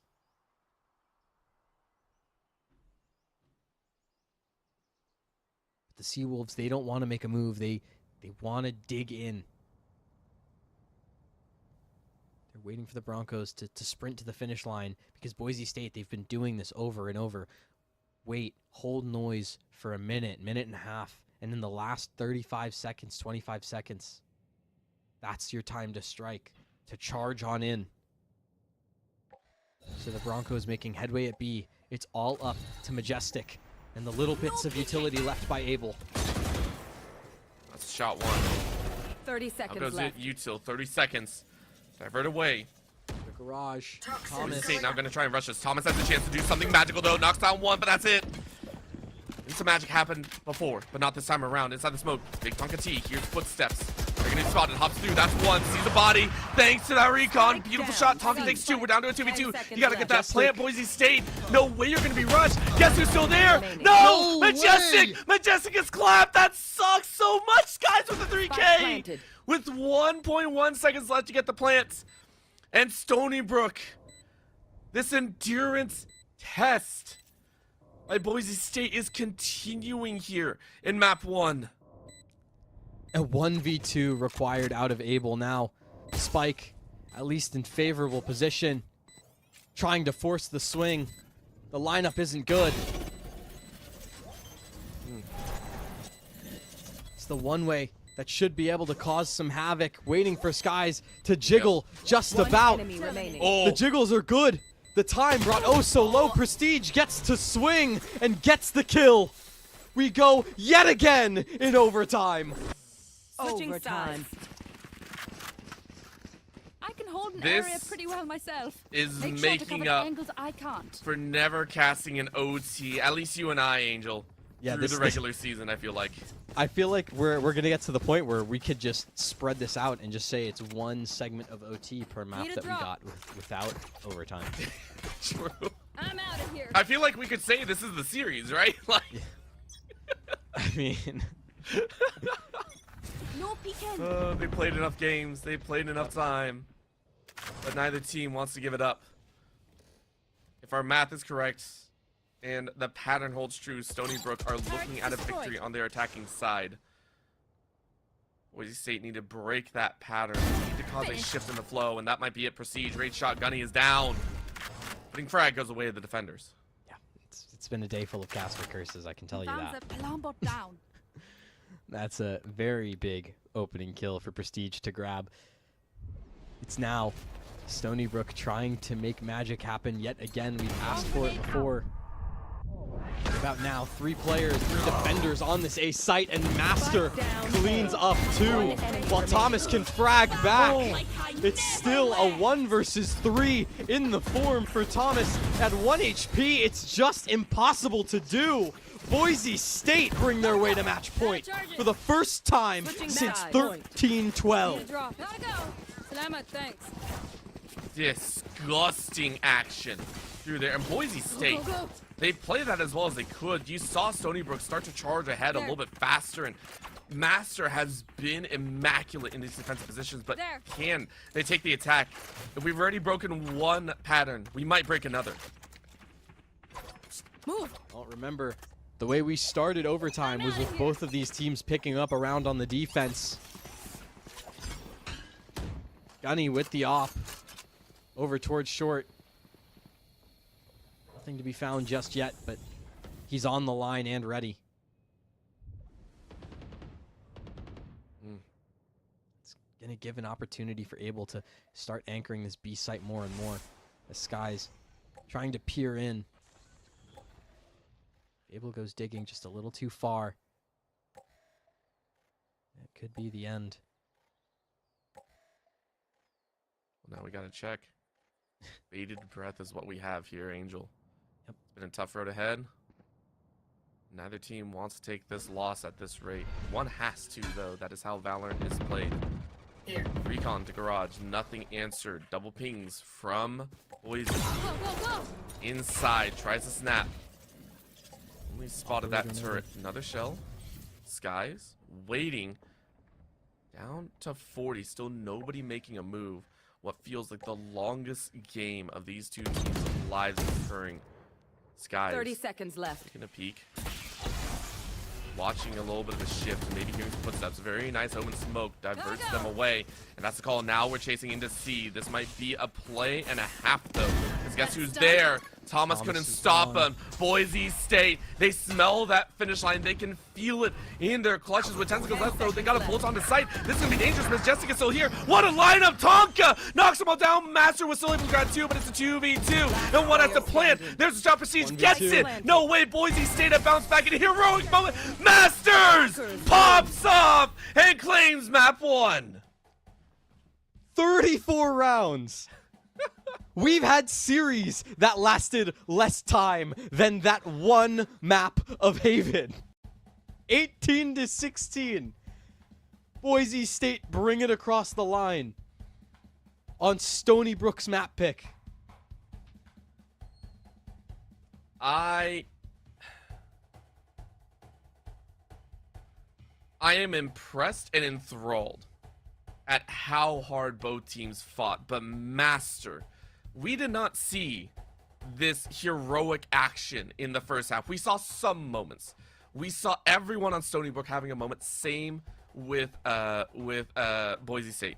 But Masters in that OT, I don't know what came over them, but they looked incredible.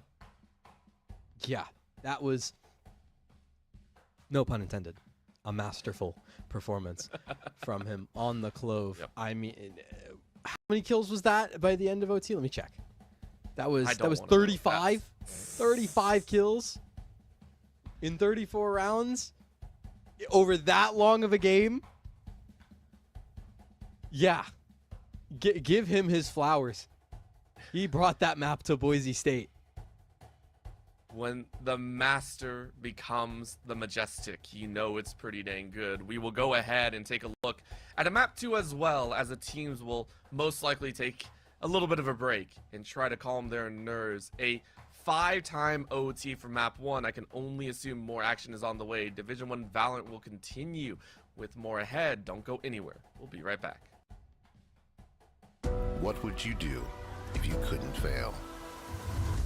Would you see every setback as a catalyst to keep going? This is the innovator's mindset, because innovation demands daring. It's finding thousands of ways that don't work, and the one that changes everything. Because we know changing the world doesn't happen by chance. It comes out of the blue. Stony Brook University is a place for daring.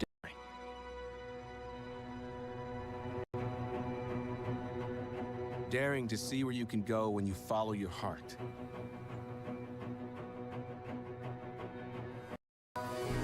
Even when it leads outside your comfort zone. Daring to ask bigger questions. Who will I be? Where will I thrive? What is my legacy? At Stony Brook University, we dare to find answers to these questions every day. In the classroom, in the field, on the water. Even in the spark of a spontaneous moment. Daring to define your own path is not always easy, but it is always worth it. At Stony Brook, New York's flagship university, we are united by one simple truth: to be something more in this world. Start with daring to be true to yourself. Stony Brook University. Dare to be.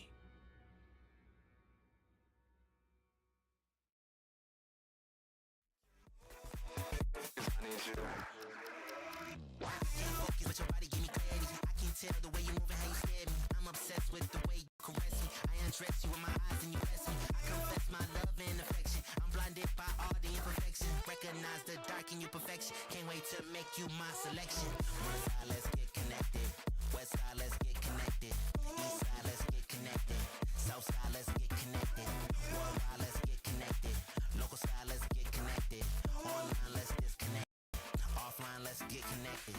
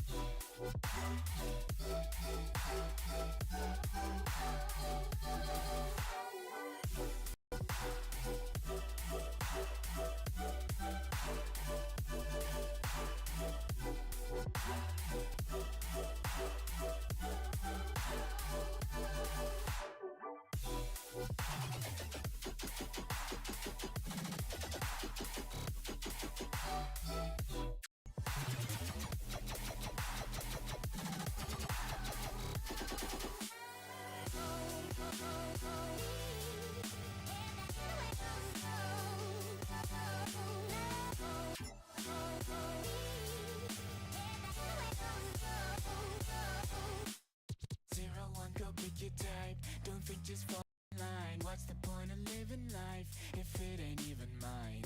All the best things I know sit in the void. It makes me wanna scream. And I'm something else. I don't care who I'm meant to be. 'Cause I'm someone else. This is what happens between.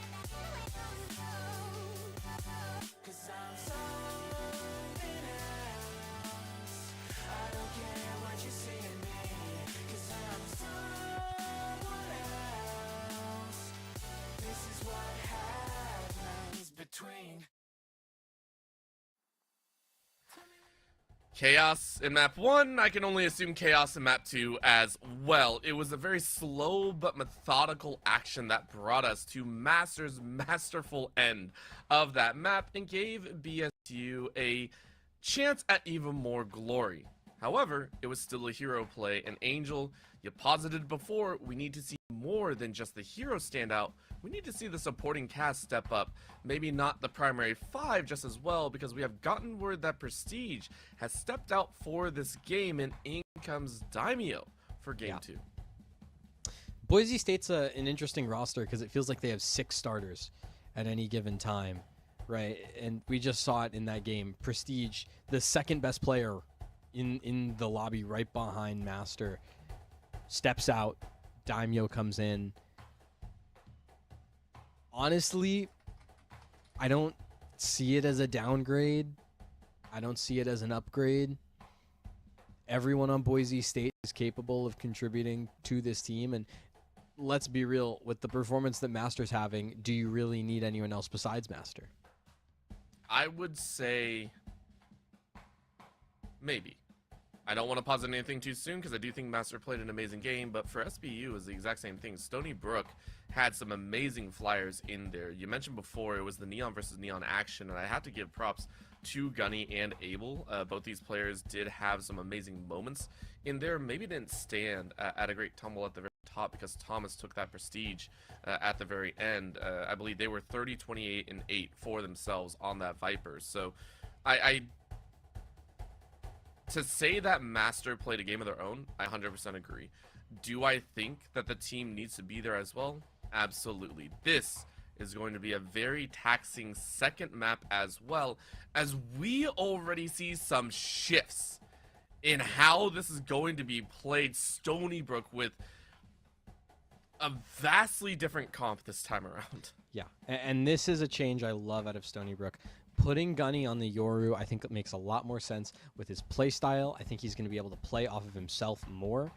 Abel on Chamber, I mean, we already know that Abel is one of the most talented players in Division 1. Reminder, in the fall, when he was hitting his absolute highest peak, we were putting him on the same pedestal as Giza, as Dinks, as Fuchi. I mean, he was hitting some absolutely amazing strides. So to see him on Chamber, another agent where he can fend for himself, make individual plays, is going to be huge, especially considering Stony Brook starts this half on the defense, which is Chamber's bread and butter. Peek in, get information, and then rendezvous straight out. Well, let's see if they can do it. Map 2 underway. Bind, an OG of sorts. For Boise State, you really do want that victory. History of playing very slow on their attacking side, whether in the regular season or just in the series as a whole. They're going to try it here, but Stony Brook not going to let them. Thomas and Big Tonka T making big moves here. Quick swing into Hookah. Poor Boise State lose 2 off the flash fire. Thomas going to show their shoulder, not much more there. Tonka T now rooted out and sniffed. Koss will finish that one off, and it's a 43. Oh, wow. Abel. Okay, Abel. Yep. You get one, but that's all you're going One to get enemy here. remaining. Quick round around the corner as Gunny rips Koss away, and Boise State is left with one poor Daimyo. We'll try and plant on A. Hey, Daimyo, it's your first round in. Have fun. Good luck. What can you That do? was mean. That was mean, but real. I mean, his first round in the game, he's got a 1v3 on the pistol. He could definitely 30 do it. seconds left. Sneak away with the round, but gotta start with planting that spike, and Majestic making that as difficult as possible. So Gunny gets to swing on in, find the kill, and Brook that pistol, which we've seen them get before. The difference is how clean can these second and third rounds be? I'm wondering if it's going to be pretty good. I'm actually going to sit here and posit that for Stoneybrook, I think it is going to be good. I think it's going to be clean. We have a swath of weapons here, a couple Spectres as well as a Judge. A little bit of the extra line, so... Oh, yeah. Yeah. Boise Boise State deciding State's for going. 3? So, you know, they could, you know, Stony Brook could still be favored to win, but don't expect clean. Boise State going to try and make it anything but that.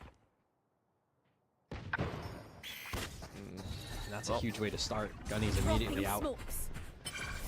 Solid play. Now can they look for more? Swing of Skies is slowed and trapped. Majestic and Tonka T help out, though. It was a bait on the back end, it felt like, and Stony Brook left a nasty worm at the end. Boise State caught with their pants down, spiked down as well. And in 2v3, you don't like those odds. No, especially considering that Abel, Judge in hand, with this close of a range, because you have to pick up that spike. Not an ideal position to be in if you're Boise State.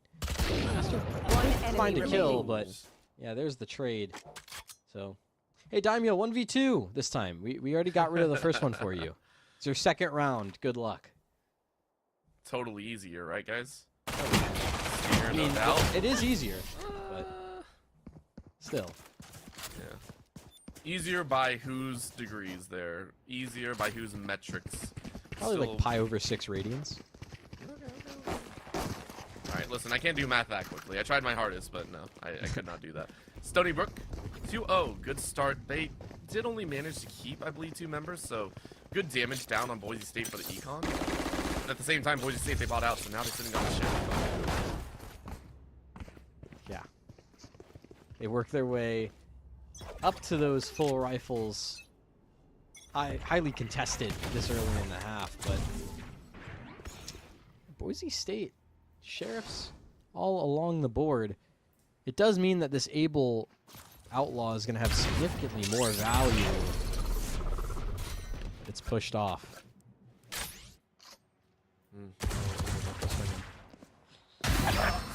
Okay.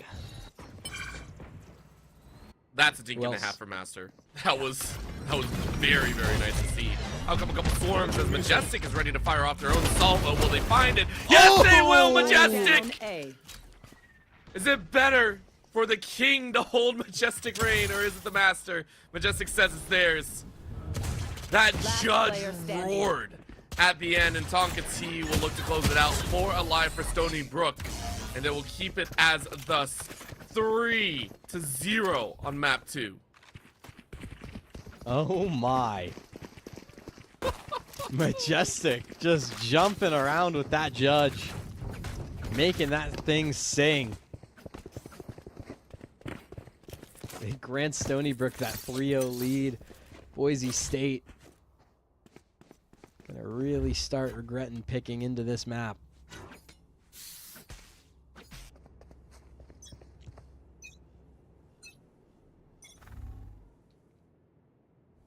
Abel. Waiting for a little bit of help. And gets forced out. The drones don't work. Tonka T gets first blood. Master able to rip one back. Will you get more? Deadlock cutting off those corners. Master still sets theirs. Headhunter takes one for their own, but in comes that revive. Will Master be able to close it out? Yes, he will! Boise State make a mess of things in the mid and shower Stony Brook with death.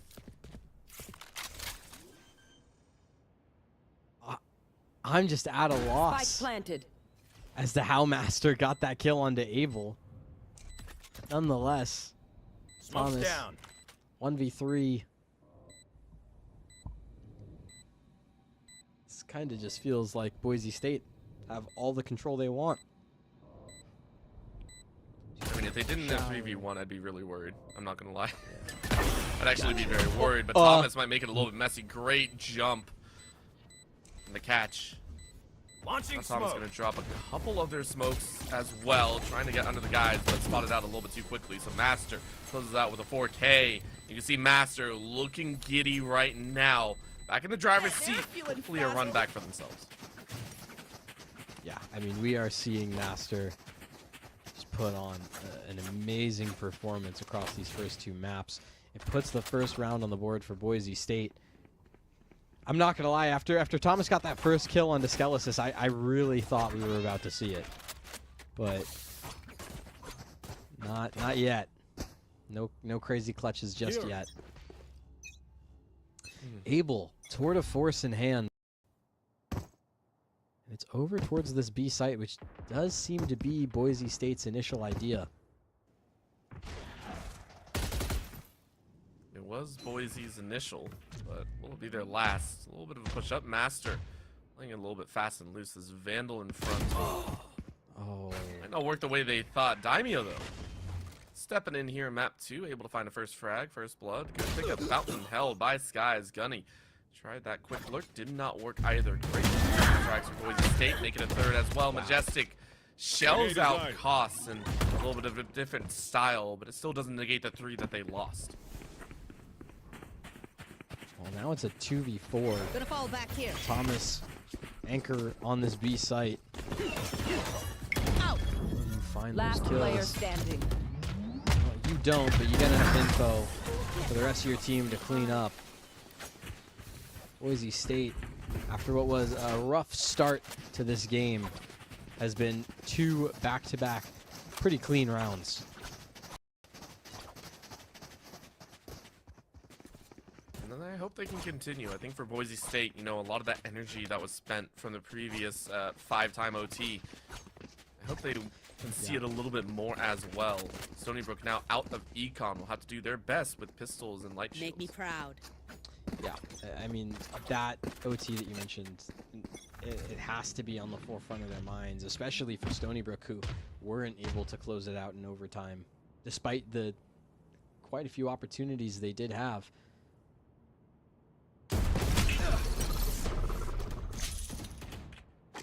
That's the Abel's way, but with the smoke down, and Boise State playing at their typical.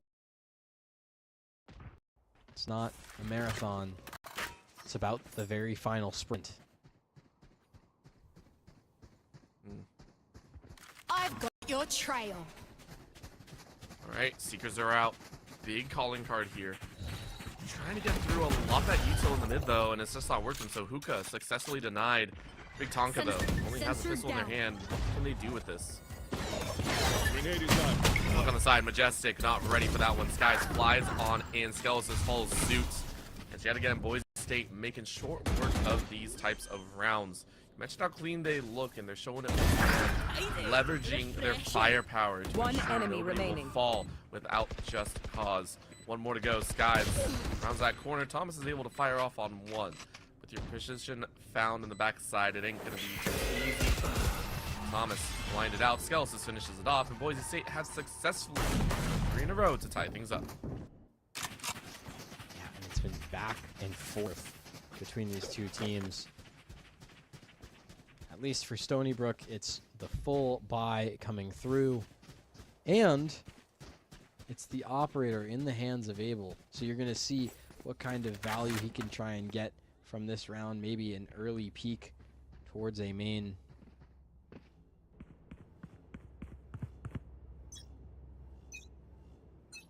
If Boise State's not careful, they could find this round getting swept away from them from the opening pick. Thankfully, there is no opening pick. Abel gets to save their. There's body peek. Good snap. Abel. Feels bad, man. Skelesis, though, says no leg, only dome. Gunny is gone.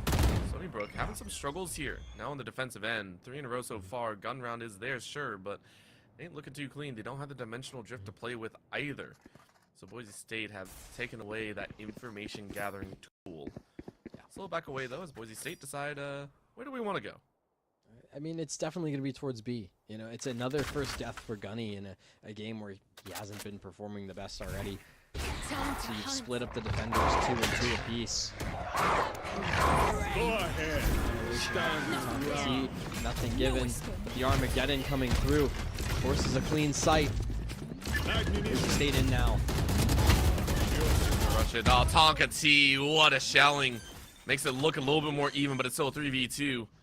Stony Brook, 3 on site plus the Viper's Pit. There's not much more you can play with. Hookah engaged by 1. Abel wants to make some sort of magic happen, but someone has to fight blindly.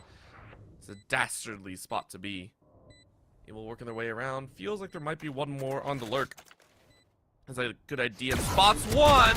What a jiggle by Skies, though. Well played. And it feels bad, but Boise State have this under lock and key. Skelosis inside. Thomas gets an exit frag. And no more to play with. That'll be Boise State to take the lead.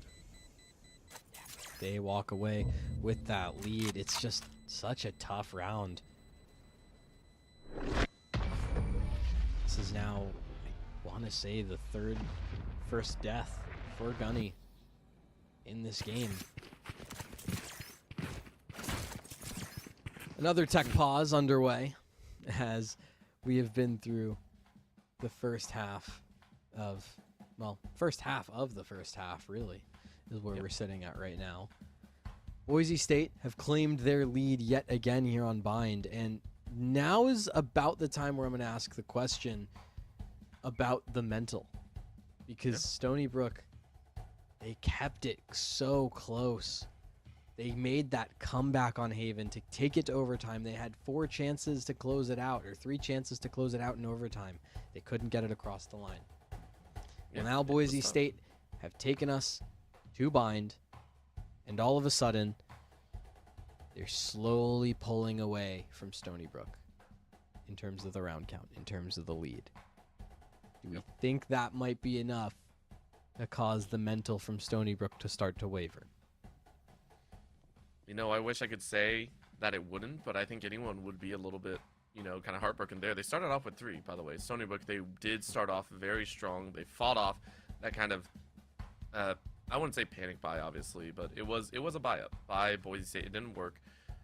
I think Stony Brook have in them what it takes to be able to fight back. I have no doubt in my mind, but that mental block, as you said, could play a big factor. I think it will be enough, and I do hope we get to see a timeout, a true timeout, instead of a tech pause in this situation. I really do hope that Stony Brook are able to mentally reset and kind of find a fight back, because if the path continues along the way that it is, we could see Stony Brook, we could see Boise not really worrying about another OT situation. We could see them just kind of run straight to double digits and be unimpeded in that status. Yeah, that's, I think, 100% the fear right now for Stony Brook. So it is a Boise State tech pause, though. Someone chewed through a headphone wire is what happened. So they went deaf in one ear. Oh. But, you know, we're getting that resolved as fast as possible, because, you know, no one dislikes tech pauses nearly as much as us, I think. Well, it's also a big momentum halter, right? You know, when we talk about, you know, momentum and mental, there is a play where, you know, when you have these pause situations, you're not really allowed to talk. You're not allowed to do anything except sit there and wait for it to be completed. So it does hurt. It really, really does. So for me, I'm sitting there going, all right, how do I keep my hands warm? Maybe we're looking at Masters saying, is this going to cool you off at all? Probably not, but, you know, it could be a problem. Same with Majestic. Are we going to see Majestic cool off? Are we going to see all these situations? So there's so much to kind of sit there and make sure to maintain. I want to say we hate it because we want to get back in the action, but for the players, it's a whole other thing. I mean, Angel, I'm sure you competed a little bit, knowing that you have to sit there and just wait for those moments. It sucks, I think, when you're so in the flow, when you're in that rhythm of gameplay. I'm telling you right now, as a coach, nothing hurts more when the enemy calls a tech pause, and you have a guy who's going like 2 kills every round, Yep. And then all of a sudden his mental just tanks, and now you have to burn one of your timeouts on getting him back up to speed. Yep. And making a play for him. It has happened before. It's truly a nightmare situation. And for Stony Brook, I mean, this is really the opportunity to get your mental right. Like if you're the Stony Brook players at this point and you're in this timeout, take a stretch break. Yeah. You know, stand up, throw your arms over your head, get your body moving. Yeah. Because it will put you on kind of a better idea of how to get to flow state. Yeah. Do everything but move the mouth. That is what we do ask. Yeah. Please don't do that because we don't want you getting in trouble. Move everything but the mouth in there. Yeah, communicate in hand signals too, you know. That'll Okay, well, no. Again, don't listen to Angel. Do not listen to Angel. They are not your mom. Don't worry about that one. But exactly. Big part about this as well is yeah, I like what you said about, you know, having to reset again, and it's a very common concept actually that we don't talk about enough, I think, which is unintentional, of course. Tech pauses are not fun. I don't think anyone likes to call it tech pause because it does in any sport, in anything that you play in a competitive setting, nobody likes to be like, oh, you won because you called tech or something like that, right? Like nobody likes that. But there is a scenario called icing the kicker. I mean, it's well known inside of American football. Everyone kind of knows it where, yeah, the timeout is used there, but it's the same kind of situation. You put them on a situation where they actually have to think, if that makes sense. And I always love diving into the mental status. So we talk so much about it. I want to dive even deeper. Like, there's so much that you think about when you play in a lot of these games, whether it's you know, the game state and everything like that, or the outside components, you know, the situation that you're in the current playoff run, in the situation where you are fighting against opponents on the rung. A lot of the time when I talk to players, it's like that kind of falls away when you're in the game, right? But when a pause comes through, sometimes all those kind of situations kind of flow right back in. You're like, ah, crap, reality's here again. Yeah. No, it's exactly what it is, right? When you have that moment where you can't think about anything but the game, you kind of psych yourself out. And let's say you go, oh, okay, well, I just won't think about the game. Well, now you're taking your mind off the game. So when it's time to focus and lock in again, you were distracted for the last 5-10 minutes. It just completely disrupts your whole flow. Mm-hmm. It's why we talk about this a lot. I think it's something that I think, you know, when viewers watch games, it's very easy to see individual skill.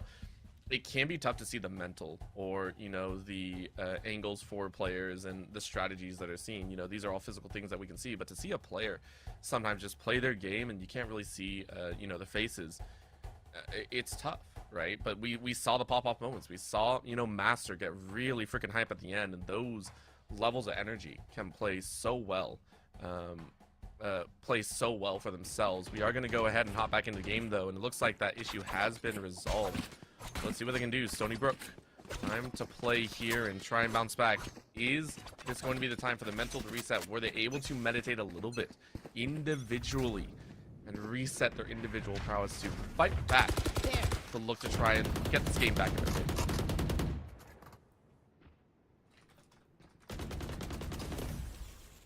Abel goes watching over towards showers, headhunter in hand. It's 3 players for Stony Brook over towards this A side of the map. Gunny, Abel, and Thomas. Scout destroyed. And really the kind of mind game for Boise State is how much do you have to commit to pull people away, but that kill from Skies kind of just neuters the entire game plan of pulling rotates. You just got to go straight in. They found my trap. Go straight in, you will, as Abel was able to find a lockdown, but Koss did not like what they saw and took out Gunny in turn. Koss hiding inside this box. A little bit of a shell. That's shell out. Not much damage to be played with, but Skelesis rounding through showers. Take eyes in this 3v3, and I don't think anyone really likes the setup. We'll have to play it where it lies. Oh, Abel. Abel says, I love it, before Skelesis locks their life away. Enemy remaining. Shot. Fatigue. Unfortunately goes down trying to deny the plant. So a 1v2 now for Majestic. 10 seconds with left. Skelesis watching. All he has to do is try and deny the plant. Deny just won't be there. Spike planted. So spike goes down. Teleport was taken. Line 'em up! I'm going in! I love that. Yeah. Really nice information gathering. I think he knew Skelesis obviously went through TP, converted pathways, and set up crossfire situations. Skies cleans it up. Boise State unbothered here. Straight back to a +2 for themselves. Yeah, it's Boise State really just capitalizing on these timings from Stony Brook, right? Peeking angles, trying to play one step ahead of themselves. Boise State, all they have to do is be Lucy, and you know, we talked about icing the kicker, just pull up the football. And it works out perfectly. So Stony Brook gets back to the drawing board. You have the rifles. You have the AWP in the hands of Abel over towards A main. So Majestic and Tonka T will be the two tested over towards the B side of the map. I love that single suppression, but Majestic is unwavering. Fires back, catches Sky unawares. Stony Brook given the right opportunity to fight back this time around. Long wait, Tonka with a little bit of a lock. They're able to divert. They will. Sets up the barrier. So obviously the deadlock is here, but can Skelesis do something about it? Hard shot 2-3. No break just yet. No movement either. And now Tonka T steps out. Skelesis waiting. All missiles away. Magnitude. Flies through. Chance, and good shot by Skelesis. Really well done on this kind of utility battle between the two. Space made by Boise State. Going to look to try and rush. Slow down by the Salvo once more. Master has to revive after Majestic signs him out.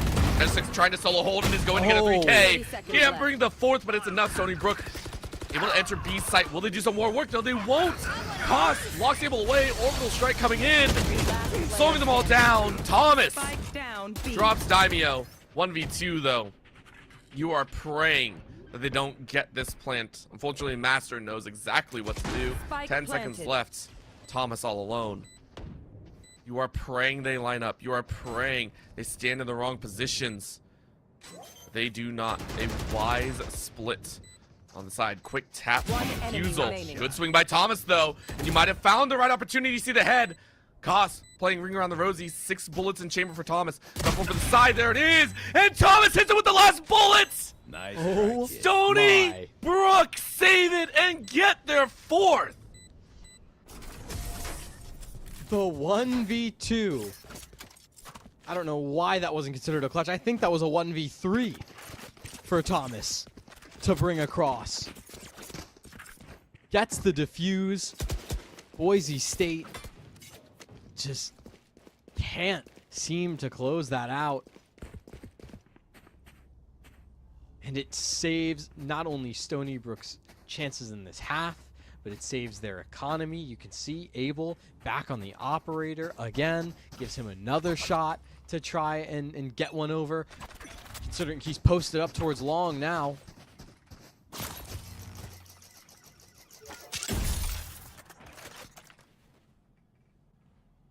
That's going to be a little bit of a lights out. Their own spots one, not much more. Sniper shots, crossfire between. TP used to escape to safety. That leaves the gardens exposed. Tonka team unable to make much happen of it, so Skelesis gets to live. And Stony Brook have lost a little bit of control over here on the TP side. Gonna break more in. Skelesis, Gunny is gone. Well played on that shot. The rest of the attackers waiting for the moment, but Majestic got something else to say. Skelesis watching. Annihilation roll on through. There's enough space. Spike planted. Skelesis with that plant now forces Stony Brook into dire straits. Are you going to be able to pull off this 3v4? Volley by Thomas. Stim is out to try and speed boost them in. Majestic finds a mark, but Koss answers back. Thomas still with an opener and gets a second as well. This might do it. Stony Brook pulling out a heroic play of their own once more. And it's Thomas yet again at the lead. Stony Brook from Thomas the Tank Engine. Able to tie things up. Not the boom you hoped for. I mean, he is like a freight train because once he gets going, it's hard to stop him. So I'll allow it. but Stony Brook, they tie us back up. We're at 5-5. If they take these last 2 rounds, it's just like a mirror of Haven. Stony Brook get a 2-round lead thanks to the pistol. You can see for Boise State, not out of it just yet. Still want to even lay claim here in round 11. Skies, operator of his own to try and out-duel Able.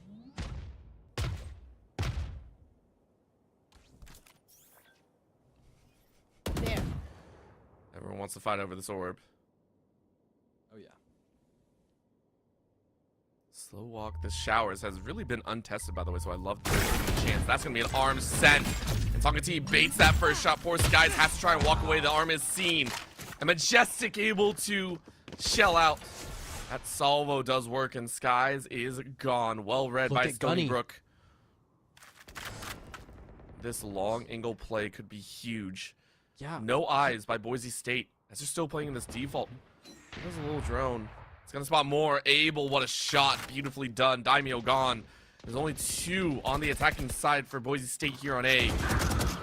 And Skelesis able to make magic happen on site. Gunny with the wraparound. Marks down costs. It's still a 2 for 3. Launching missile. Skelesis and isolated on his own.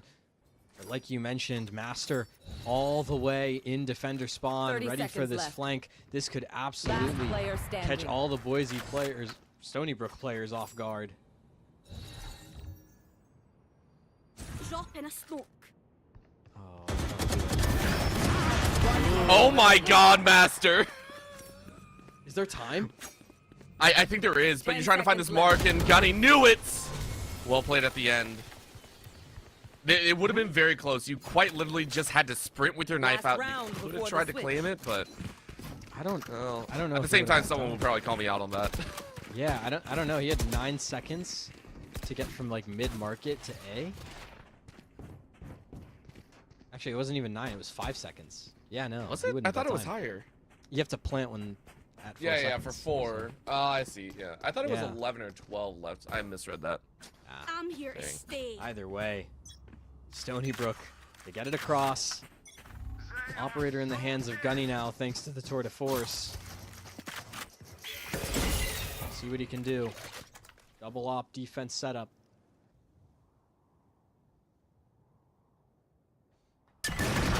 Ready to go. Gunny, what a shot. Down B. Do it. Media TV back said, hello, welcome to the front lines. And Thomas with a couple good taps. Quick, dead yet, but now you're truly dead. Thomas is on another level. You want to talk about heroics. It feels like Thomas is the one stepping into that zone. Tonka T able to close it up. Stony Brook sets us at the end of the first half, 7-5. Switching sides. Yeah, and that is great momentum to give yourself coming into the second half, right? We said 7-5, but getting those last 2 rounds crucial in providing an opportunity to continue to snowball, continue to build the distance. Then again, it was 7-5 Stony Brook lead on Haven. And then a good 20 rounds later, we got the result of that map.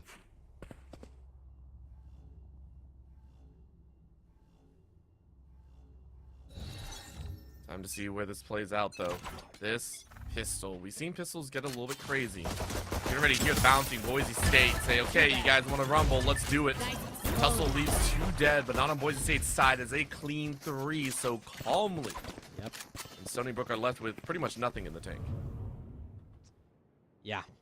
Able only has 6 Headhunter bullets. Gunny, a sheriff of his own. I mean, they have the A site, so at the very least they'll get that plant down.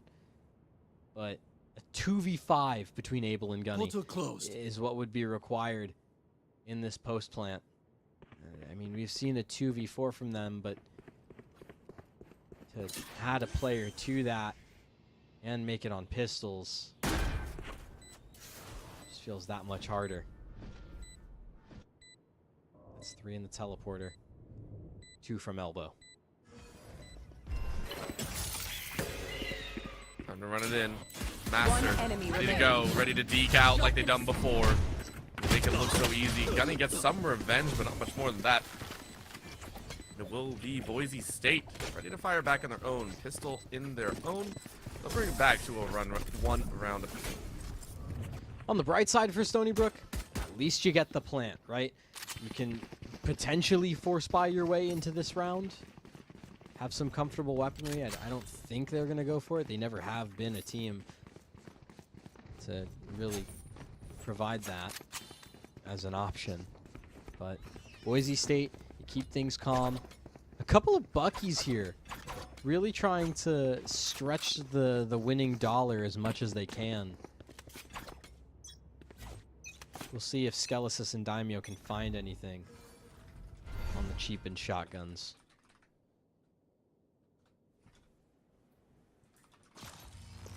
Gunny, taking a look here though. So we're looking at that anti.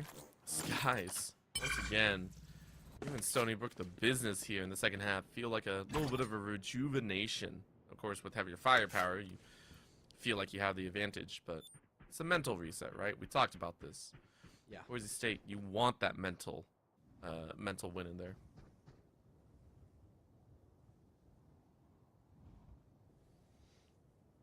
Look left and right.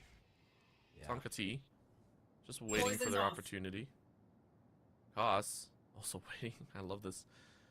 Just slow play from Stony Brook as well. Yeah. They're trying to see if Boise State's going to give them something, but of course, Boise State playing the eco-disciplined, not giving any fights.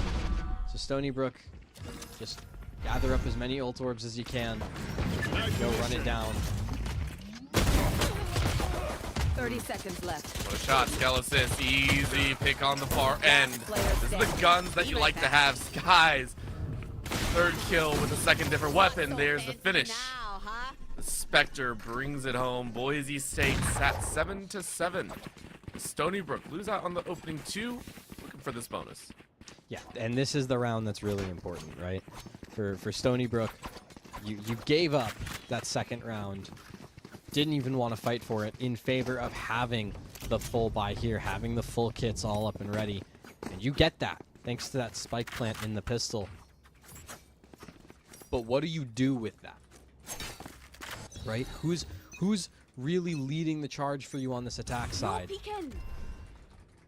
I suppose with 4 people over towards A, we're about to find out. Boise State. Sat here watching the smoke. Oh, Skies. Shotgun. He stepped out a little bit too far. Master with a great swing. Cuts him off. Tonka T trying to make amends if they can, but Skies has backed away. No further damage done to their bodies, and Stony Brook are down in the hole.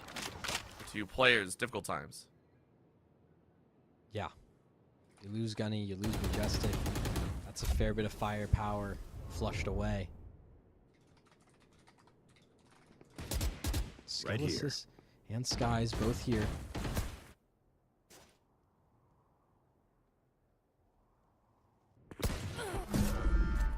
Spike Real down shot, A. Skelesis. Last Oh, player Daimyo! Go ahead. I know we're just ending kind of these last few because of how good Boise State are. There's the teammates that you like to see. My God, Boise State, as soon as they turn to defender's side, have looked majestic out there. Have they? I'm beating into the ground. I know that, Yeah, but I it's think- fun. I think there's a player on Stony Brook that would like to disagree with you. But nonetheless, Boise State doing a really good job getting the entire team involved in that round, trying to get as many people up on their ultimates as fast as possible. And again, this is a grueling series so far.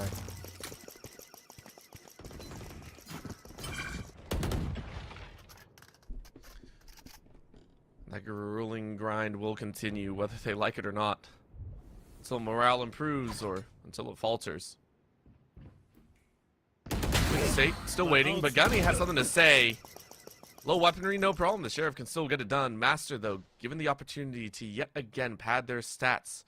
1 for 1 so far. Be long, gonna be the call down as Daimyo finds a bouncing Tonka T and one more at Fountain. Majestic ain't able to do too much. Couple salvos sent out as that is around the corner. Tonka time. Thanks very much to some teammates, as I was able to round 2 more. Stony Brook have quickly flipped the script thanks to a very quick play from Hookah.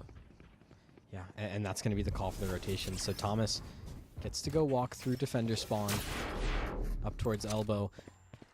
Trademark does Spike planted. cause the defenders to slow down a little bit on their rotate. But Stony Brook, they have a lot of space to work with, and with the info knowing that both of these players, or at least one of them, is coming from the flank.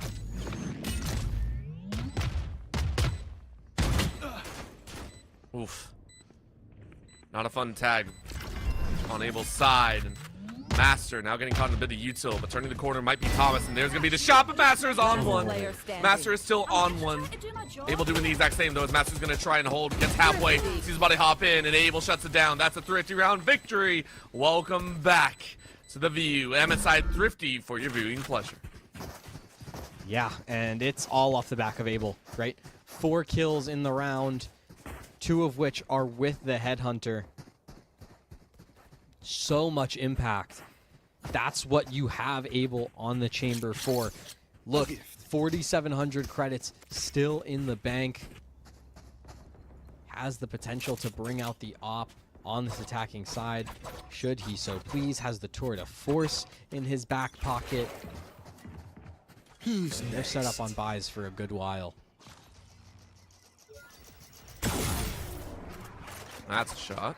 Making sure no more info gets granted. However, the info is already being gifted over.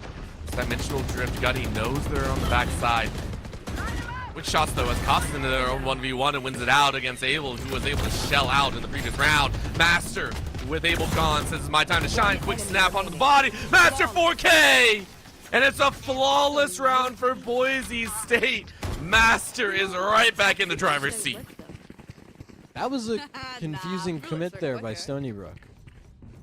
I feel like once Gunny sees 3, that might be the call for Stony Brook to cancel, but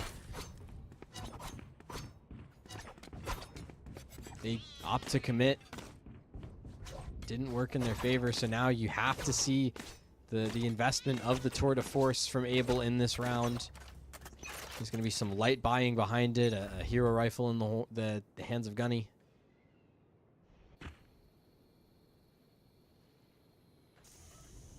Let's hope we're going to see some magic here. Abel making their way forward a little bit slower, of course, as Stony Brook just not had a whole lot of luck in terms of turning rounds in a row. The jump peak, Abel loses 1 shot. 4 more to go here. Full minute to play, though, as well. Boise State taking this nice and slow. I mean, look at the space that Daimyo has. It's going to allow Boise State to just completely stack up this A site. 4 players here. Still alive there, but that's the shot that you wanted. But Master and Skies. Master with the revive. Skies with the off shot. Majestic and Abel still able to do work. Master in the corner, though. Makes that revive permanent. Definitely not dead. We've seen as much. 3v2 Stony Brook. Did some work to get the plant down, but this defense is going to be quite difficult for them. Daimyo with a good wraparound, as he said. The space being given has turned on its head, and Daimyo stepping into map 2 makes the magic happen, and Boise State sit on double digits. Finally, it seems like Daimyo is online. Boise State up 2-0. Well, 2 rounds, with potential to make this series a 2-0 victory. Stony Brook have the funds to get another bye. I don't know how much longer they're going to be able to keep this up. Tonka T does have that annihilation to use. Could try and sneak out a pick. The problem is Skies is here with this op, and if he shoots you first, whoever fires first will win. Channel that inner skill there. Tonka T. That's Daimyo, though, off on the wings, causing some ruckus as Stony Brook were not ready for it. Tonka T still on the other side, says teammates are down. I gotta make something happen. Thomas rips Daimyo away. Great stop to that firing power. Don't want to let him get on a run. However, look at the lurk once again. Thomas is about to collapse on, and you don't like what will happen. Yeah. 3 rotating back. Master will swing wide just on the back footsteps. And surprisingly enough, they take a safer way. Stony Brook have actually circumvented all of the T-side lurkers from Boise State and will enter an open A.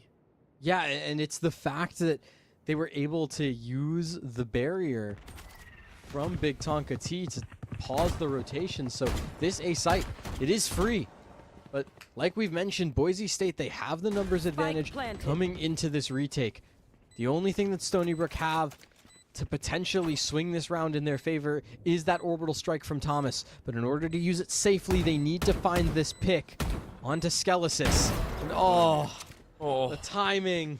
All missiles away. One enemy remaining. Skies does the exact same. It's all down to 1, and Majestic does not like where they're at.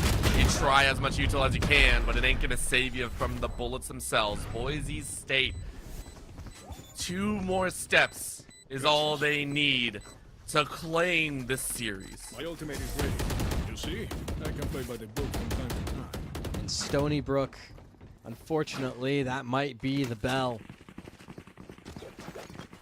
No buy-up in this round. Maybe a couple hero rifles if you're lucky. They're forcing this to a certain degree. Gunny on the Guardian. There. Abel going all out. There.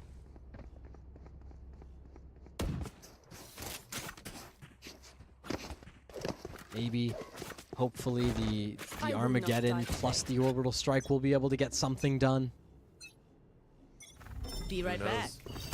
Well then, okay. Sky was a little bit surprised, but it's Master that still reigns in 2. Angel, are you excited yet? It's fast. We have to see if Stony Brook can keep up the pace, though. There. I've literally been conditioned to enjoy a slow round, and they pulled that. Yeah. That's not cool, man. That is so not cool. Stony Brook, they started fast, and they're going even faster. Abel, 3K, Daimyo shuts down Tonka, but you're in a 1v2 spot in Stony Brook. Breathe an open sigh of relief with 2 alive at this point. 1v2. Thomas has that orbital strike over towards Showers. Abel, a ton of space to work with over on this A main side. Currently located in towards Lamps. Daimyo, you can do a hilarious thing by clutching out here. Stepping in, making magic. Spot 1, you fire and you get it. Oh no! Stony Brook, do not let this happen. You don't like what's about to occur. What a deep scope! And you line it up. From shoulder to shoulder will be the shot, and it's only fitting that Abel claims that 4K thrifty round victory for Stony Brook, courtesy of MSI. MSI Thrifty again going the way of Stony Brook, I think for the 2nd time in this map. And it's entirely off the back of the man at the top of the leaderboard for Stony Brook, Abel. Really returning back to the star player form we saw of him in the fall. Had a couple of weeks where he was struggling. Well, now, backs against the wall here. Have to try and recover into even footing. Op versus Op. Abel versus Skies. And it's Abel. There we go. Brutal stuff. It's very nuts. What? Okay, Gunny. I know you saw the bullets, but there's so much more to that. Daimyo, getting some revenge in there, but revenge isn't the only thing that you need to make work. Jumping shot creates space for Majestic to spot that corner. Stony Brook picking up the pace once more. They've played by the slow book all game long. And it feels like Abel has had enough of it. Boise State yet again down on 1. It's Master, though, who has made these plays work. Will it happen one more time? Honestly, I do not know. Master, 3, 2, 1, peeks out, grabs 1, you can get more. No, you can't. Abel says no thank you. And we're at 1 apiece. Angel, I gotta ask, do you think another OT is in our sights? It's possible. It's entirely possible. I don't know if I would confirm it yet. I think this series has gone too unpredictable to really go one way or the other, but Abel has been absolutely showing up here on Bind, trying to will us to a map 3.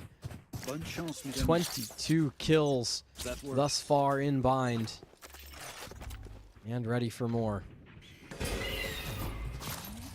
How long will the series run? How deep will the players dig to stay alive? How much stamina do they each have to continue playing at this high level of action? That'll be an annihilation. Quick catch on the backside of Daimyo. Teammates jump on out. There's the jump forward, but Master and Koss make it messy once more. Boise State level the playing field in the best way possible. Ultimate's not really available. They're not dead yet available for Boise State if they need a quick refresher. It's only just Stony Brook waiting. Full beeps. Master ready to go in garden. Are you gonna find it? You're walking on in. Teammates in hookah by 1. Shells out. Use that time to space. Daimyo Master. Lockdown 2. Master with the revive. And now you know where the last is. Tonka T needs to mark everyone, and you just can't do it. Well played overall. It's a done deal. And I'm trying to double check. Yeah, that was that was an unfortunate one, Master. Saw the timer. It's done. Boise State on series point. I saw the vision. Don't worry. But yeah, Boise State, like you said, pushed themselves on to not only match point but series point. At the very least, Stony Brook, they have the bye. They have a chance. Tour de force out in the hands of Abel.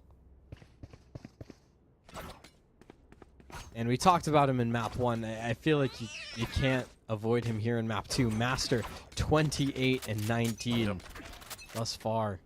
Completely taking over the game. Gunny's going fast. Yeah, I mean, they're going to try. Stony Brook have really leveled out the pace, but this time it's Boise State to actually match. Look at that push straight through shower once more. Hookah overran by Boise State defenders. Abel, who has found their marks, does it once more. That tour de force, great snap back. Who's next? They're talking up Master quite a bit, but Stony Brook Abel has been the menace this time around. There's a rush forward, Dimension Drift. Way more info than they would have liked. Tonka T rips them away. Boise State down to 3. Shells slows them down. Gunny with a great fire. And poor Boise State don't like what's going on. Your Tejo is locked away, and there's no saving that one. Skelesis is denied a breakout.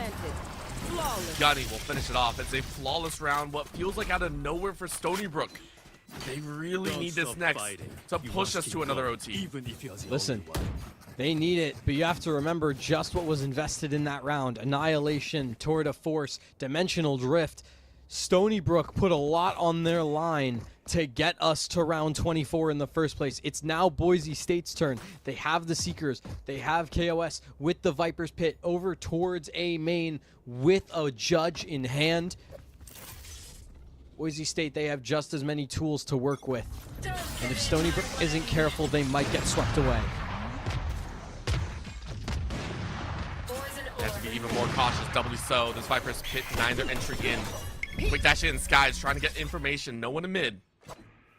So don't need to force that Viper's Pit doing work, slowing down Stony Brook, who have played an accelerated pace for the moment. For Boise State, they really need to find out where Abel is. Abel has been a menace through here, and they will once again look to contest in the hookah entrance.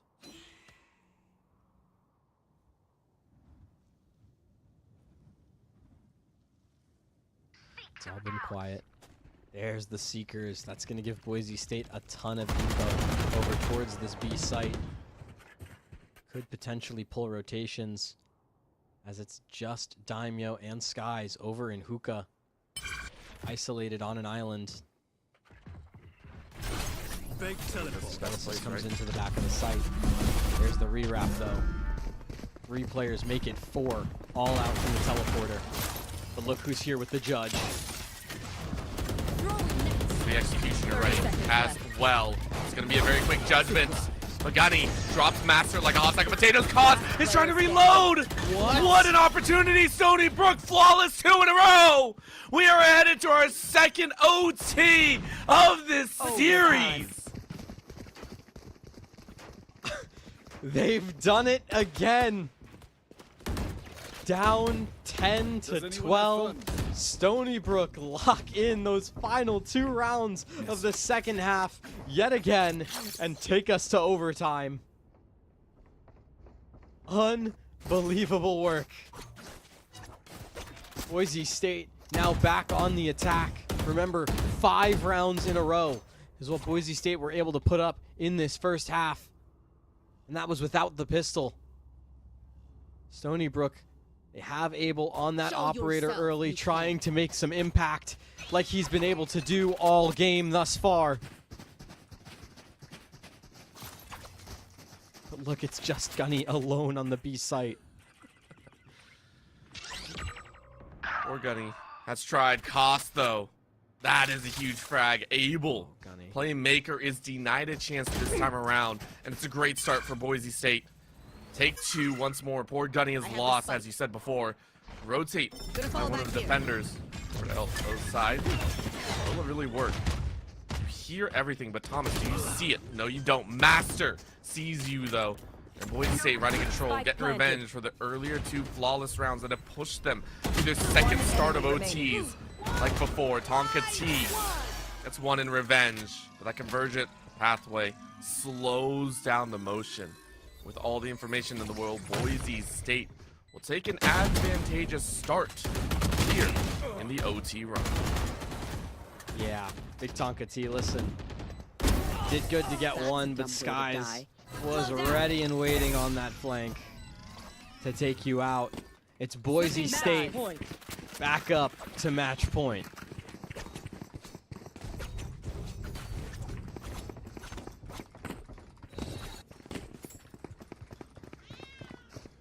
And ultimately, come on, Angel, call it right now. Are we doing 5 again, or are we going higher or lower? Like we're calling this right now. No. Don't ask me. I don't know. Watch. For all I know, Abel's gonna walk in with this glass op and get 2, and then it's gonna somehow turn into a 1v1 where Gunny barely clutches it out. Oh my god. Gunny and Majestic start off spraying down through the smoke. And Majestic just gets to capitalize from there. 2v5, Boise State. Daimyo and Koss walled off from elbow. It just has to be a heaven angle. All right. This is how our night's gonna go, Angel. Yeah. This is. I feel by the end of it, you truly will be ancient. I hate saying it, but I do feel like you're gonna live up to your name here. Gunny just walking on through. Daimyo, though, with a great swing, catches Gunny by surprise. They're gonna rush their way in. Couple volleys down. Annihilation to catch on the back end. Majestic 3Ks. OT 2 time. Let's go. Yep. Overtime. Once again, we are here. Stony Brook back on the defense. Boise State looking to try and make their game here on the attacking rounds. Both teams able to get it done the first time on the attack. So a defense round still coveted here in overtime.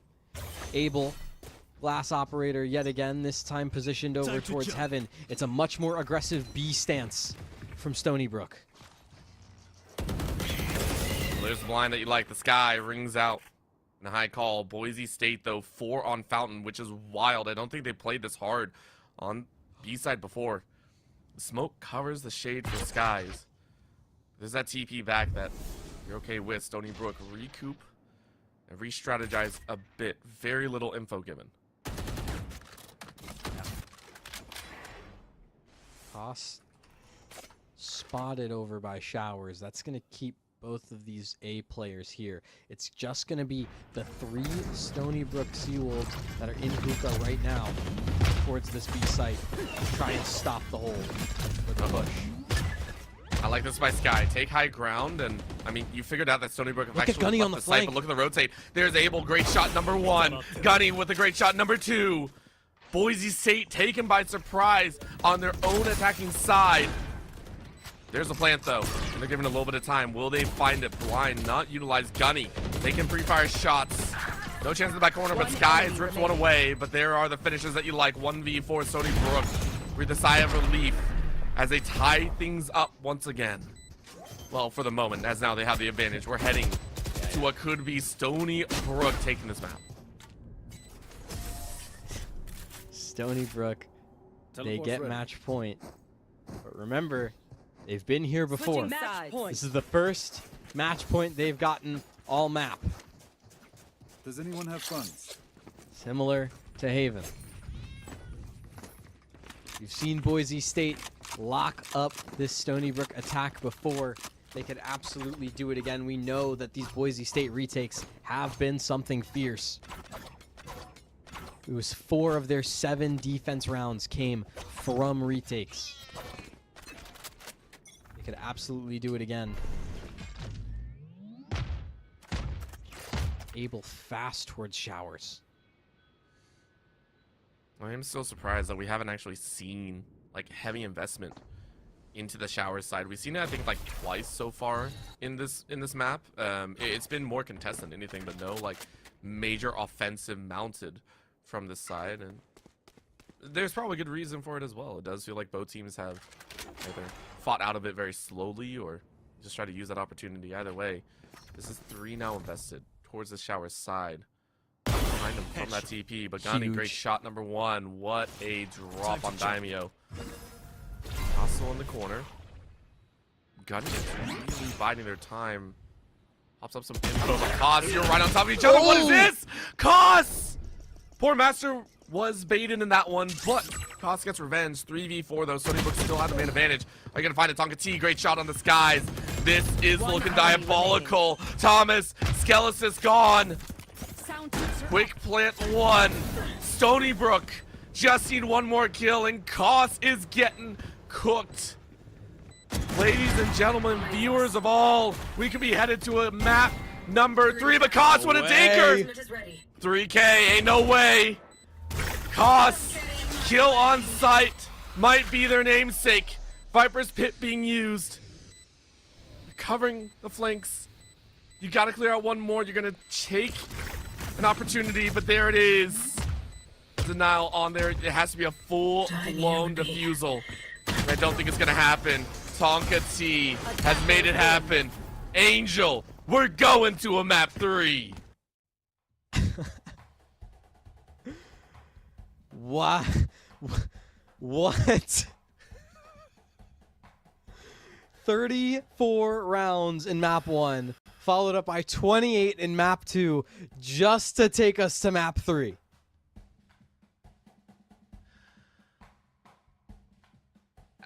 Hey, look, at this point, you're just playing a BO5. At this point, they're just playing a straight up BO5. Like, you're right. I don't know what else to say. They're playing a BO5. They want a shot at what playoffs would be like before the playoffs start, is what it really looks like. I don't know what's going on. I know the players need a break. I know we need to recalibrate a little bit, so we're going to take a short break. When we come back, Division 1 Valorant. Week 6, by the way. Not even the last week of the season. We'll continue in just a bit. What would you do if you couldn't fail? Would you see every setback as a catalyst to keep going? This is the innovator's mindset, because innovation demands daring. It's finding thousands of ways that don't work, and the one that changes everything. Because we know changing the world doesn't happen by chance. It comes out of the blue. Stony Brook University is a place for daring.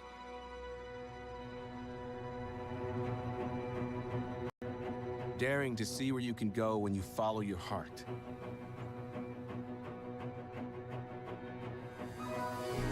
Even when it leads outside your comfort zone. Daring to ask bigger questions. Who will I be? Where will I thrive? What is my legacy? At Stony Brook University, we dare to find answers to these questions every day. In the classroom, in the field, on the water. even in the spark of a spontaneous moment. Daring to define your own path is not always easy, but it is always worth it. At Stony Brook, New York's flagship university, we are united by one simple truth: to be something more in this world. Start with daring to be true to yourself. Stony Brook University. Dare to be.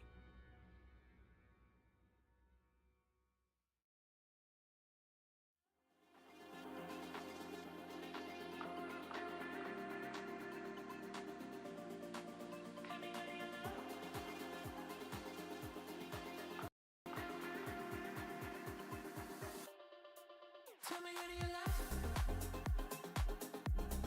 Could it be me? Be your fantasy?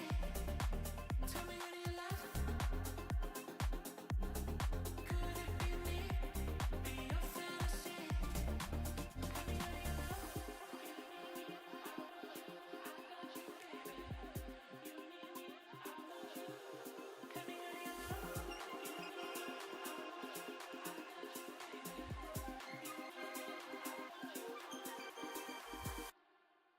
Tell me who do you love? Tell me who do you love? Could it be me? Be your fantasy? Tell me who do you love? Could it be me? Be your fantasy?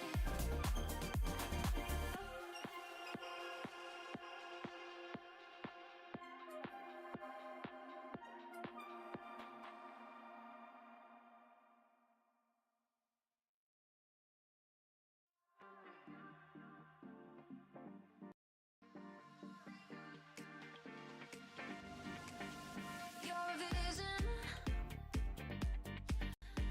when look in my jaw just dropped. Can't catch my breath. There's sand in the hourglass has stopped.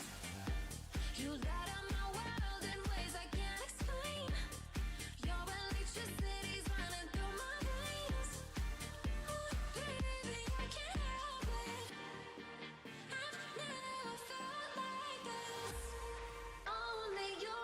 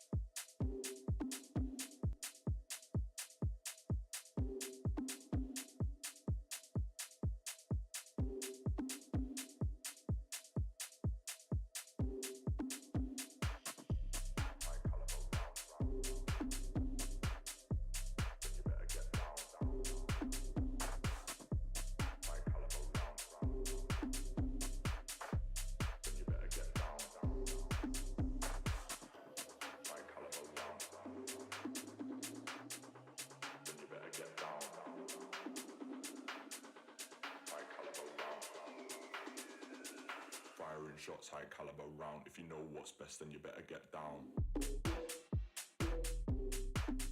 Down. Get down. Down. Better get down. Down. Get down. I wanna see you get to the ground. You're being held up by the UK sound. Firing shots, high caliber round. High caliber round. Let's roll tape, get to game. I don't know. Like, we know how it's gonna end. We're gonna go to Listen, OT. no, Like, that's no. Okay, it's map 3. It's map 3. It's Boise State versus Stony Brook. We've gone through like 50 rounds already. It's been more than that, okay? Map 1, it was 34 rounds. Map 2, it was 28, okay? We've gotten past 60 rounds of Valorant at this point, and we still have one map. We still have Corrode to go, okay? You can't just give up now. That's not where we're at. We can't just give up. We're in too deep, Orbital. We have to go! I feel like Angel is trying to deny any ancient allegations coming in. Needs to have that energy of a young, spry man that's like, I can play Valorant forever. We are very deep into the hole here because both these squads have actively played so slow and so methodical that it has really strained, I think, the mental. And a big shout out to Master, who stepped up in ridiculous fashion in the series so far. And I only hope it continues. We are now headed into Corrode, map number 3. And I'm taking a look here, and I do want to say Daimyo is still in for this match. So still staying in for Nemesis. Yeah. Daimyo still going in for Prestige. Stony Brook, they're running this double duelist again, but it's Gunny and Abel this time. Abel stepping onto that Yoru, which we've seen him on many times before, as this pistol starts off a big clash in A main.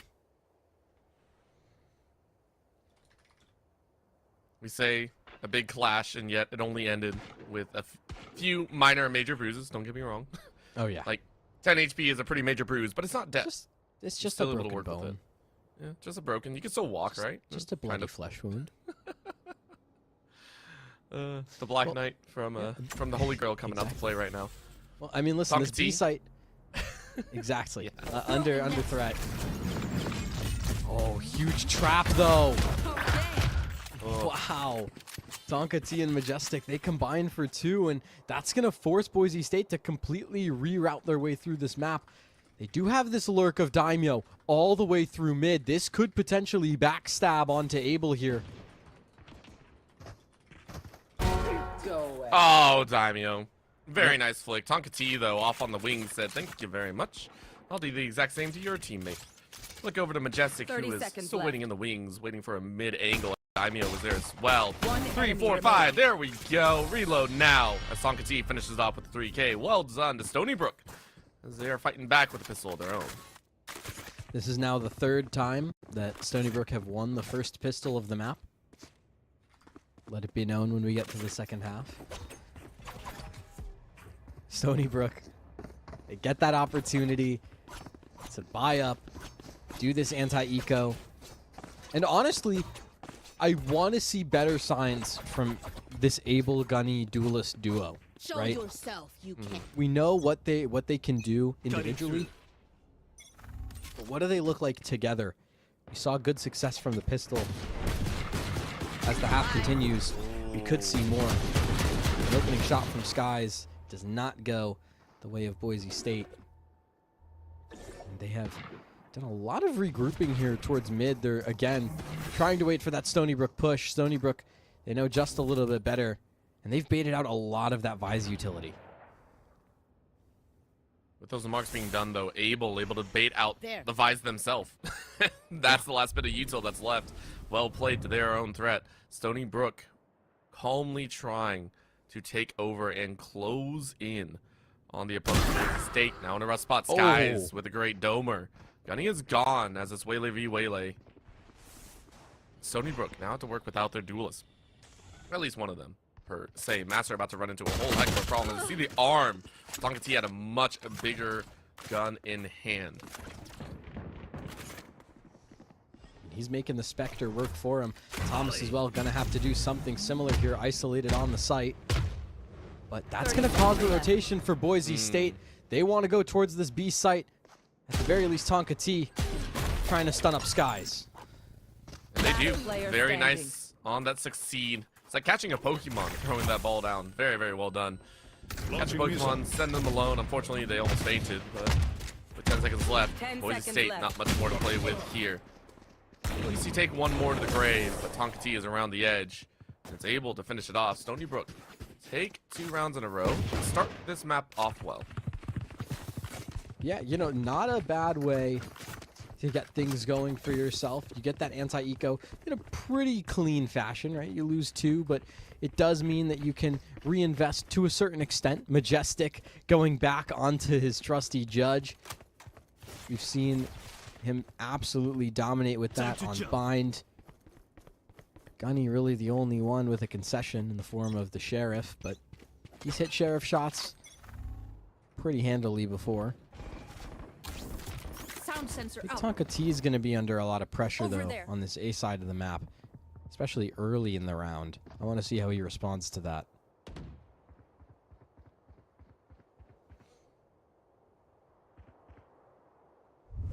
Majestic might take a peek. Prowler will mark them, and it also might spell their doom. Find it out waiting. You're gonna try and take someone with you. Thomas able to help out. Majestic still lives for a moment.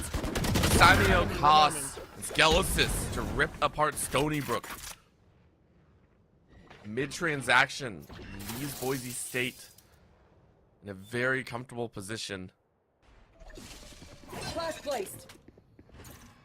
I think for Thomas. Flash not ready yet. This Brimstone may not be alive for much longer. Well done by Boise State to gather this round, at least under their control. Yeah. They do get the round. Thomas probably just going to look to save the Vandal here.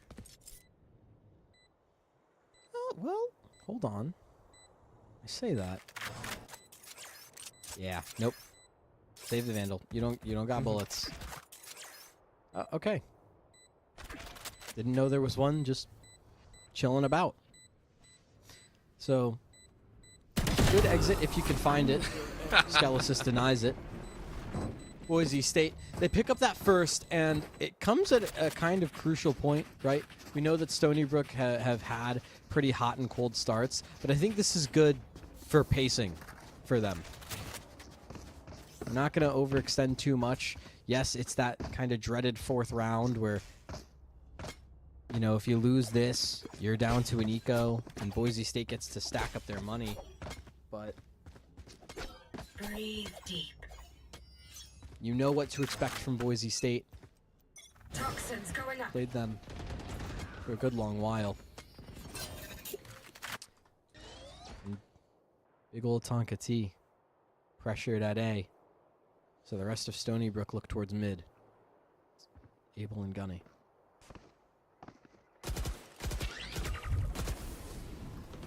Magic happen. Abel, smoke down, is ready for a firefight. Firefight slowly dribbling in though. Portal closed.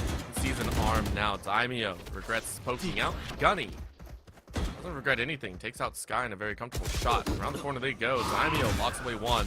Gets revenge in more ways than one for the damage done to their body.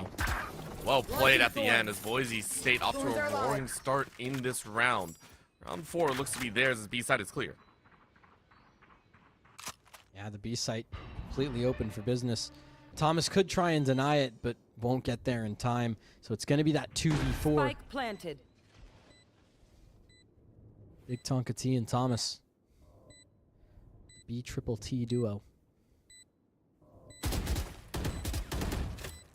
Molly.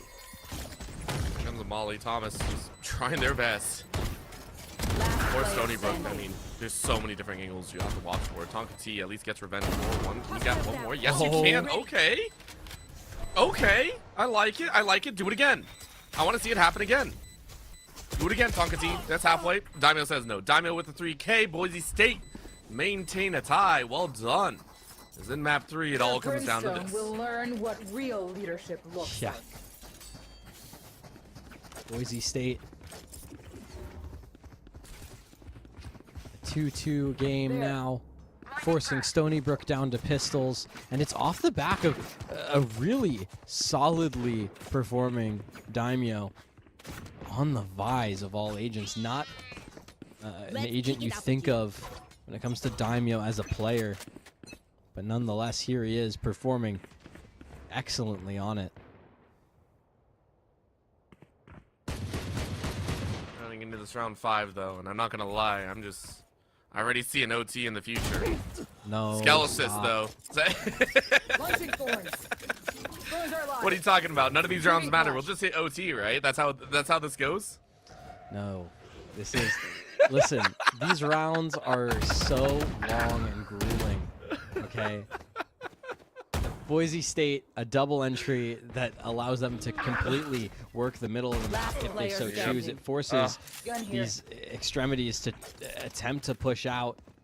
These A players get punished for it. Rip and tear. Thorns activated. At this point, Tonka, do you like 1v5? No.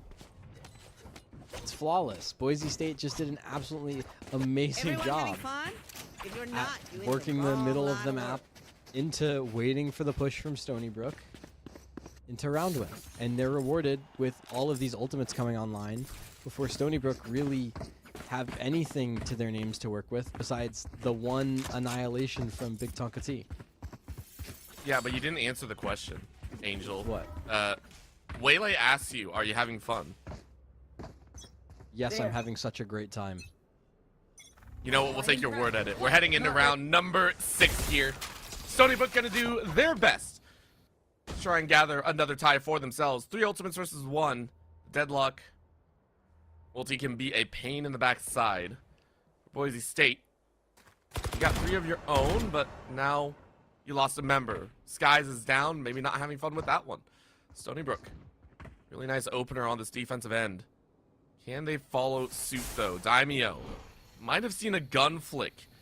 Maybe recognize that one. Just the barrel. But do they actually capitalize on it? No, they do not. Gunny pops out from around the corner. Well played. Stony Brook looking better and better here on the defensive end, but this time tethered.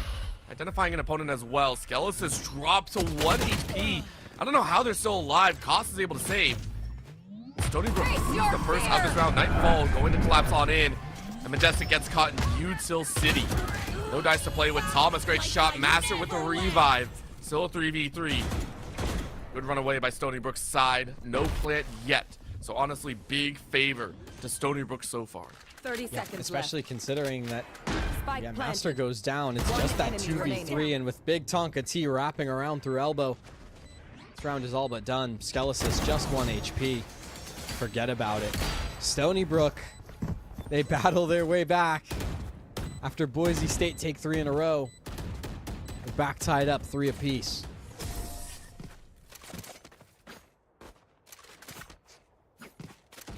I just can't. I'm sorry. All I see is OT again. I'm literally watching OT unfold before my eyes, I think. No, don't say it. Listen, okay. Boise State have an excellent opportunity to snowball the next couple of rounds. They have the weaponry. What are you They have talking great about? Ultimates. What are you talking about? The world wills it. We're willing another OT here, right? No. Look, Stony Brook, they have the convergent paths alongside the dimensional drift. They can use it to absolutely floor a retake on Boise State, especially considering we know how aggressive that Stony Brook like to be in these openings where they're going to take those fights and put a lot of pressure on Boise State to force them into other avenues, more favorable avenues that Stony Brook would like to funnel them into. All right. Listen, Angel, I know I don't listen to you a whole lot, but I'll listen to you here. Okay.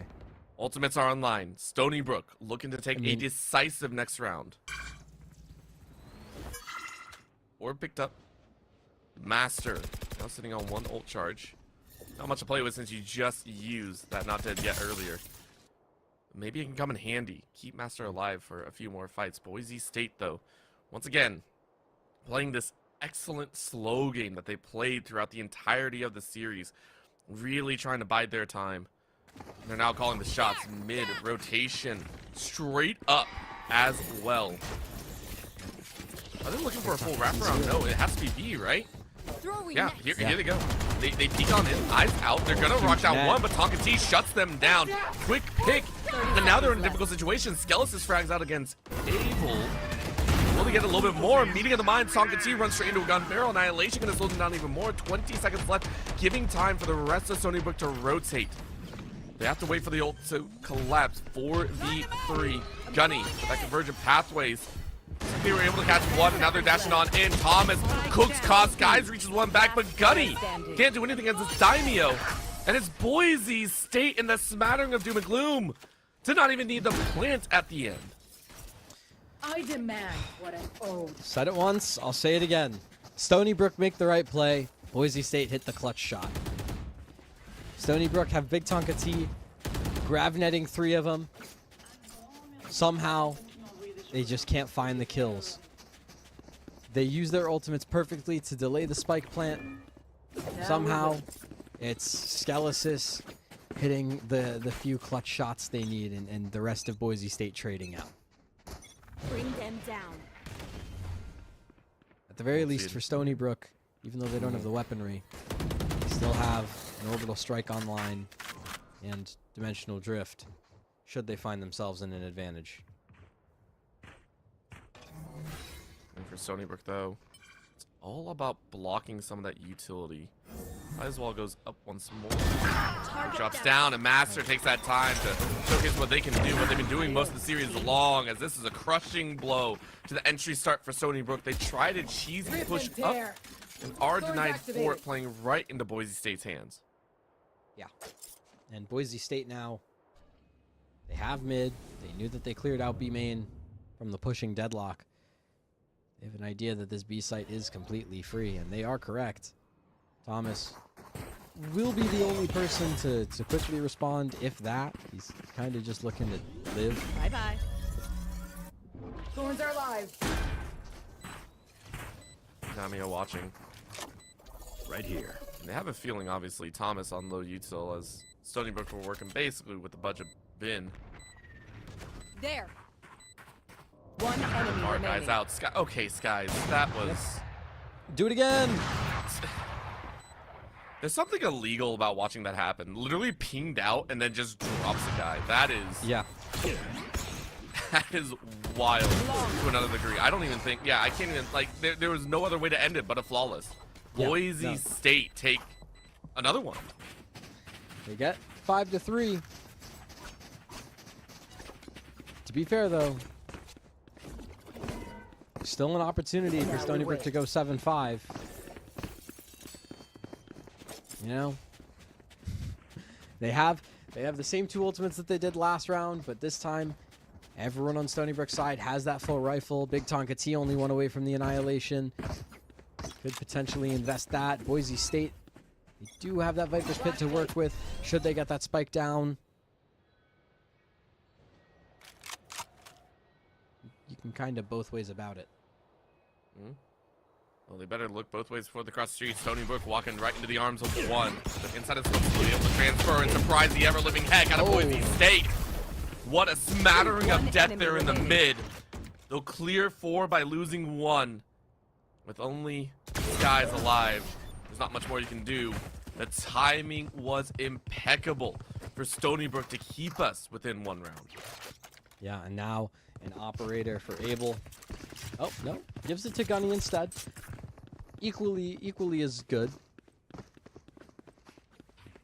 But Stony Brook, they have all those ultimates. They have the weaponry. And the big key is that you're starting to get to the bottom of this Boise State economy. Right? It's going to be, after this, maybe one more kind of roughly bought gun round. Doing a thing.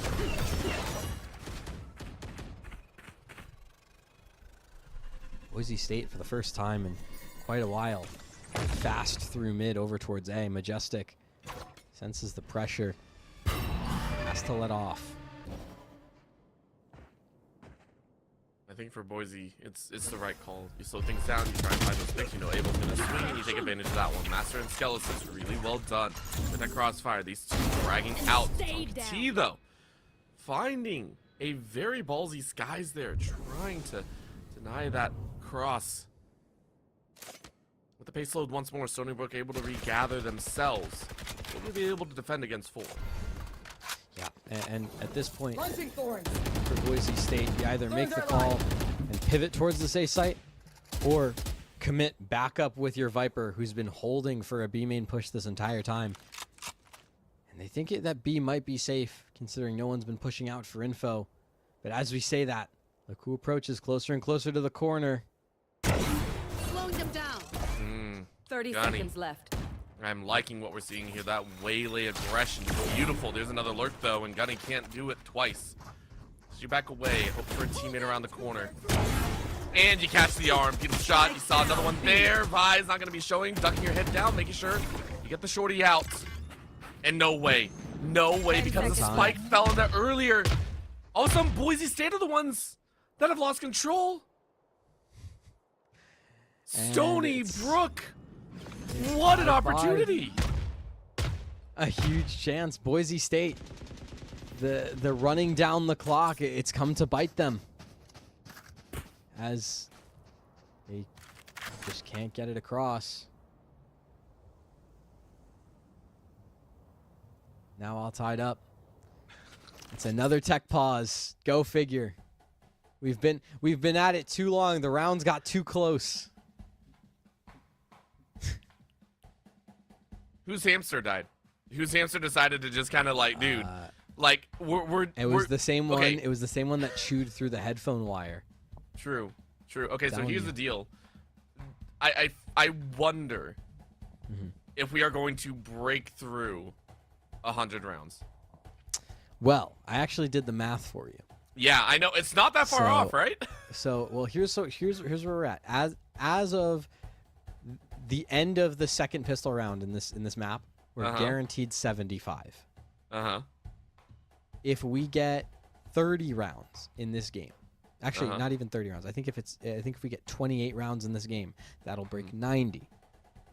So all we need is a 38 round game. And we'll Literally, be at 100 that is rounds. OT6. I hate saying it, but that's not unimaginable for these two teams. It's either 6 or 7. It's one of the two. Yeah, you would say 6 or 7. All right, I got you. Listen, No, I think rounding in. We'll see. All right, Stony Brook, let's see it. You fought back pretty hard. Tech pause number 1. Boise State ready for a fight back of their own. Spike held in the Fade's arms, but Sky ready for that first blood.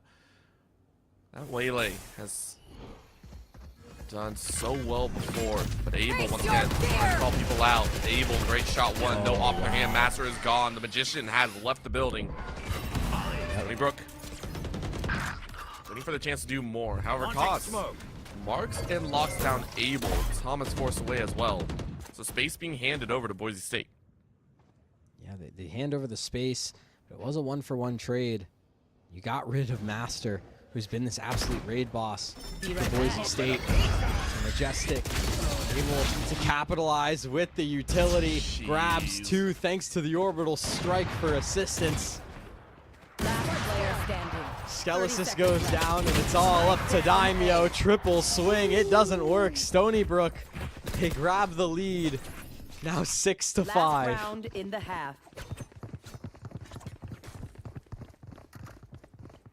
I love Valorant. I really do. Don't get me wrong. I love Valorant, but watching the slow climb towards the second half is painful because I know how difficult it can be for these players constantly playing on that knife's edge. They are possibly fraying every nerve that they got, and then there's Majestic who's just like, I've been here. This is a regular solo queue knife for me. What you talking about? I mean, to be fair, yeah, this would be like game 5 of solo queue. So. Retrieving flash. Here we go. No stranger Flash for these teams. gathered back up. EO5 alive. Another Vise wall tripped for Boise State. Drone going out. You know the Vise doesn't do great on the attacking Drone side. is down. Nice, not great. The wall, though, to deny, as Majestic is going to sit in that wall for a moment. Get back up. Gunny, though, great look. Master is down once more. That is now the second time Master has been locked in the opening frag. And I feel like he gives Stony Brook a huge boost in confidence. Yeah. Dimensional drift out now for Able as well. Gonna get all of that information. Trade is there. Big Tonka T goes down, and that's gonna be the B site with it. It has to be the retake. 4 versus 3. Stony Brook has the advantage. They're going to try their best. However, in the mess, it can cause a lot of chaos. Gunny, though, ensures that the chaos goes their way. Quick shot cost is lost, and Thomas shells out against Skelesis. Stony Brook looking every which way for the last. Skies grabs that convergent pathways. I believe 2 were locked down, but you forgot the one on the right side, which could be on your undoing. 5 HP is your name, and there's only so much to blame. Well done. As Stony Brook gather their 7th and end this half 2-up. Switching sides. I feel like I've played these games before. Me, keeping me up for those assholes shooting at you. Well, as we approach round 75 for the series, you're keeping track. I love it. It's Boise State down 2 on map 3. Now, to be fair, Stony Brook have won 3 out of the 3 first pistol rounds of the maps. Boise State, in the first 2 maps, did take the second pistol rounds to tie us up 7-7. We'll see if the same holds true for Corrode, as 3 players for Boise State over towards this A main side. Stony Brook just waiting. There's another shot around the way. Gunny, Skelesis, Master. What a master it is. Right click for glory. Stony Brook on this pistol in the second half. Not liking it as much. Tonka T trying to drift their way in, and there's only so much that you can do. Skelesis pushes it off as Boise State pounding it out once again. Please don't know. We might be looking at another 7-7. It's probably going to be 7-7. Listen, that was a very clean pistol round by Boise State. Thanks in part to Master getting that huge 3K in A main. Stony Brook, it just is what it is. You're just going to go back to the drawing board for round number 3 of this first half. Hopefully, maybe this one sheriff that you bought can find a pick, do a little bit of damage to the Boise State economy. Don't miss me too much. Okay. Well, Thomas had some words to say. Skies is made to stand on Earth. Cost rips one back, but it's once again a bloody back and forth. It ends with Stony Brook being able to get that plant down. Will they be able to defend? Master is still alive. Phantom bought up. And they're going to look for even more. Hard spray catches Tonka on the dome. And to look to swing a little bit further. Left side is where they need to look. A main. Site currently overrun. Nobody on Stony Brook's side, though. Really take that chance. They're playing this one nice and even. There's going to be a nice shell, though. The Salvo does some work. Skelesis rocks Gunny down. And now you have to check one more. You see where the molly came from, though, so it's an easy shot on Thomas, the last one alive. It's Master once again to pull off the heroics. No! They have time. They have time. Okay, they have time. They're good. It's like a second, but they got it. Yeah, see? We're fine. Boise State tie us up 7-7. Sure, it was a good spike plant by Stony Brook, but you know, it's just going to boost their buy here in round 3, make things a little bit easier for them, considering they are technically favored now. It's the bonus for Boise State.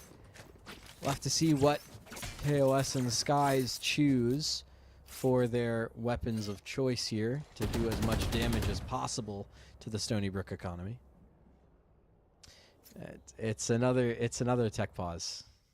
We did it again. 76 rounds in, guys. Yeah. It's actually insane. Dude, this would be like if we did a 3-map series normally and it was 1 overtime per map. So And at we're, this like, rate, I think we've cleared. we've cleared 80 rounds for sure. Yes. No. I'm talking about OTs because we had 2 in map 2. So technically, we're on like we've 7. had enough OTs to cover 8 different games. So that would be technically 4 series worth. Holy, if they were all 2-0s, granted. So it's a world and a half. But there is math. There is math in there. And I know we look tired on here, and we are. Yeah. But I can only imagine what the players are going through as well. Oh, Like, yeah, because once again, all we have to do is talk about the game. They're the ones that are Yeah. actually aiming and staring down the sights. And when you consider a lot of the technical issues that we've had throughout the, we normally don't like to harp on it, but it extends that time, right? Yep. We talked earlier in the series what felt like hours ago, right, about being locked in and being on that mode and in that flow state, and then that tech pause happens and you're completely disrupted. The fact that these guys have been sitting through these tech pauses and they still look locked, like they still look like they haven't lost form at all, is insane, considering how often we've been kind of booted and sitting in these tech pauses due to kind of persistent technical issues. I think it's just we're having like the same computer disconnect. Yeah. Like the exact same one. Yeah, we've been given notification that there is going to be some swapping done here, and Okay. I only hope it helps because Skelesis has obviously, they played a very large role in some of these victories and some of these wins as well. So it's like they've been playing at like half mast the entire time. I do wonder if that's going to change. Now, granted, connection issues very different, right? It could just be like a drop here and there, and that's how it goes, or it could be, a little bit more dangerous in there. I do wonder if that PC change could also have a hand in how the rest of this map goes. I will say for me, if I'm playing League or Valorant or anything like that, nobody likes changing their equipment as well. Nobody likes readjusting everything. So, yeah, we're going to take some time here. All right. Yeah, we are going to go to a short break. When we come back, PC swap should be good. And we'll hopefully get back to map 3 and figure out if we are going to break 100 rounds or not. We'll see how it goes. We'll be right back. You get to the ground, you're being held up by the UK sound. Firing shots like caliber round. Like caliber round. Then you better get down. Like caliber round. Then you better get down. Like caliber round. Then you better get down.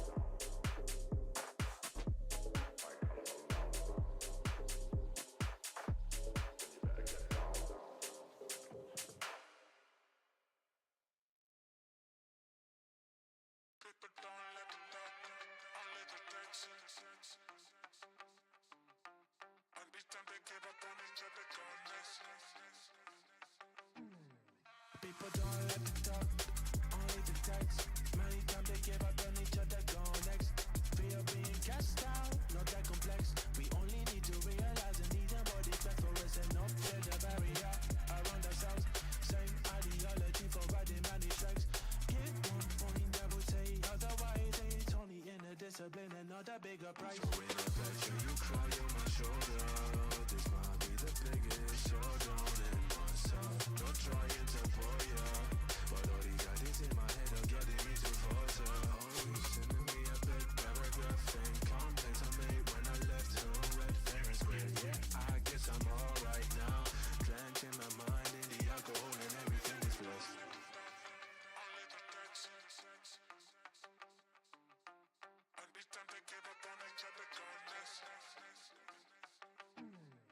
All my energy is played with my time and the energy. If you don't like the way I think, don't need to be the love of me. Try to fix my mind and the habits would be using me. All are in the way I see, 'cause I know that you embellish me. Tripping on my love, but I don't feel the same way. I'm sorry, baby, go ahead and kill me. You ripped out all the segments of my soul, 'cause you need me. With that, I'm still here distracted by the same.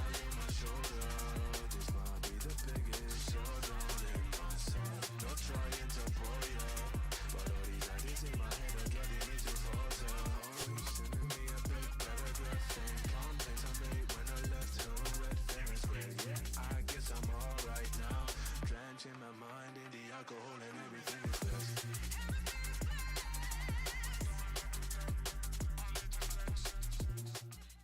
Back into series we go. We are set. We have gotten word that the PC has been changed out. We should be clear to go. And again, talk about this. It's all about diving right back in and figuring out if you still have the momentum in your favor or not. We are at 7-7 deep rounds, 1 game apiece, all for the glory of finding that playoff spot for Stony Brook. If you win this series, you are golden. You're in, and that's what they want. Gunny out with a speed and a half that we have not seen in a while. Stony Brook charge onto B's site and claim it as their own. Yeah, why not? Go straight into B. Here. Gunny, a huge opening kill. And that does not come often. Stony Brook not looking to waste it. Thomas, huge hold on the flank as well. Stony Brook trying to deny the bonus for Boise State. Drop in a smoke. It's another Drop kill in, from Master. Gunny. Last player standing. Abel off the op said, no dice. We aren't letting you have this one like crazy. Remember, that's the luck that you need. Thomas with the finisher. We're looking at an 8-7. Same song and dance from map number 2. Oh boy. Don't remind me. But let's be real. I'm causing Angel so much pain. None of you can see his face right now. I love it. Here's the thing. Here's the thing though. Right? Stony Brook, for the most part, throughout this series, have had a Gunny that has been offline, right? We talk about what he looked like in those first 2 maps. He honestly was not showing up to the same level that he is right now. And if he can continue to perform at this level, that is such good signs for Stony Brook. Thorns are live. Wall tripped. Thorns activated. All right. I'm trying to recalibrate. My eyes are Show up drawn. when they need him most. My territory. Nah, he disappeared. I'm sorry. Gunny rushing on in. They are going to be hunting for that chance. That's a shot. And it actually rings them in. Well done, but Master will be saved by teammates at least for the moment. Or I lied, they don't, and they actually have to burn the not dead yet. Skeletons follows suit behind. And Boise State had the players available to manage this fight, but I don't know if Master is able to survive long enough. No, you cannot. Skies gets the information, though. Justic able to util out. Look for more, though. SS3K. Skeleton shuts it down with a hard left-click hold. So it will be an 8-8 situation at the end of the day, as Boise State have taken 3 in this half. Yeah. Boise State have that 3-1 lead. Stony Brook looking to try and respond here. Don't really have the weaponry. Instead, just predominantly relying on the good positioning. Gunny Doing a thing. has to go in. Be the tip of the spear yet again. This time into the Vise utility of Daimyo. Look at mid. It's fully overrun. Skelis high ground, waiting. Here's that plant go down. Are they going to utilize it? Majestic gets a full plant. Gunny needs to cover the backside, though. It's dangerous. There's a hop. Gunny, great shot number 1. Here's some around the side. Master is gone as well. Stony Brook looking like another monster. Yeah, they completely took over. That is a round that is all thanks to Gunny. Showing up at the very tail end. Get your ace! Burning midnight oil! Stony Brook finally claim a lead. An MSI ace for Gunny.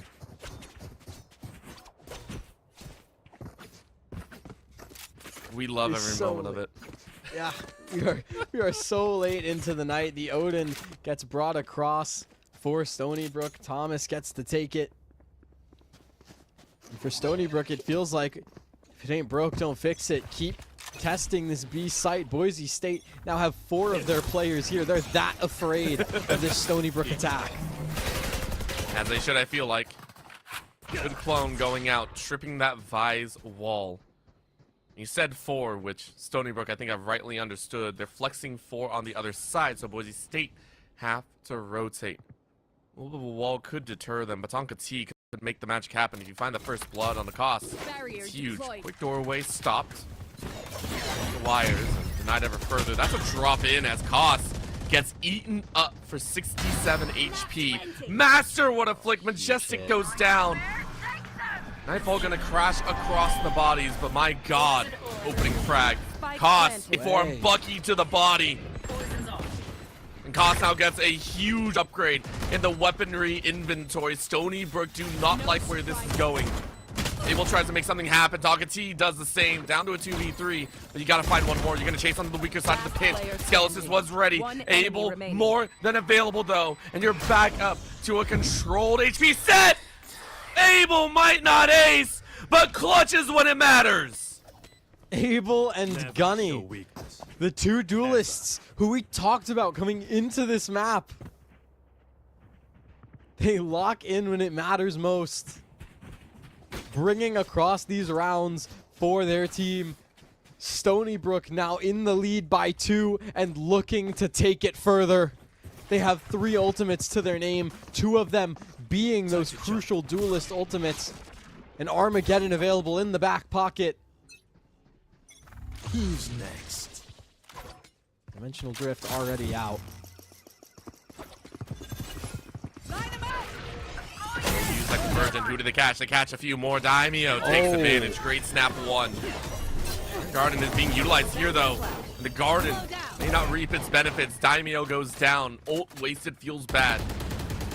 Stony Brook in a mess of a play right now as they're trying to pick up the pace. They will do so. Boise State looking a little bit lost here as Majestic gets that plant. And Boise State have to scramble for some sort of defensive retake. Will they find it though, as all 3 are positioned at the top side of sight? And Stony Brook wisely scattered about. I love their chances here to push to 11. Boise State waiting for just one more. Master is still alive though, and you know they can make the magic. They say this kingdom can be ours. Master with the 2K, 1 more to go. Thomas shuts them down. Oh, and both ultimates available to delay. Yeah, It's just a matter of time. Stony Brook, they're gonna grab that 11th round. Now up 3. Yella. Come on. Skies. Oh. It's just a formality. What an excellent job by Stony Brook. Even if they all go down, they play their abilities perfectly. Time it all out. This could be the beginning of the end for Boise State.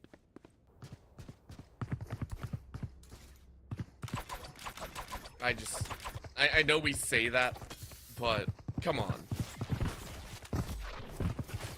Cutting through. Angel. I know. Yeah. I mean, listen. Toxins going up. See it happen, but there's a dash. Stony Brook wants to break the pattern that has plagued this series all night long. They don't want to have to worry about another OT. They don't want to have to deal with that situation. 2 ults still alive. They didn't need them last time, but they can make magic painful. Tonka T tosses it out. Shells out entrance as well. Cutting through. Slows all the entrance in, so Boise State had to play conservatively here. Abel, though, who has Abel's fragged isolated. out in multiple situations, has an opportunity. Cost, bringing out the big guns of sorts, says, guys, I can't do with a simple auto. I need to have the multi-shot available. That's going to be a nice bounce. Good catch. Cost, double sprays. Now a volley to close them out even more. Quick clove to cover the entrance. And Gunny rips them apart. Thomas catches Daimyo jumping.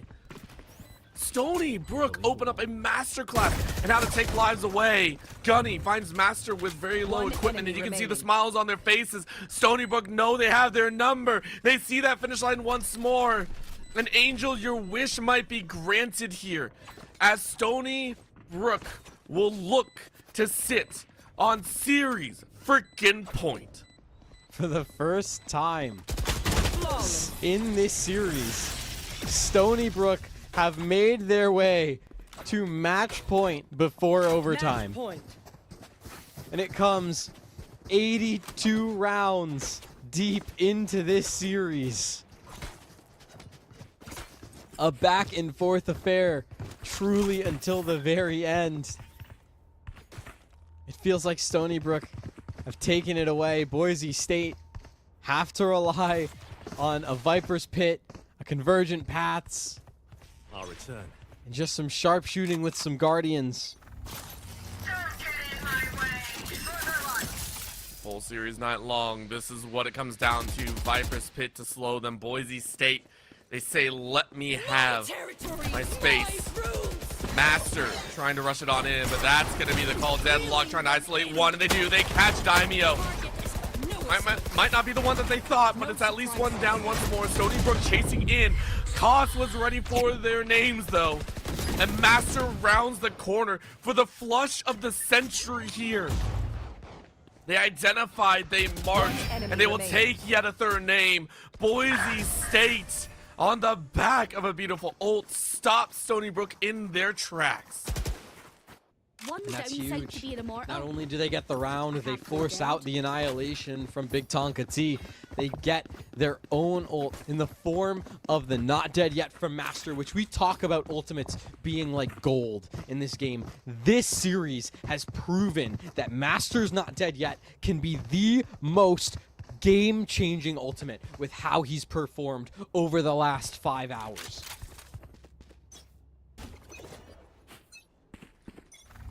Placing wall And trap. rounded, you can see Launching thorns. members down. of the squad just kind of sitting back. They're trying to gather the wits. They had to play 3 perfect rounds of Valorant for Boise State if they want to push it to yet another OT. It's a situation they've been in before. Stony Brook do not want to let that happen. They had 3 rounds to close this out. 2 ultimates still on top. Master waiting for the perfect moment. This Clove has been substantial in their victorious moments. Here comes the B-side hit once more. No Viper's Pit to deny them. Koss hiding under the corner. Sees one, pops out, swings another. That's 3. 2 taken away instead. Stony Brook 2 alive. They can do this. Annihilation. Slow them all down. They're going to hunt right on in. Majestic marks out Master. The revive comes in once more. Not dead yet. Will you find your mark?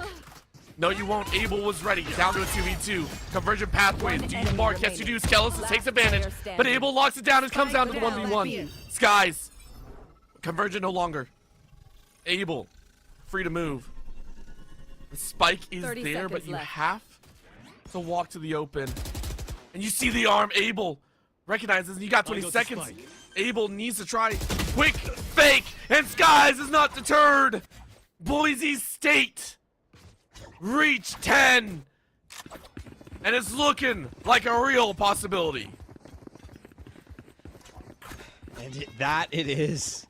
It's clutch after clutch. Hero play after hero play for Boise State, but if that's how you get it done, then that's how you get it done. Skies an excellent 1v1 there against Abel, who just couldn't close it out in those final moments. Majestic over here alongside Abel, trying to make space in A main. Stony Brook, they're starting to get impatient. They can't let it get to them, or else things will occur that they do not like. Pistols out, low buy opportunity. But Gunny and Tonka T, what a massive 2-piece combo. They go ahead and grab the opener. Skies takes one in revenge, but Koss is alone. I mean, they got to do even more. Now guns, major guns in Stony Brook's hands. And this rush onto the B site is being planted right behind KOS. KOS needs to make it, but no, they lose their life as well. 3v2, orbital strike ready. Thomas is going to plant. Defenders, where you at? Planted. Apparently not alive. Skies is gone. Skelos is the last one alive. Stony Brook have done it. And they look giddy with pleasure. Don't say that just yet. You gotta wait until Skelos drops. I mean, that pushes the smoke is right there. And there it is. Thrifty, a Thrifty, an MSI Thrifty to end the series. We are done. We did not reach 100, but we came pretty dang close. That will be the victory here at the end of a very long series. That was 84 rounds. Sorry. 84 rounds of Valorant over the course of 3 maps, but it is Stony Brook to take it. Not only do they win this series here in week 6, they lock in playoffs for themselves, guaranteed no matter what. Stony Brook will be in playoffs. Next week's matches between Boise State and Utah will decide who goes to playoffs and who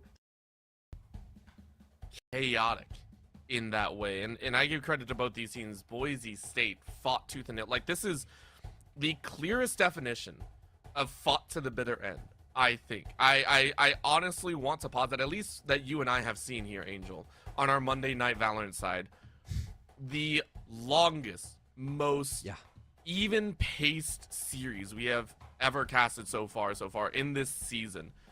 Yeah. I only wish the best because now it comes right back ahead. Boise State, their entire lifeline of moving on to playoffs will happen next week. Yeah. And I mean, fun fact, it was the longest Valorant series in Division 1 history thus far. 84 rounds. Let it be known. But we still aren't done yet. We have an interview with Gunny of Stony Brook right up around the corner. So don't go anywhere. We'll be back right after this. What would you do if you couldn't fail?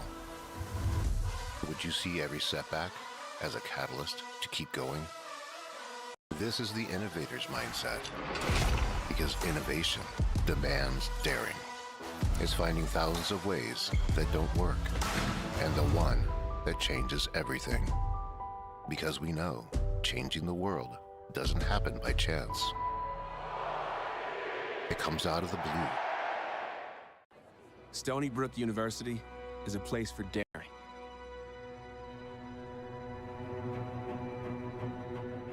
Daring to see where you can go when you follow your heart.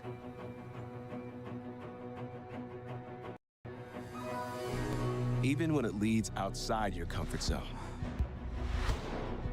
Daring to ask bigger questions. Who will I be? Where will I thrive? What is my legacy?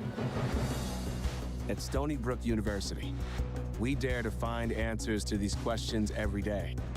In the classroom, in the field, on the water. Even in the spark of a spontaneous moment.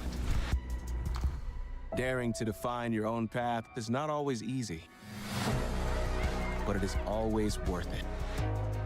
At Stony Brook, New York's flagship university, we are united by one simple truth: to be something more in this world. Start with daring to be true to yourself. Stony Brook University. Dare to be.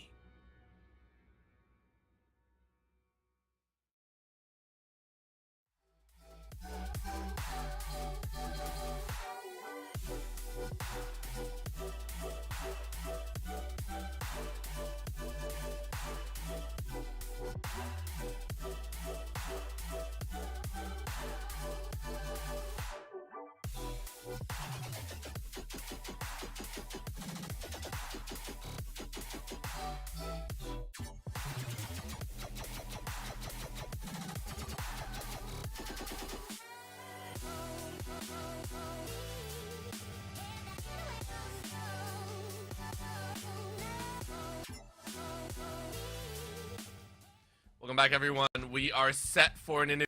Gunny, the man, the myth, the legend, is here to talk to us about that previous series that went a fairly long pace, but at the end of the day, Stony Brook have not only locked in their playoffs, but they locked in the series as well. Gunny, how you doing after that series, that barn burner of a match? Honestly, like that was a pretty long and tiring match, but we did get it done at the end. I think at the end, especially Crowd and our attack half, or towards the end of our defense half, I think we kind of like showed like what we are as a team. I don't think like Haven was a good identity for us, and honestly like our bind was like pretty like bad too. Like it's not a proper showing of us. I think like towards the end of our attack half though, or defense half, sorry, on Corrode, that was like what like we like how we usually play and like how we function as a team. Yeah, I mean let's talk about coming into today, right? obviously this series had a lot on the line for you guys. This was the series that would determine whether or not you guys were a lock for playoffs or if it was going to potentially come down to like some weird tiebreaker stuff. So did you guys have any sort of like, was there like pressure within the team on that? I'm gonna be honest. We didn't even know that like this was the game to secure our playoff spot. We kind of just like showed up, like we did like our normal stuff and just played. So there was no pressure. All right. Let's talk about this series, and I kind of wanted to zone in on your performance throughout this series, because you were someone who started off when we started on Haven pretty slow, right? And you were someone who just ramped up as the series went on, and I mean, we really saw you take over on Corrode. I mean, what was this series like for you as a player, especially because, like you mentioned, it was such a long and tiring series. How were you able to ramp up like that? I mean, as I said before, like our showing in like the first like two maps, it wasn't like our normal playstyle. It was kind of hard for me to adapt. But like honestly, like once it got towards the first couple rounds of Corrode, I kind of just like started to like really just like feel like the flow of the game, and I kind of just like, I don't know, I feel like I took over on attack. But yeah, that was about it. Okay. And then let's talk about next week, right? Because now that you guys have confirmed playoffs, now it's really all about, trying to advance your seed as much as possible, see how kind of good you can get. Obviously the bye round might be a little tough, but to be able to secure yourself not against Maryville or Winthrop in that first round, that would be pretty big. And so we talk about next week, you guys are playing St. Clair, and it feels like you guys have finally started to click together this semester, kind of like how you guys were getting last semester towards the very end. I mean, how do you feel about that St. Clair game upcoming? I mean, to be honest, like, not that worried. Not because like we think we're better, but sort of just like I just have like the utmost confidence in my team, just because we've been putting in a lot of work. Like as you guys know from last semester, we always grinding out VODs and just all like individually like grinding the game out. So I just have the utmost confidence in my team for next week. So yeah. All right. I like it. And again, just playing it by ear, playing it just one step at a time. It sounds like that is going to work for you in the long run, which we hope to continue to be seen through the playoffs as well. Gunny, thank you so much for your time. I do want to ask one more question. Do you have any final words, final thoughts, any things that you want to shout out to anyone, whether it be opponents, whether people that have helped you along your way, or maybe just your teammates as well? First, I just want to say shout out to our like our recreation and wellness. They're kind of like supporting our whole esports program. I also wanted to say shout out to BSU, because I know it was pretty like rough on them, all the crashes and everything, and I'm sure like it affected them. But shout out to my teammates for just showing up every day and putting in work and just like being just great people. And shout out to D1 for the matches. All right. Well, Gunny, thank you very much for the interview. Congratulations on your victory. We will allow you to go get some rest, and we'll see you all maybe in the future. Thanks again for the interview. Of course. Thank you. With that being said, we are done. It has been a very grueling day for us, but also for the players. We have secured a couple victories, a couple playoff spots as well, and a whole heck of a lot more on the lines for next week. But that does not mean that week 6 is completely over. We do have another match on the horizon tomorrow, which is a reschedule from Sunday. That match itself, I believe, Maryville will be played versus at West Virginia. Yeah, I believe that'll be played at 8 p.m. EST. So make sure to stay tuned for that one. It'll be a couple familiar faces and a couple ones that obviously you've seen from Sunday just as well. However, for us here tonight, we are done. I want to give a big shout out to Apix and Chippy for the production side, making sure we all get everything seen on our end, as well as Angel here, who has been awesome in dealing with all my terrible jokes, just as usual on the Monday night streams. My name is Orbital. Thank you for tuning in to the Division 1 Valorant side. All the thrifty and aces and all the fun thanks to MSI as well. We'll see you all tomorrow.